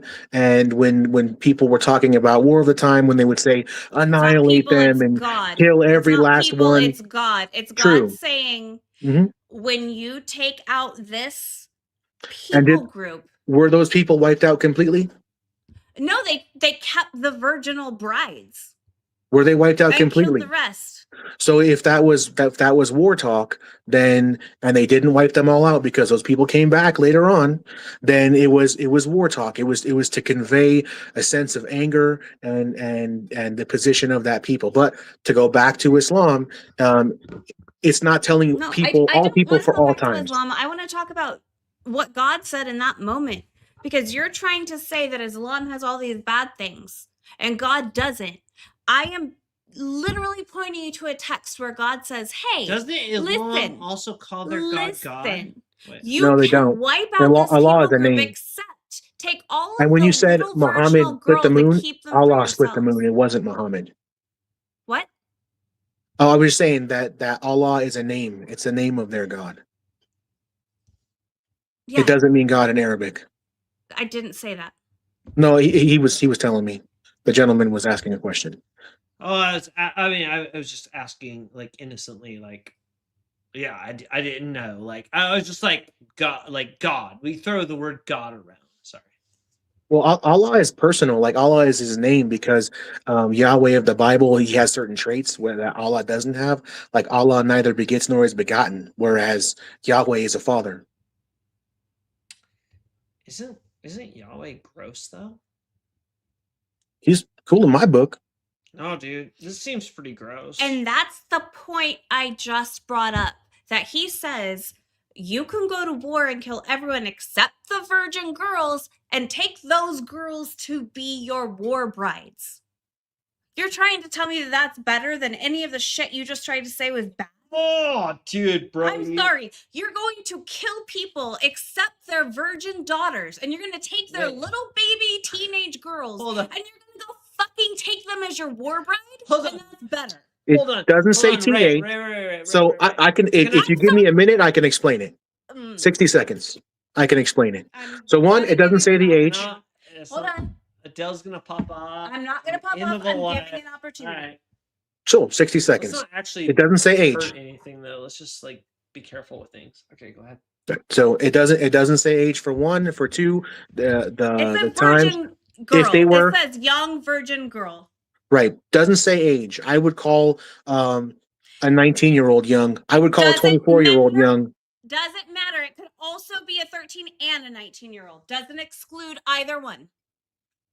Okay, I could agree that sure, if it doesn't exclude either one, but neither one of them is nailed down for sure. But all right, but the thing is nailed down. If they went in and they killed off all of the men and the women were there, is it better to kill off all the women too?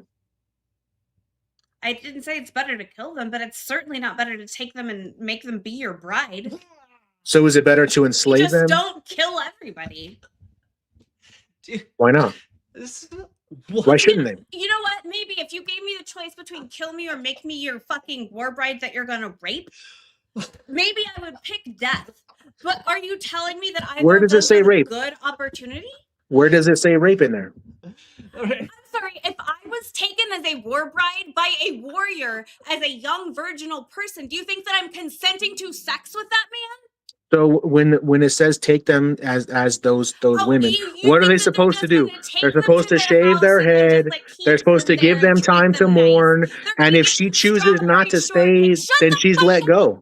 Let me talk. I didn't curse. I didn't say you did. I can say fuck on my channel. Right. You seem very animated about this. That these warriors are going to take virginal girls and just take them back to their home and feed them fucking curds and whey? They're not going to how are you supposed to take care of them. In the They're going Bible, to it take tells you to how to fuck treat them. and have children. I would call Do that an absolute lie. Do not be That's a obtuse lie. with me. Be That's a lie. straight. Be Honestly, in the Bible, it tells you how to treat a prisoner of war if you're going to take her as a bride, right? You can't ask me a question and then tell me to shut the F up. I just told you, shave her head. There's a bunch of things about that. I don't have to curse. I can use my words as a stand-up man, and I choose to use my words and not curse. So I answered that adequately. Nobody was being raped. Adequately. So you I think sure did. those warriors did good things with those girls that they took? Only the virgin girls, not the young boys, not any other woman or child. Only the virgin girls. One, it's war language. Two, the Bible tells you how to treat those women. What does war language mean? It's in the Bible and of the time when you're speaking about war. Like the Bible of the time. So no. Of the time, it's okay to rape young girls. Where does it say rape? What do you think that these warriors are doing with only the young virginal girls? They're doing what the Bible told them to do, which is to treat them fairly. You asked me a question. You asked me a question, and I answered it. Treat them fairly. That's what the Bible says. What do you mean by virgin? I'm answering your question. I didn't say what do they mean by virgin. They said. I never said that question. That's false. Don't put words in my mouth. They said. Please. Nothing about. With all due respect. Young boys. They said nothing about women who have had sex. They said only young virginal girls. Boys. Now, yeah. Hold on. Boys don't have vaginas. Okay, go ahead.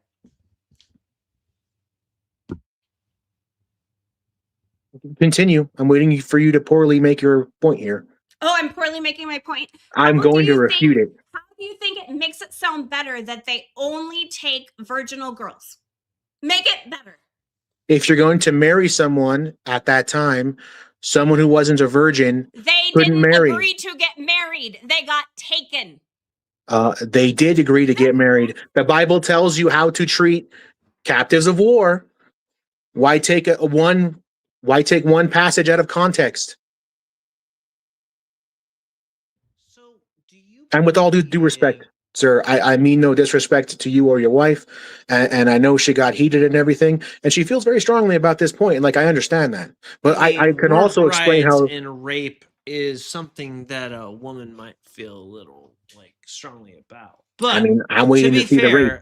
It's not just one passage. There's multiple passages because Joshua, thankfully, conquested 80 cities and genocided them across the Canaanite region. Mm-hmm. So there's multiple times when women were taken as war brides or just killed.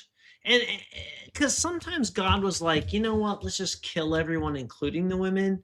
And sometimes God was like, you know what, kill everyone except for let's save them little sweet things for a little, you know what I'm saying, little, you know, something. A couple of cities, just right cities, let's call it. So it's not like across all 80. There was like 4. There was 4 that happened. Interestingly enough, according to the archaeology, only one of the 80 cities was possibly destroyed by the Israelites. Anyways, interested in your thoughts on that. Okay, well, I mean, so what you're saying is that when God commanded them, then they didn't follow through with the command? Is that what you're trying to say? He killed people after it. Dude, he killed people. In fact, we can actually like pull up the text. We can pull up the text.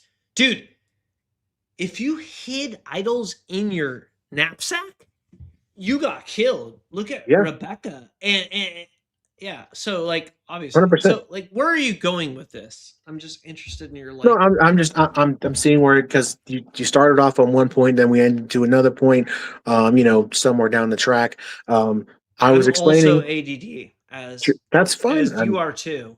And that's okay because we get shit done. Exactly. ADD people connect the dots. That's right. That's right. So all I'm saying is that for whatever argument that you would bring up against that one, against those 80 cities and those passages, which I can refute, my only point would be is that those were for those people. He was giving orders for those people against that one tribe. What Islam does, it's for all of the What do you ummah mean against about the that entire one tribe? world. What do you mean? What do you mean? Can you describe that? Like against the Canaanites, the Israelites versus the Canaanites. Like he created a like a law against those people. Who are those people? Like, It what are wasn't you a talking law. about? So when he led the Israelites against their enemies, that was, him leading the Israelites against those specific enemies, not for all time, right? They're not saying attack these cities in, our time now. They're attack those cities, and those wars and battles were fought and they're done. And that's now to the annals of history, right? Whereas I would argue that with, and I could refute that, I have no problem with the Bible at all. I would argue that with you don't Islam, have any problem with anything in the Bible? I would argue that with Islam, that it's against all people for all time. It says Muhammad to fight all the peoples of the world until they say Allah is the true God and Muhammad is his messenger. So fight to bring all people to Allah and change. Islam is better than Christianity, and Islam is better than Judaism. Question, you just said you don't have any problem with the Bible. I could argue against that. What points do you have to say that Islam is better? Islam above Christianity. What points do you have to argue that? Islam above Judaism. Islam above Christianity. What points do you have to argue that? I could easily blow holes in because Islam had like scientific reasons for the Quran, man.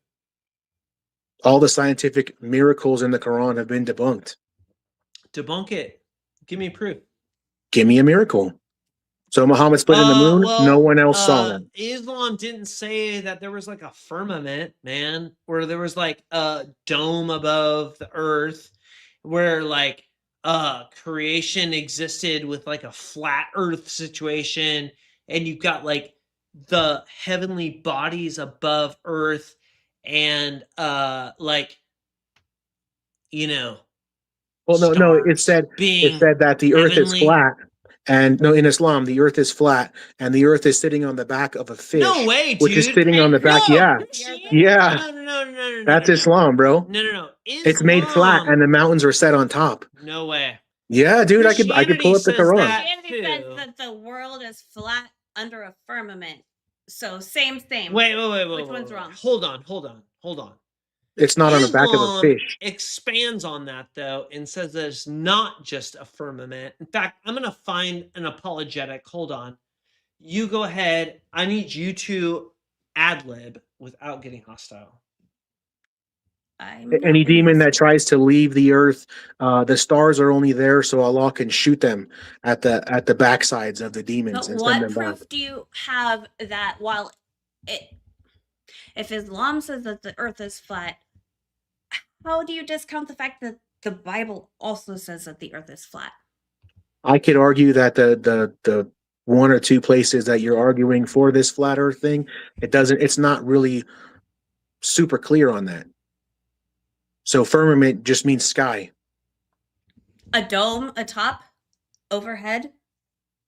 The earth, the curvature of the earth is round, so when looking up, it would seem that there's a dome above you, correct? All right, so Surah 51:47 says, "In heaven we built with craftsmanship, and we are still expanding." So the universe is expanding. Why are so many Christians in Islam and Judaism? That's not what the verse says. When we talk about that's not what the Quran verse says. Surah 51:47. Okay, Surah 51:47. Let's bring it up.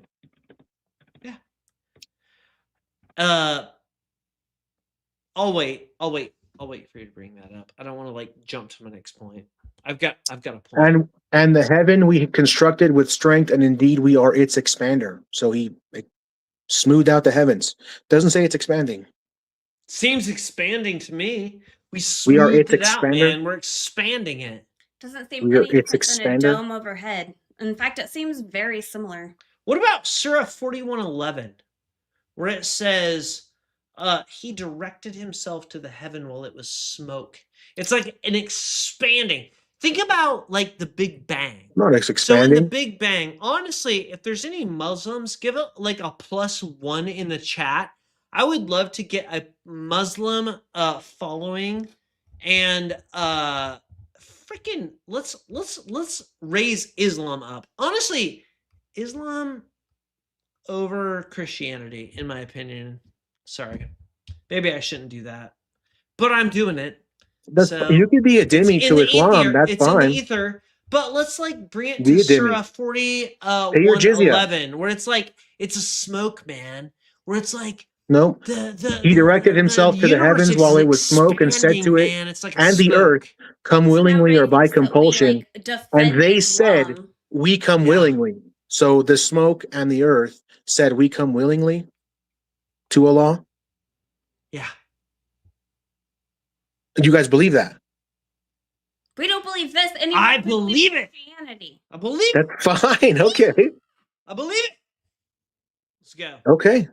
You believe the earth and the smoke that was to become the space around the earth. As much as I believe that your freaking God put a guy on the planet who had a freaking boat that took 2 of every animal, except for 7 of every unclean animal, and put them animals on a boat, except for Australia and Antarctica. Dude, it's dumb as shit. You are arguing for the dumbest. You're literally arguing the exact same thing again. It is. You have no proof for anything you're saying. In my life. You have no proof for anything you're saying. You have no proof for anything you're saying. Prove it didn't happen that way. Okay. Prove it didn't happen. No. We literally just said prove it didn't happen the way that Islam said. It's the exact same story, only you don't like it. No. So science believes that the earth was first. The earth was made first, nothing else around it. And it was the earth by itself, and there was smoke. And then the universe was gonna be our came guy. from the smoke. Ray is our guy. Okay, Ray, you're our guy. All right, Ray, chill for a second, because this isn't about YouTube. We are not about followers. We are not about whatever the hell YouTube is. We're just about like having an actual conversation. What the fuck, dude? Like, you're literally telling me right now that, like, what the hell are you actually telling me right now? That Islam is the biggest threat to society the world has even known. Even if Christianity is 100% false and untrue, and we can throw the Bible in the trash, Islam, as it stands today, their doctrine, their teachings, teach them to enslave Why do you feel that way? Because the Quran says so. Why? Their hadith say so. What do you mean why? That's what it says in the Quran. The hadith says that the Islamic people are the threat to humanity? Yeah. Muhammad told the Ummah to bring people to Islam with chains on their neck. Ray, tell me as an actual human who's just watching YouTube, why? Because this is all that matters. If what you're saying actually matters, tell me why. Why does the hadith say so? Because the cult of Islam is designed to propagate over the entirety of the earth. And everywhere that it's meant to propagate over the entirety of the earth. Enslave the entirety of the earth. So Sharia law. I'm going to give you the entire floor. You have a minute to tell me why Islam is the devil, according to your belief system, if I'm understanding correctly, and it's just a false belief. Go. Tell me. So Islam is designed to subjugate, enslave, and oppress all peoples of the earth until they are Muslims. Every single Muslim majority country has never expanded out of like 7th century Arabia. They still dress the same, they walk the same, they talk the same, they eat the same foods. They don't believe in equal rights for women and men. It's men rule their society. Women are only to be used for sex and for making children to expand the Ummah. And I can prove every single point with the Quran if you give me more than 60 seconds. Islam is designed by design, the way it was designed, to enslave everybody, to not know what Islam actually teaches. That their Quran is in Arabic, and the only true Quran is supposed to be in Arabic. So all of these people from different countries, they don't even know what the book says. They believe what their imams tell them because they are forced to go to the mosque and pay zakat, which is their tithing. If they don't do this, they are rounded up, they're beaten, they're subjugated.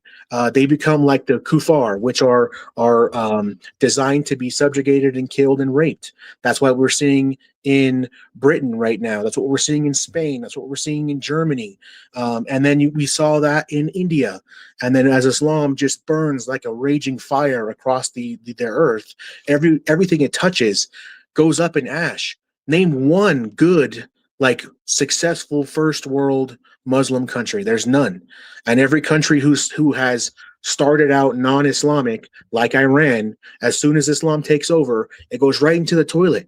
Look at how everyone was treated in Iran. If you look at the 1989 videos of Iran in 1989, there were men and women were equal. People are walking around drinking Coca-Colas. They were happy. Buildings were up, street lights, clean. Everything was clean. And then you fast forward to Iran of today, and it's just a third world hellhole. I mean, Islam truly is the worst thing that could happen to the earth. If tomorrow everyone on earth became a Christian, it would be far and away magnitudes better than if tomorrow everyone was a Muslim. And the everyone becoming a Muslim is more and more likely because they're just outbreeding everybody with the amount of wives they can have and children they can have. Soon, everybody who doesn't have that many wives and are breeding it to that level, you're going to be bred out. They're going to come into your countries. They're going to take over, and it's going to be Sharia everywhere. Look at Dearborn. Bred out? Yeah. Was a word that was used. Mm-hmm. Okay. So first of all, because that was a lot. My wife and I have like special like hand signals. It's like if you're a D&D player, if you've got like sign language. Anyways.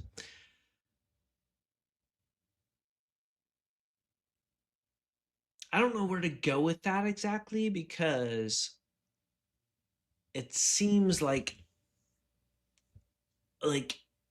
racist, yeah. But like a lot of people in the chat were like, "Wow, caller is racist as fuck." But I can prove everything in the Quran and the Hadith, every single thing. All right.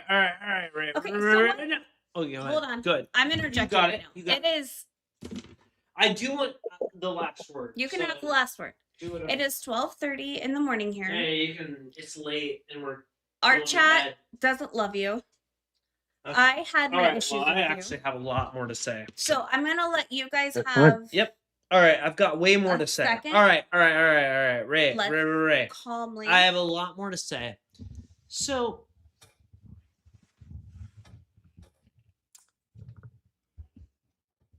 You're introducing a concept of essentially, is it racism? Against which race? Non-Jewish, Gentile. I'm a Gentile. So, do you believe that Yahweh chose the Jews over the Gentiles? Yes, in the beginning. And then he expanded it to the Gentiles. Yes. And so now, anyone who is a Gentile can experience the same love and compassion that you just explained in terms of the Jesus faith. Yeah. Mm-hmm. Go for it. Okay. Honestly, I say we could probably end it there. Well, first of all, the chat keeps saying the R word. We don't tolerate that. R word is not what. What? It's 2026. You're not using words, man. The R word. Don't use the R word. It's 2026. Don't do it. What is it? What's the R word, man? I'm not going to say it. I know, don't say it, but like, tell them to refute my points. Tell them to refute my points. I can show you in the Quran and the Hadith words from Ibn Taymiyyah, even the cousin of the Prophet. I can give you the words from Allah because they believe their book is the words of Allah. for all men, for all times. So everything that he put in there is Sharia, which is their law that they follow. And I can prove it. I can prove it verse for verse. Everything that I said. Why did you shift from Islam to Christianity? From Christianity to Islam, because I know Christianity is true, it's the right way, and I know that the biggest threat to the world is Islam. Can you actually can you slow down? Sure. Why do you think that Christianity is the way versus Islam? Yeah, we were having like an actual real conversation, and then all of a sudden you like went down a like snow mountain into Islam word vomit, and I'm not really exactly sure where or why that transition happened, but like I felt like we were having an honest, like respectful conversation, and then I was respectful. Like went. Yeah, we're still respectful, dude. Should I answer the question? Ray. Yeah. We still appreciate you as I'm just wondering why it went from like, why do you believe what you believe to like Islam? Because like, he asked if I had anything to do with your belief. Okay, so if I believe that Christianity is the truth, that has nothing to do with Islam is the worst possible outcome for the world to come. So you're saying might as well. Why is that the one thing I told you I was in polemics. Like, counter to prove your belief. Like, I did prove my belief. Why that's I proved my belief, and then you guys said, "Do you have anything to add before you go?" And after I had proved Christianity, absolutely, I would like to add that we all should oppose Islam at every turn, because it's not the religion of peace. It's absolutely a horrible, horrible cult that once people get sucked into it, and entire countries fall to it. It's insane, and I can prove it. But Christianity is also a super horrible cult. And like, we're not here defending Islam, so I'm not sure how that helps prove your point. I didn't say to prove my. I said I defended Christianity. He asked me if I had anything to add before I left, and that's what I added. So if Jesus the same God that is in the God of the Old Testament, which we have already talked about? Why did God pray to himself to save himself from himself? Like what is this Garden of Gethsemane like bullshit, essentially? Well, prayer is communication. So Jesus communicating with the Father, there's no problem there. And with what was said in the Garden of Gethsemane was the imagery of the prophecy. So explain that. What are you talking about? Let me pull it up.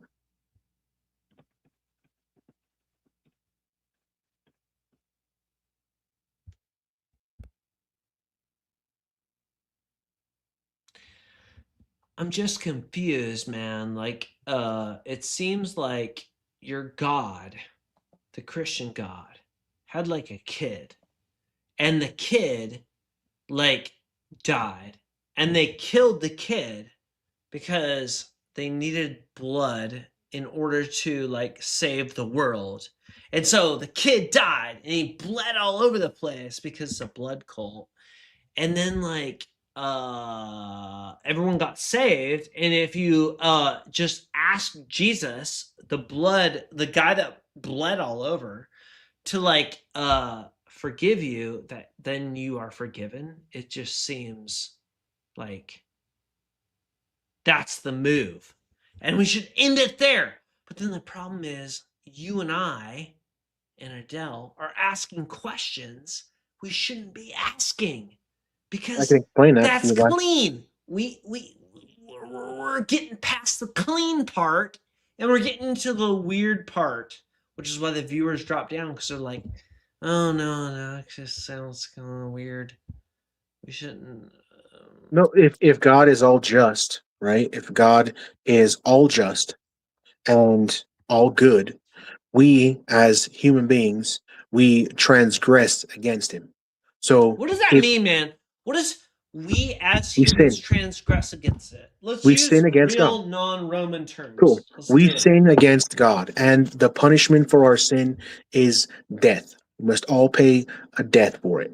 So if God is just, the punishment of our sin means that we aren't fit to be with him. We can't be with God in our sin. Because of our actually Wickedness. can I reinterpret that and you Sure. tell me if I'm saying what you're saying is wrong? Sure. All right. I am man. Man is unjust. Man cannot conform to God. Therefore, man is not just. Is that what I'm understanding? No, we separate ourselves from God by our sin, because God cannot exist with sin, with evil. God cannot. Wait, can you say that again? We separate ourselves from God through our sin. God cannot exist with sin. He cannot exist with evil, as God is all good. So God is also all just. God is benevolent. True.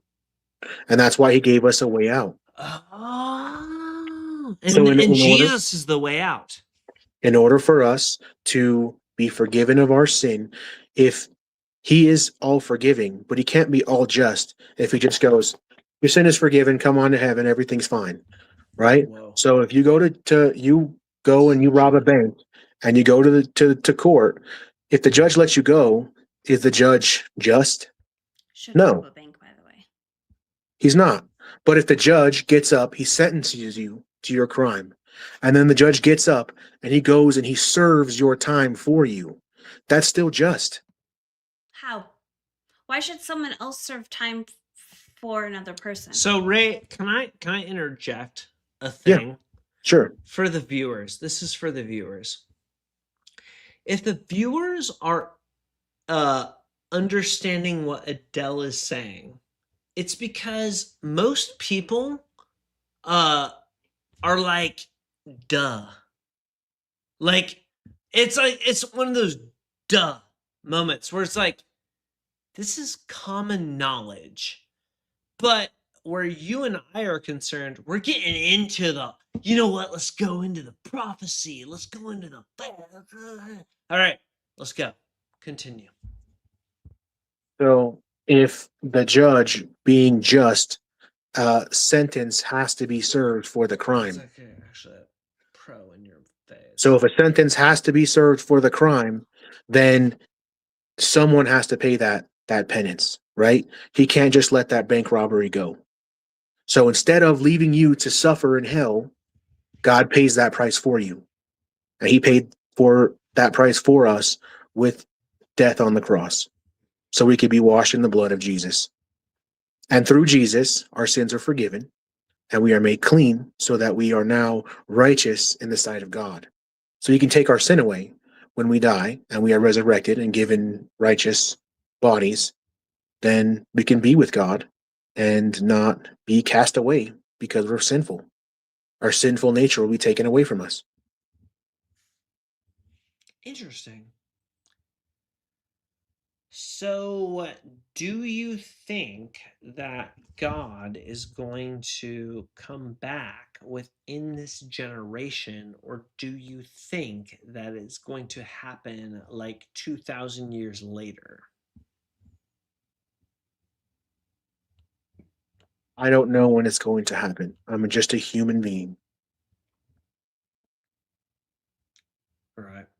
Is there anything that would convince you that possibly what you're believing is untrue? Yes. What is that? If there was a contradiction in the Bible that was not reconcilable, then God cannot have contradiction. Okay, honestly, let's go. I've already answered this, and you took me somewhere. I know. Well, okay, so we went through multiple contradictions. That I reconciled? I disagree. I disagree with your disagreement. It's fair. But we can go through contradictions all day long. You keep saying that if they exist, it would convince you, but then you It's not a contradiction if I can reconcile them. But you did okay. If I can harmonize the verses, there's no contradiction. Okay, so here's the thing. So what you're saying is that it doesn't matter if there was one person at the tomb or one angel at the tomb or two angels or one woman or a multitude of women. Somehow all of that can be true and therefore there's no contradiction. How many people at the tomb? We have actually never reconciled that fact. I do not agree. I'm going to go with to 2. Your statement that you reconciled that. There are 4 different accounts and none of them are the same. You can't just say, well, somehow they're all true and therefore I reconciled it. I reconciled it. You didn't reconcile it. He's an apologist. He's Bruce Metzger. No, actually, we got to kick him because he is a freaking apologist. Actually, he's dishonest. We've got to here's the I'm dishonest. We've gotten to the point where we got to kick you are dishonest no longer people. Let me go. Yeah, people are It's okay. Let me go. Kick him. Kick me. Kick me. No, thank you that's you're a martyr. You know what? I will stay up all night and let you be live. Okay.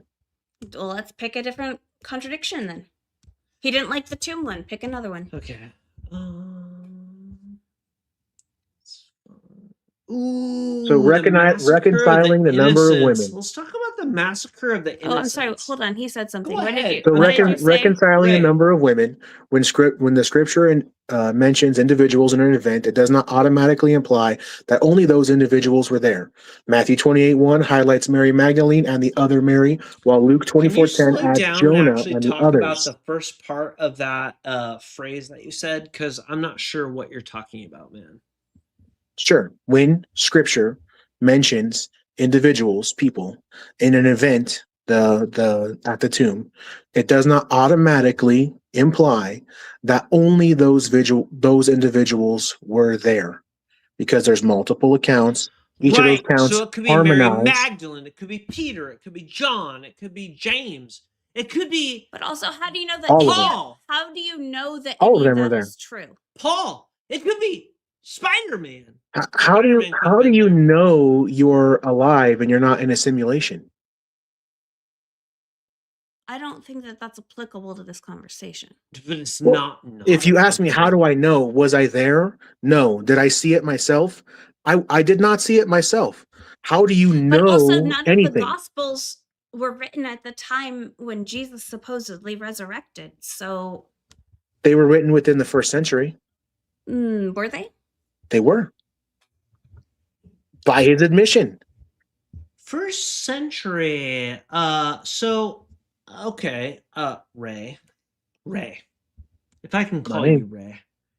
Please. Let's say you lived to the age of 33. How old are you at this point? I am 39. Damn, bro. So you lived 6 years longer than J.C. Creasy. You are aged. Okay. Indeed. So 6 years longer than G.C. Creasy. So you're saying that a century, that's like 2/3 longer than your life, man. I didn't say within a century of his death. They were written within the first century. Jesus lived within the first century. So, like, by your own admission, the oldest of the Gospels were 70 when was years. Jesus born? Are you going by Matthew or Luke? When was Jesus born? What was the year that Jesus was born? I don't know it off the top of my head.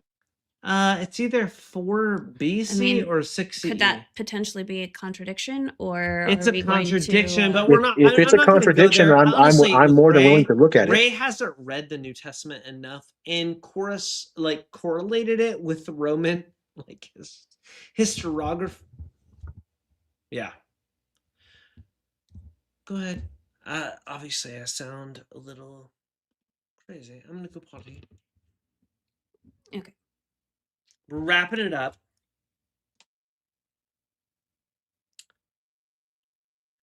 Ray, we love you. Love you too, man. Adele's annoyed because I'm getting a little feisty. Well, I'm sorry, Miss Adele. I did not mean to annoy you. It's not. No, it's It's okay. not It's my me. It's intention me. It's more to harm anyone. honestly, I mean, there was a minute between us. I took a second. I came back. There's a minute between us. He took a second. He came back. It's fine. Listen, the reason that these conversations become heated sometimes is because there's real belief behind them, right? There's investment. Like, if you didn't truly be invested in what you were saying, Ray, you wouldn't be here having this conversation with us. And I believe I'm willing that to about die you, for right? what I believe. Yep. Yes, you are honestly here defending your beliefs, and I can only respect that. And I don't want this to end here. I think that we can pick this back up and we can have more conversations about contradictions that can be very poignant. I think at this point we got a little off on, what was it that you and I got into it on? It was War Brides. Was that you and I? That was the War Brides, yeah. Yeah. Listen, I mean, that's a touchy subject. No, I understand. I completely understand. So I acknowledge the fact that I got heated. I took a second. I came back. Hopefully everyone can at least give me that grace. Things can get touchy and you can still be a human being. Sure. And I am still here saying, Ray, I would love to talk to you more about contradictions, about hard topics. I think that there are a lot of things in here that we've barely touched the surface of, because for one thing, we didn't get into it with you until super late. And so I don't think it was fair. Either one of us. Yeah, I don't think we had enough time. I think that at this point where it's 1 a.m. our time, we should probably call it. Sure. But I would love for you to come back if you would accept my grace and our grace. Mm-hmm. Yes. And have another conversation where we can say, hey, let's pick one.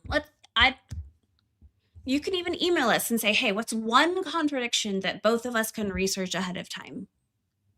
Sure. And then we can just like deep dive into that one, where we're not like, we're trying to pull up a point, you're trying to pull up a point, and we're butting heads a little bit.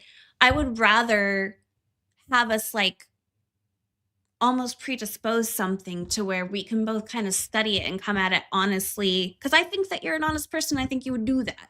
Does that sound okay to you? 100%. 100%. Awesome. I love that. If you wouldn't mind emailing us even, inquirycouple@gmail.com, and we can start a conversation. What's the email? It's Inquiry Couple. Just our channel name, inquirycouple@gmail. Spelled like it sounds? Yep. Like I have an inquiry. Couple. And we're a couple. At email. Couple of whatevers. Whatever you want to call us. The chat's had a lot of words for us tonight. It's okay. It's cool.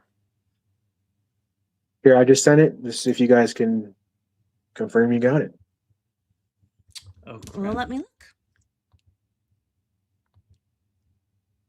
Because like I said, I'm a seeker of truth. Got that Ephesians armor on me. All glory to the risen King. Oh, I just got one. This is Ray. We got That's you. right. All right. Yes. Thank you very much. Thank you for doing that. Thank you for like allowing this conversation to come full circle. The chat isn't necessarily being super graceful to us, but that's fair. We put ourselves out there on the internet. We will. Well, if they're insulting you, I don't agree with that. There shouldn't be insults. We can reason, as the Lord says, come and reason. We can reason with each other, and even though things get heated, I don't have any ill will towards you guys at all. I don't wish any bad things. If anything, I pray that all the good things happen to you in your life, that you guys reach a very old age in peace and happiness and love, and all you see is kindness and mercy all the days until your final breaths. Truly. And same to you. Hey, you know what, I appreciate that. Yeah, same beyond to you. all of it, like these topics, they sometimes get into things that people don't deep dive into on a daily basis. And sometimes you dive into something where you're not necessarily like honed or prepared to talk about. And that can like hit a nerve. And I think that can be okay. especially if you're willing to come back the way that we did and just say, hey, you know what? Like, this can be hard and that doesn't mean it's wrong. And let's just keep talking like humans. And so thank you for your capacity to do that with us. Absolutely. Absolutely. Appreciate it very much. So, and I appreciate your guys' candor and your honesty. I truly do. Let's do it again. I'm excited. Outstanding. I'll be there. All right. Thank you. Have a great night. You too. All right. And then stream.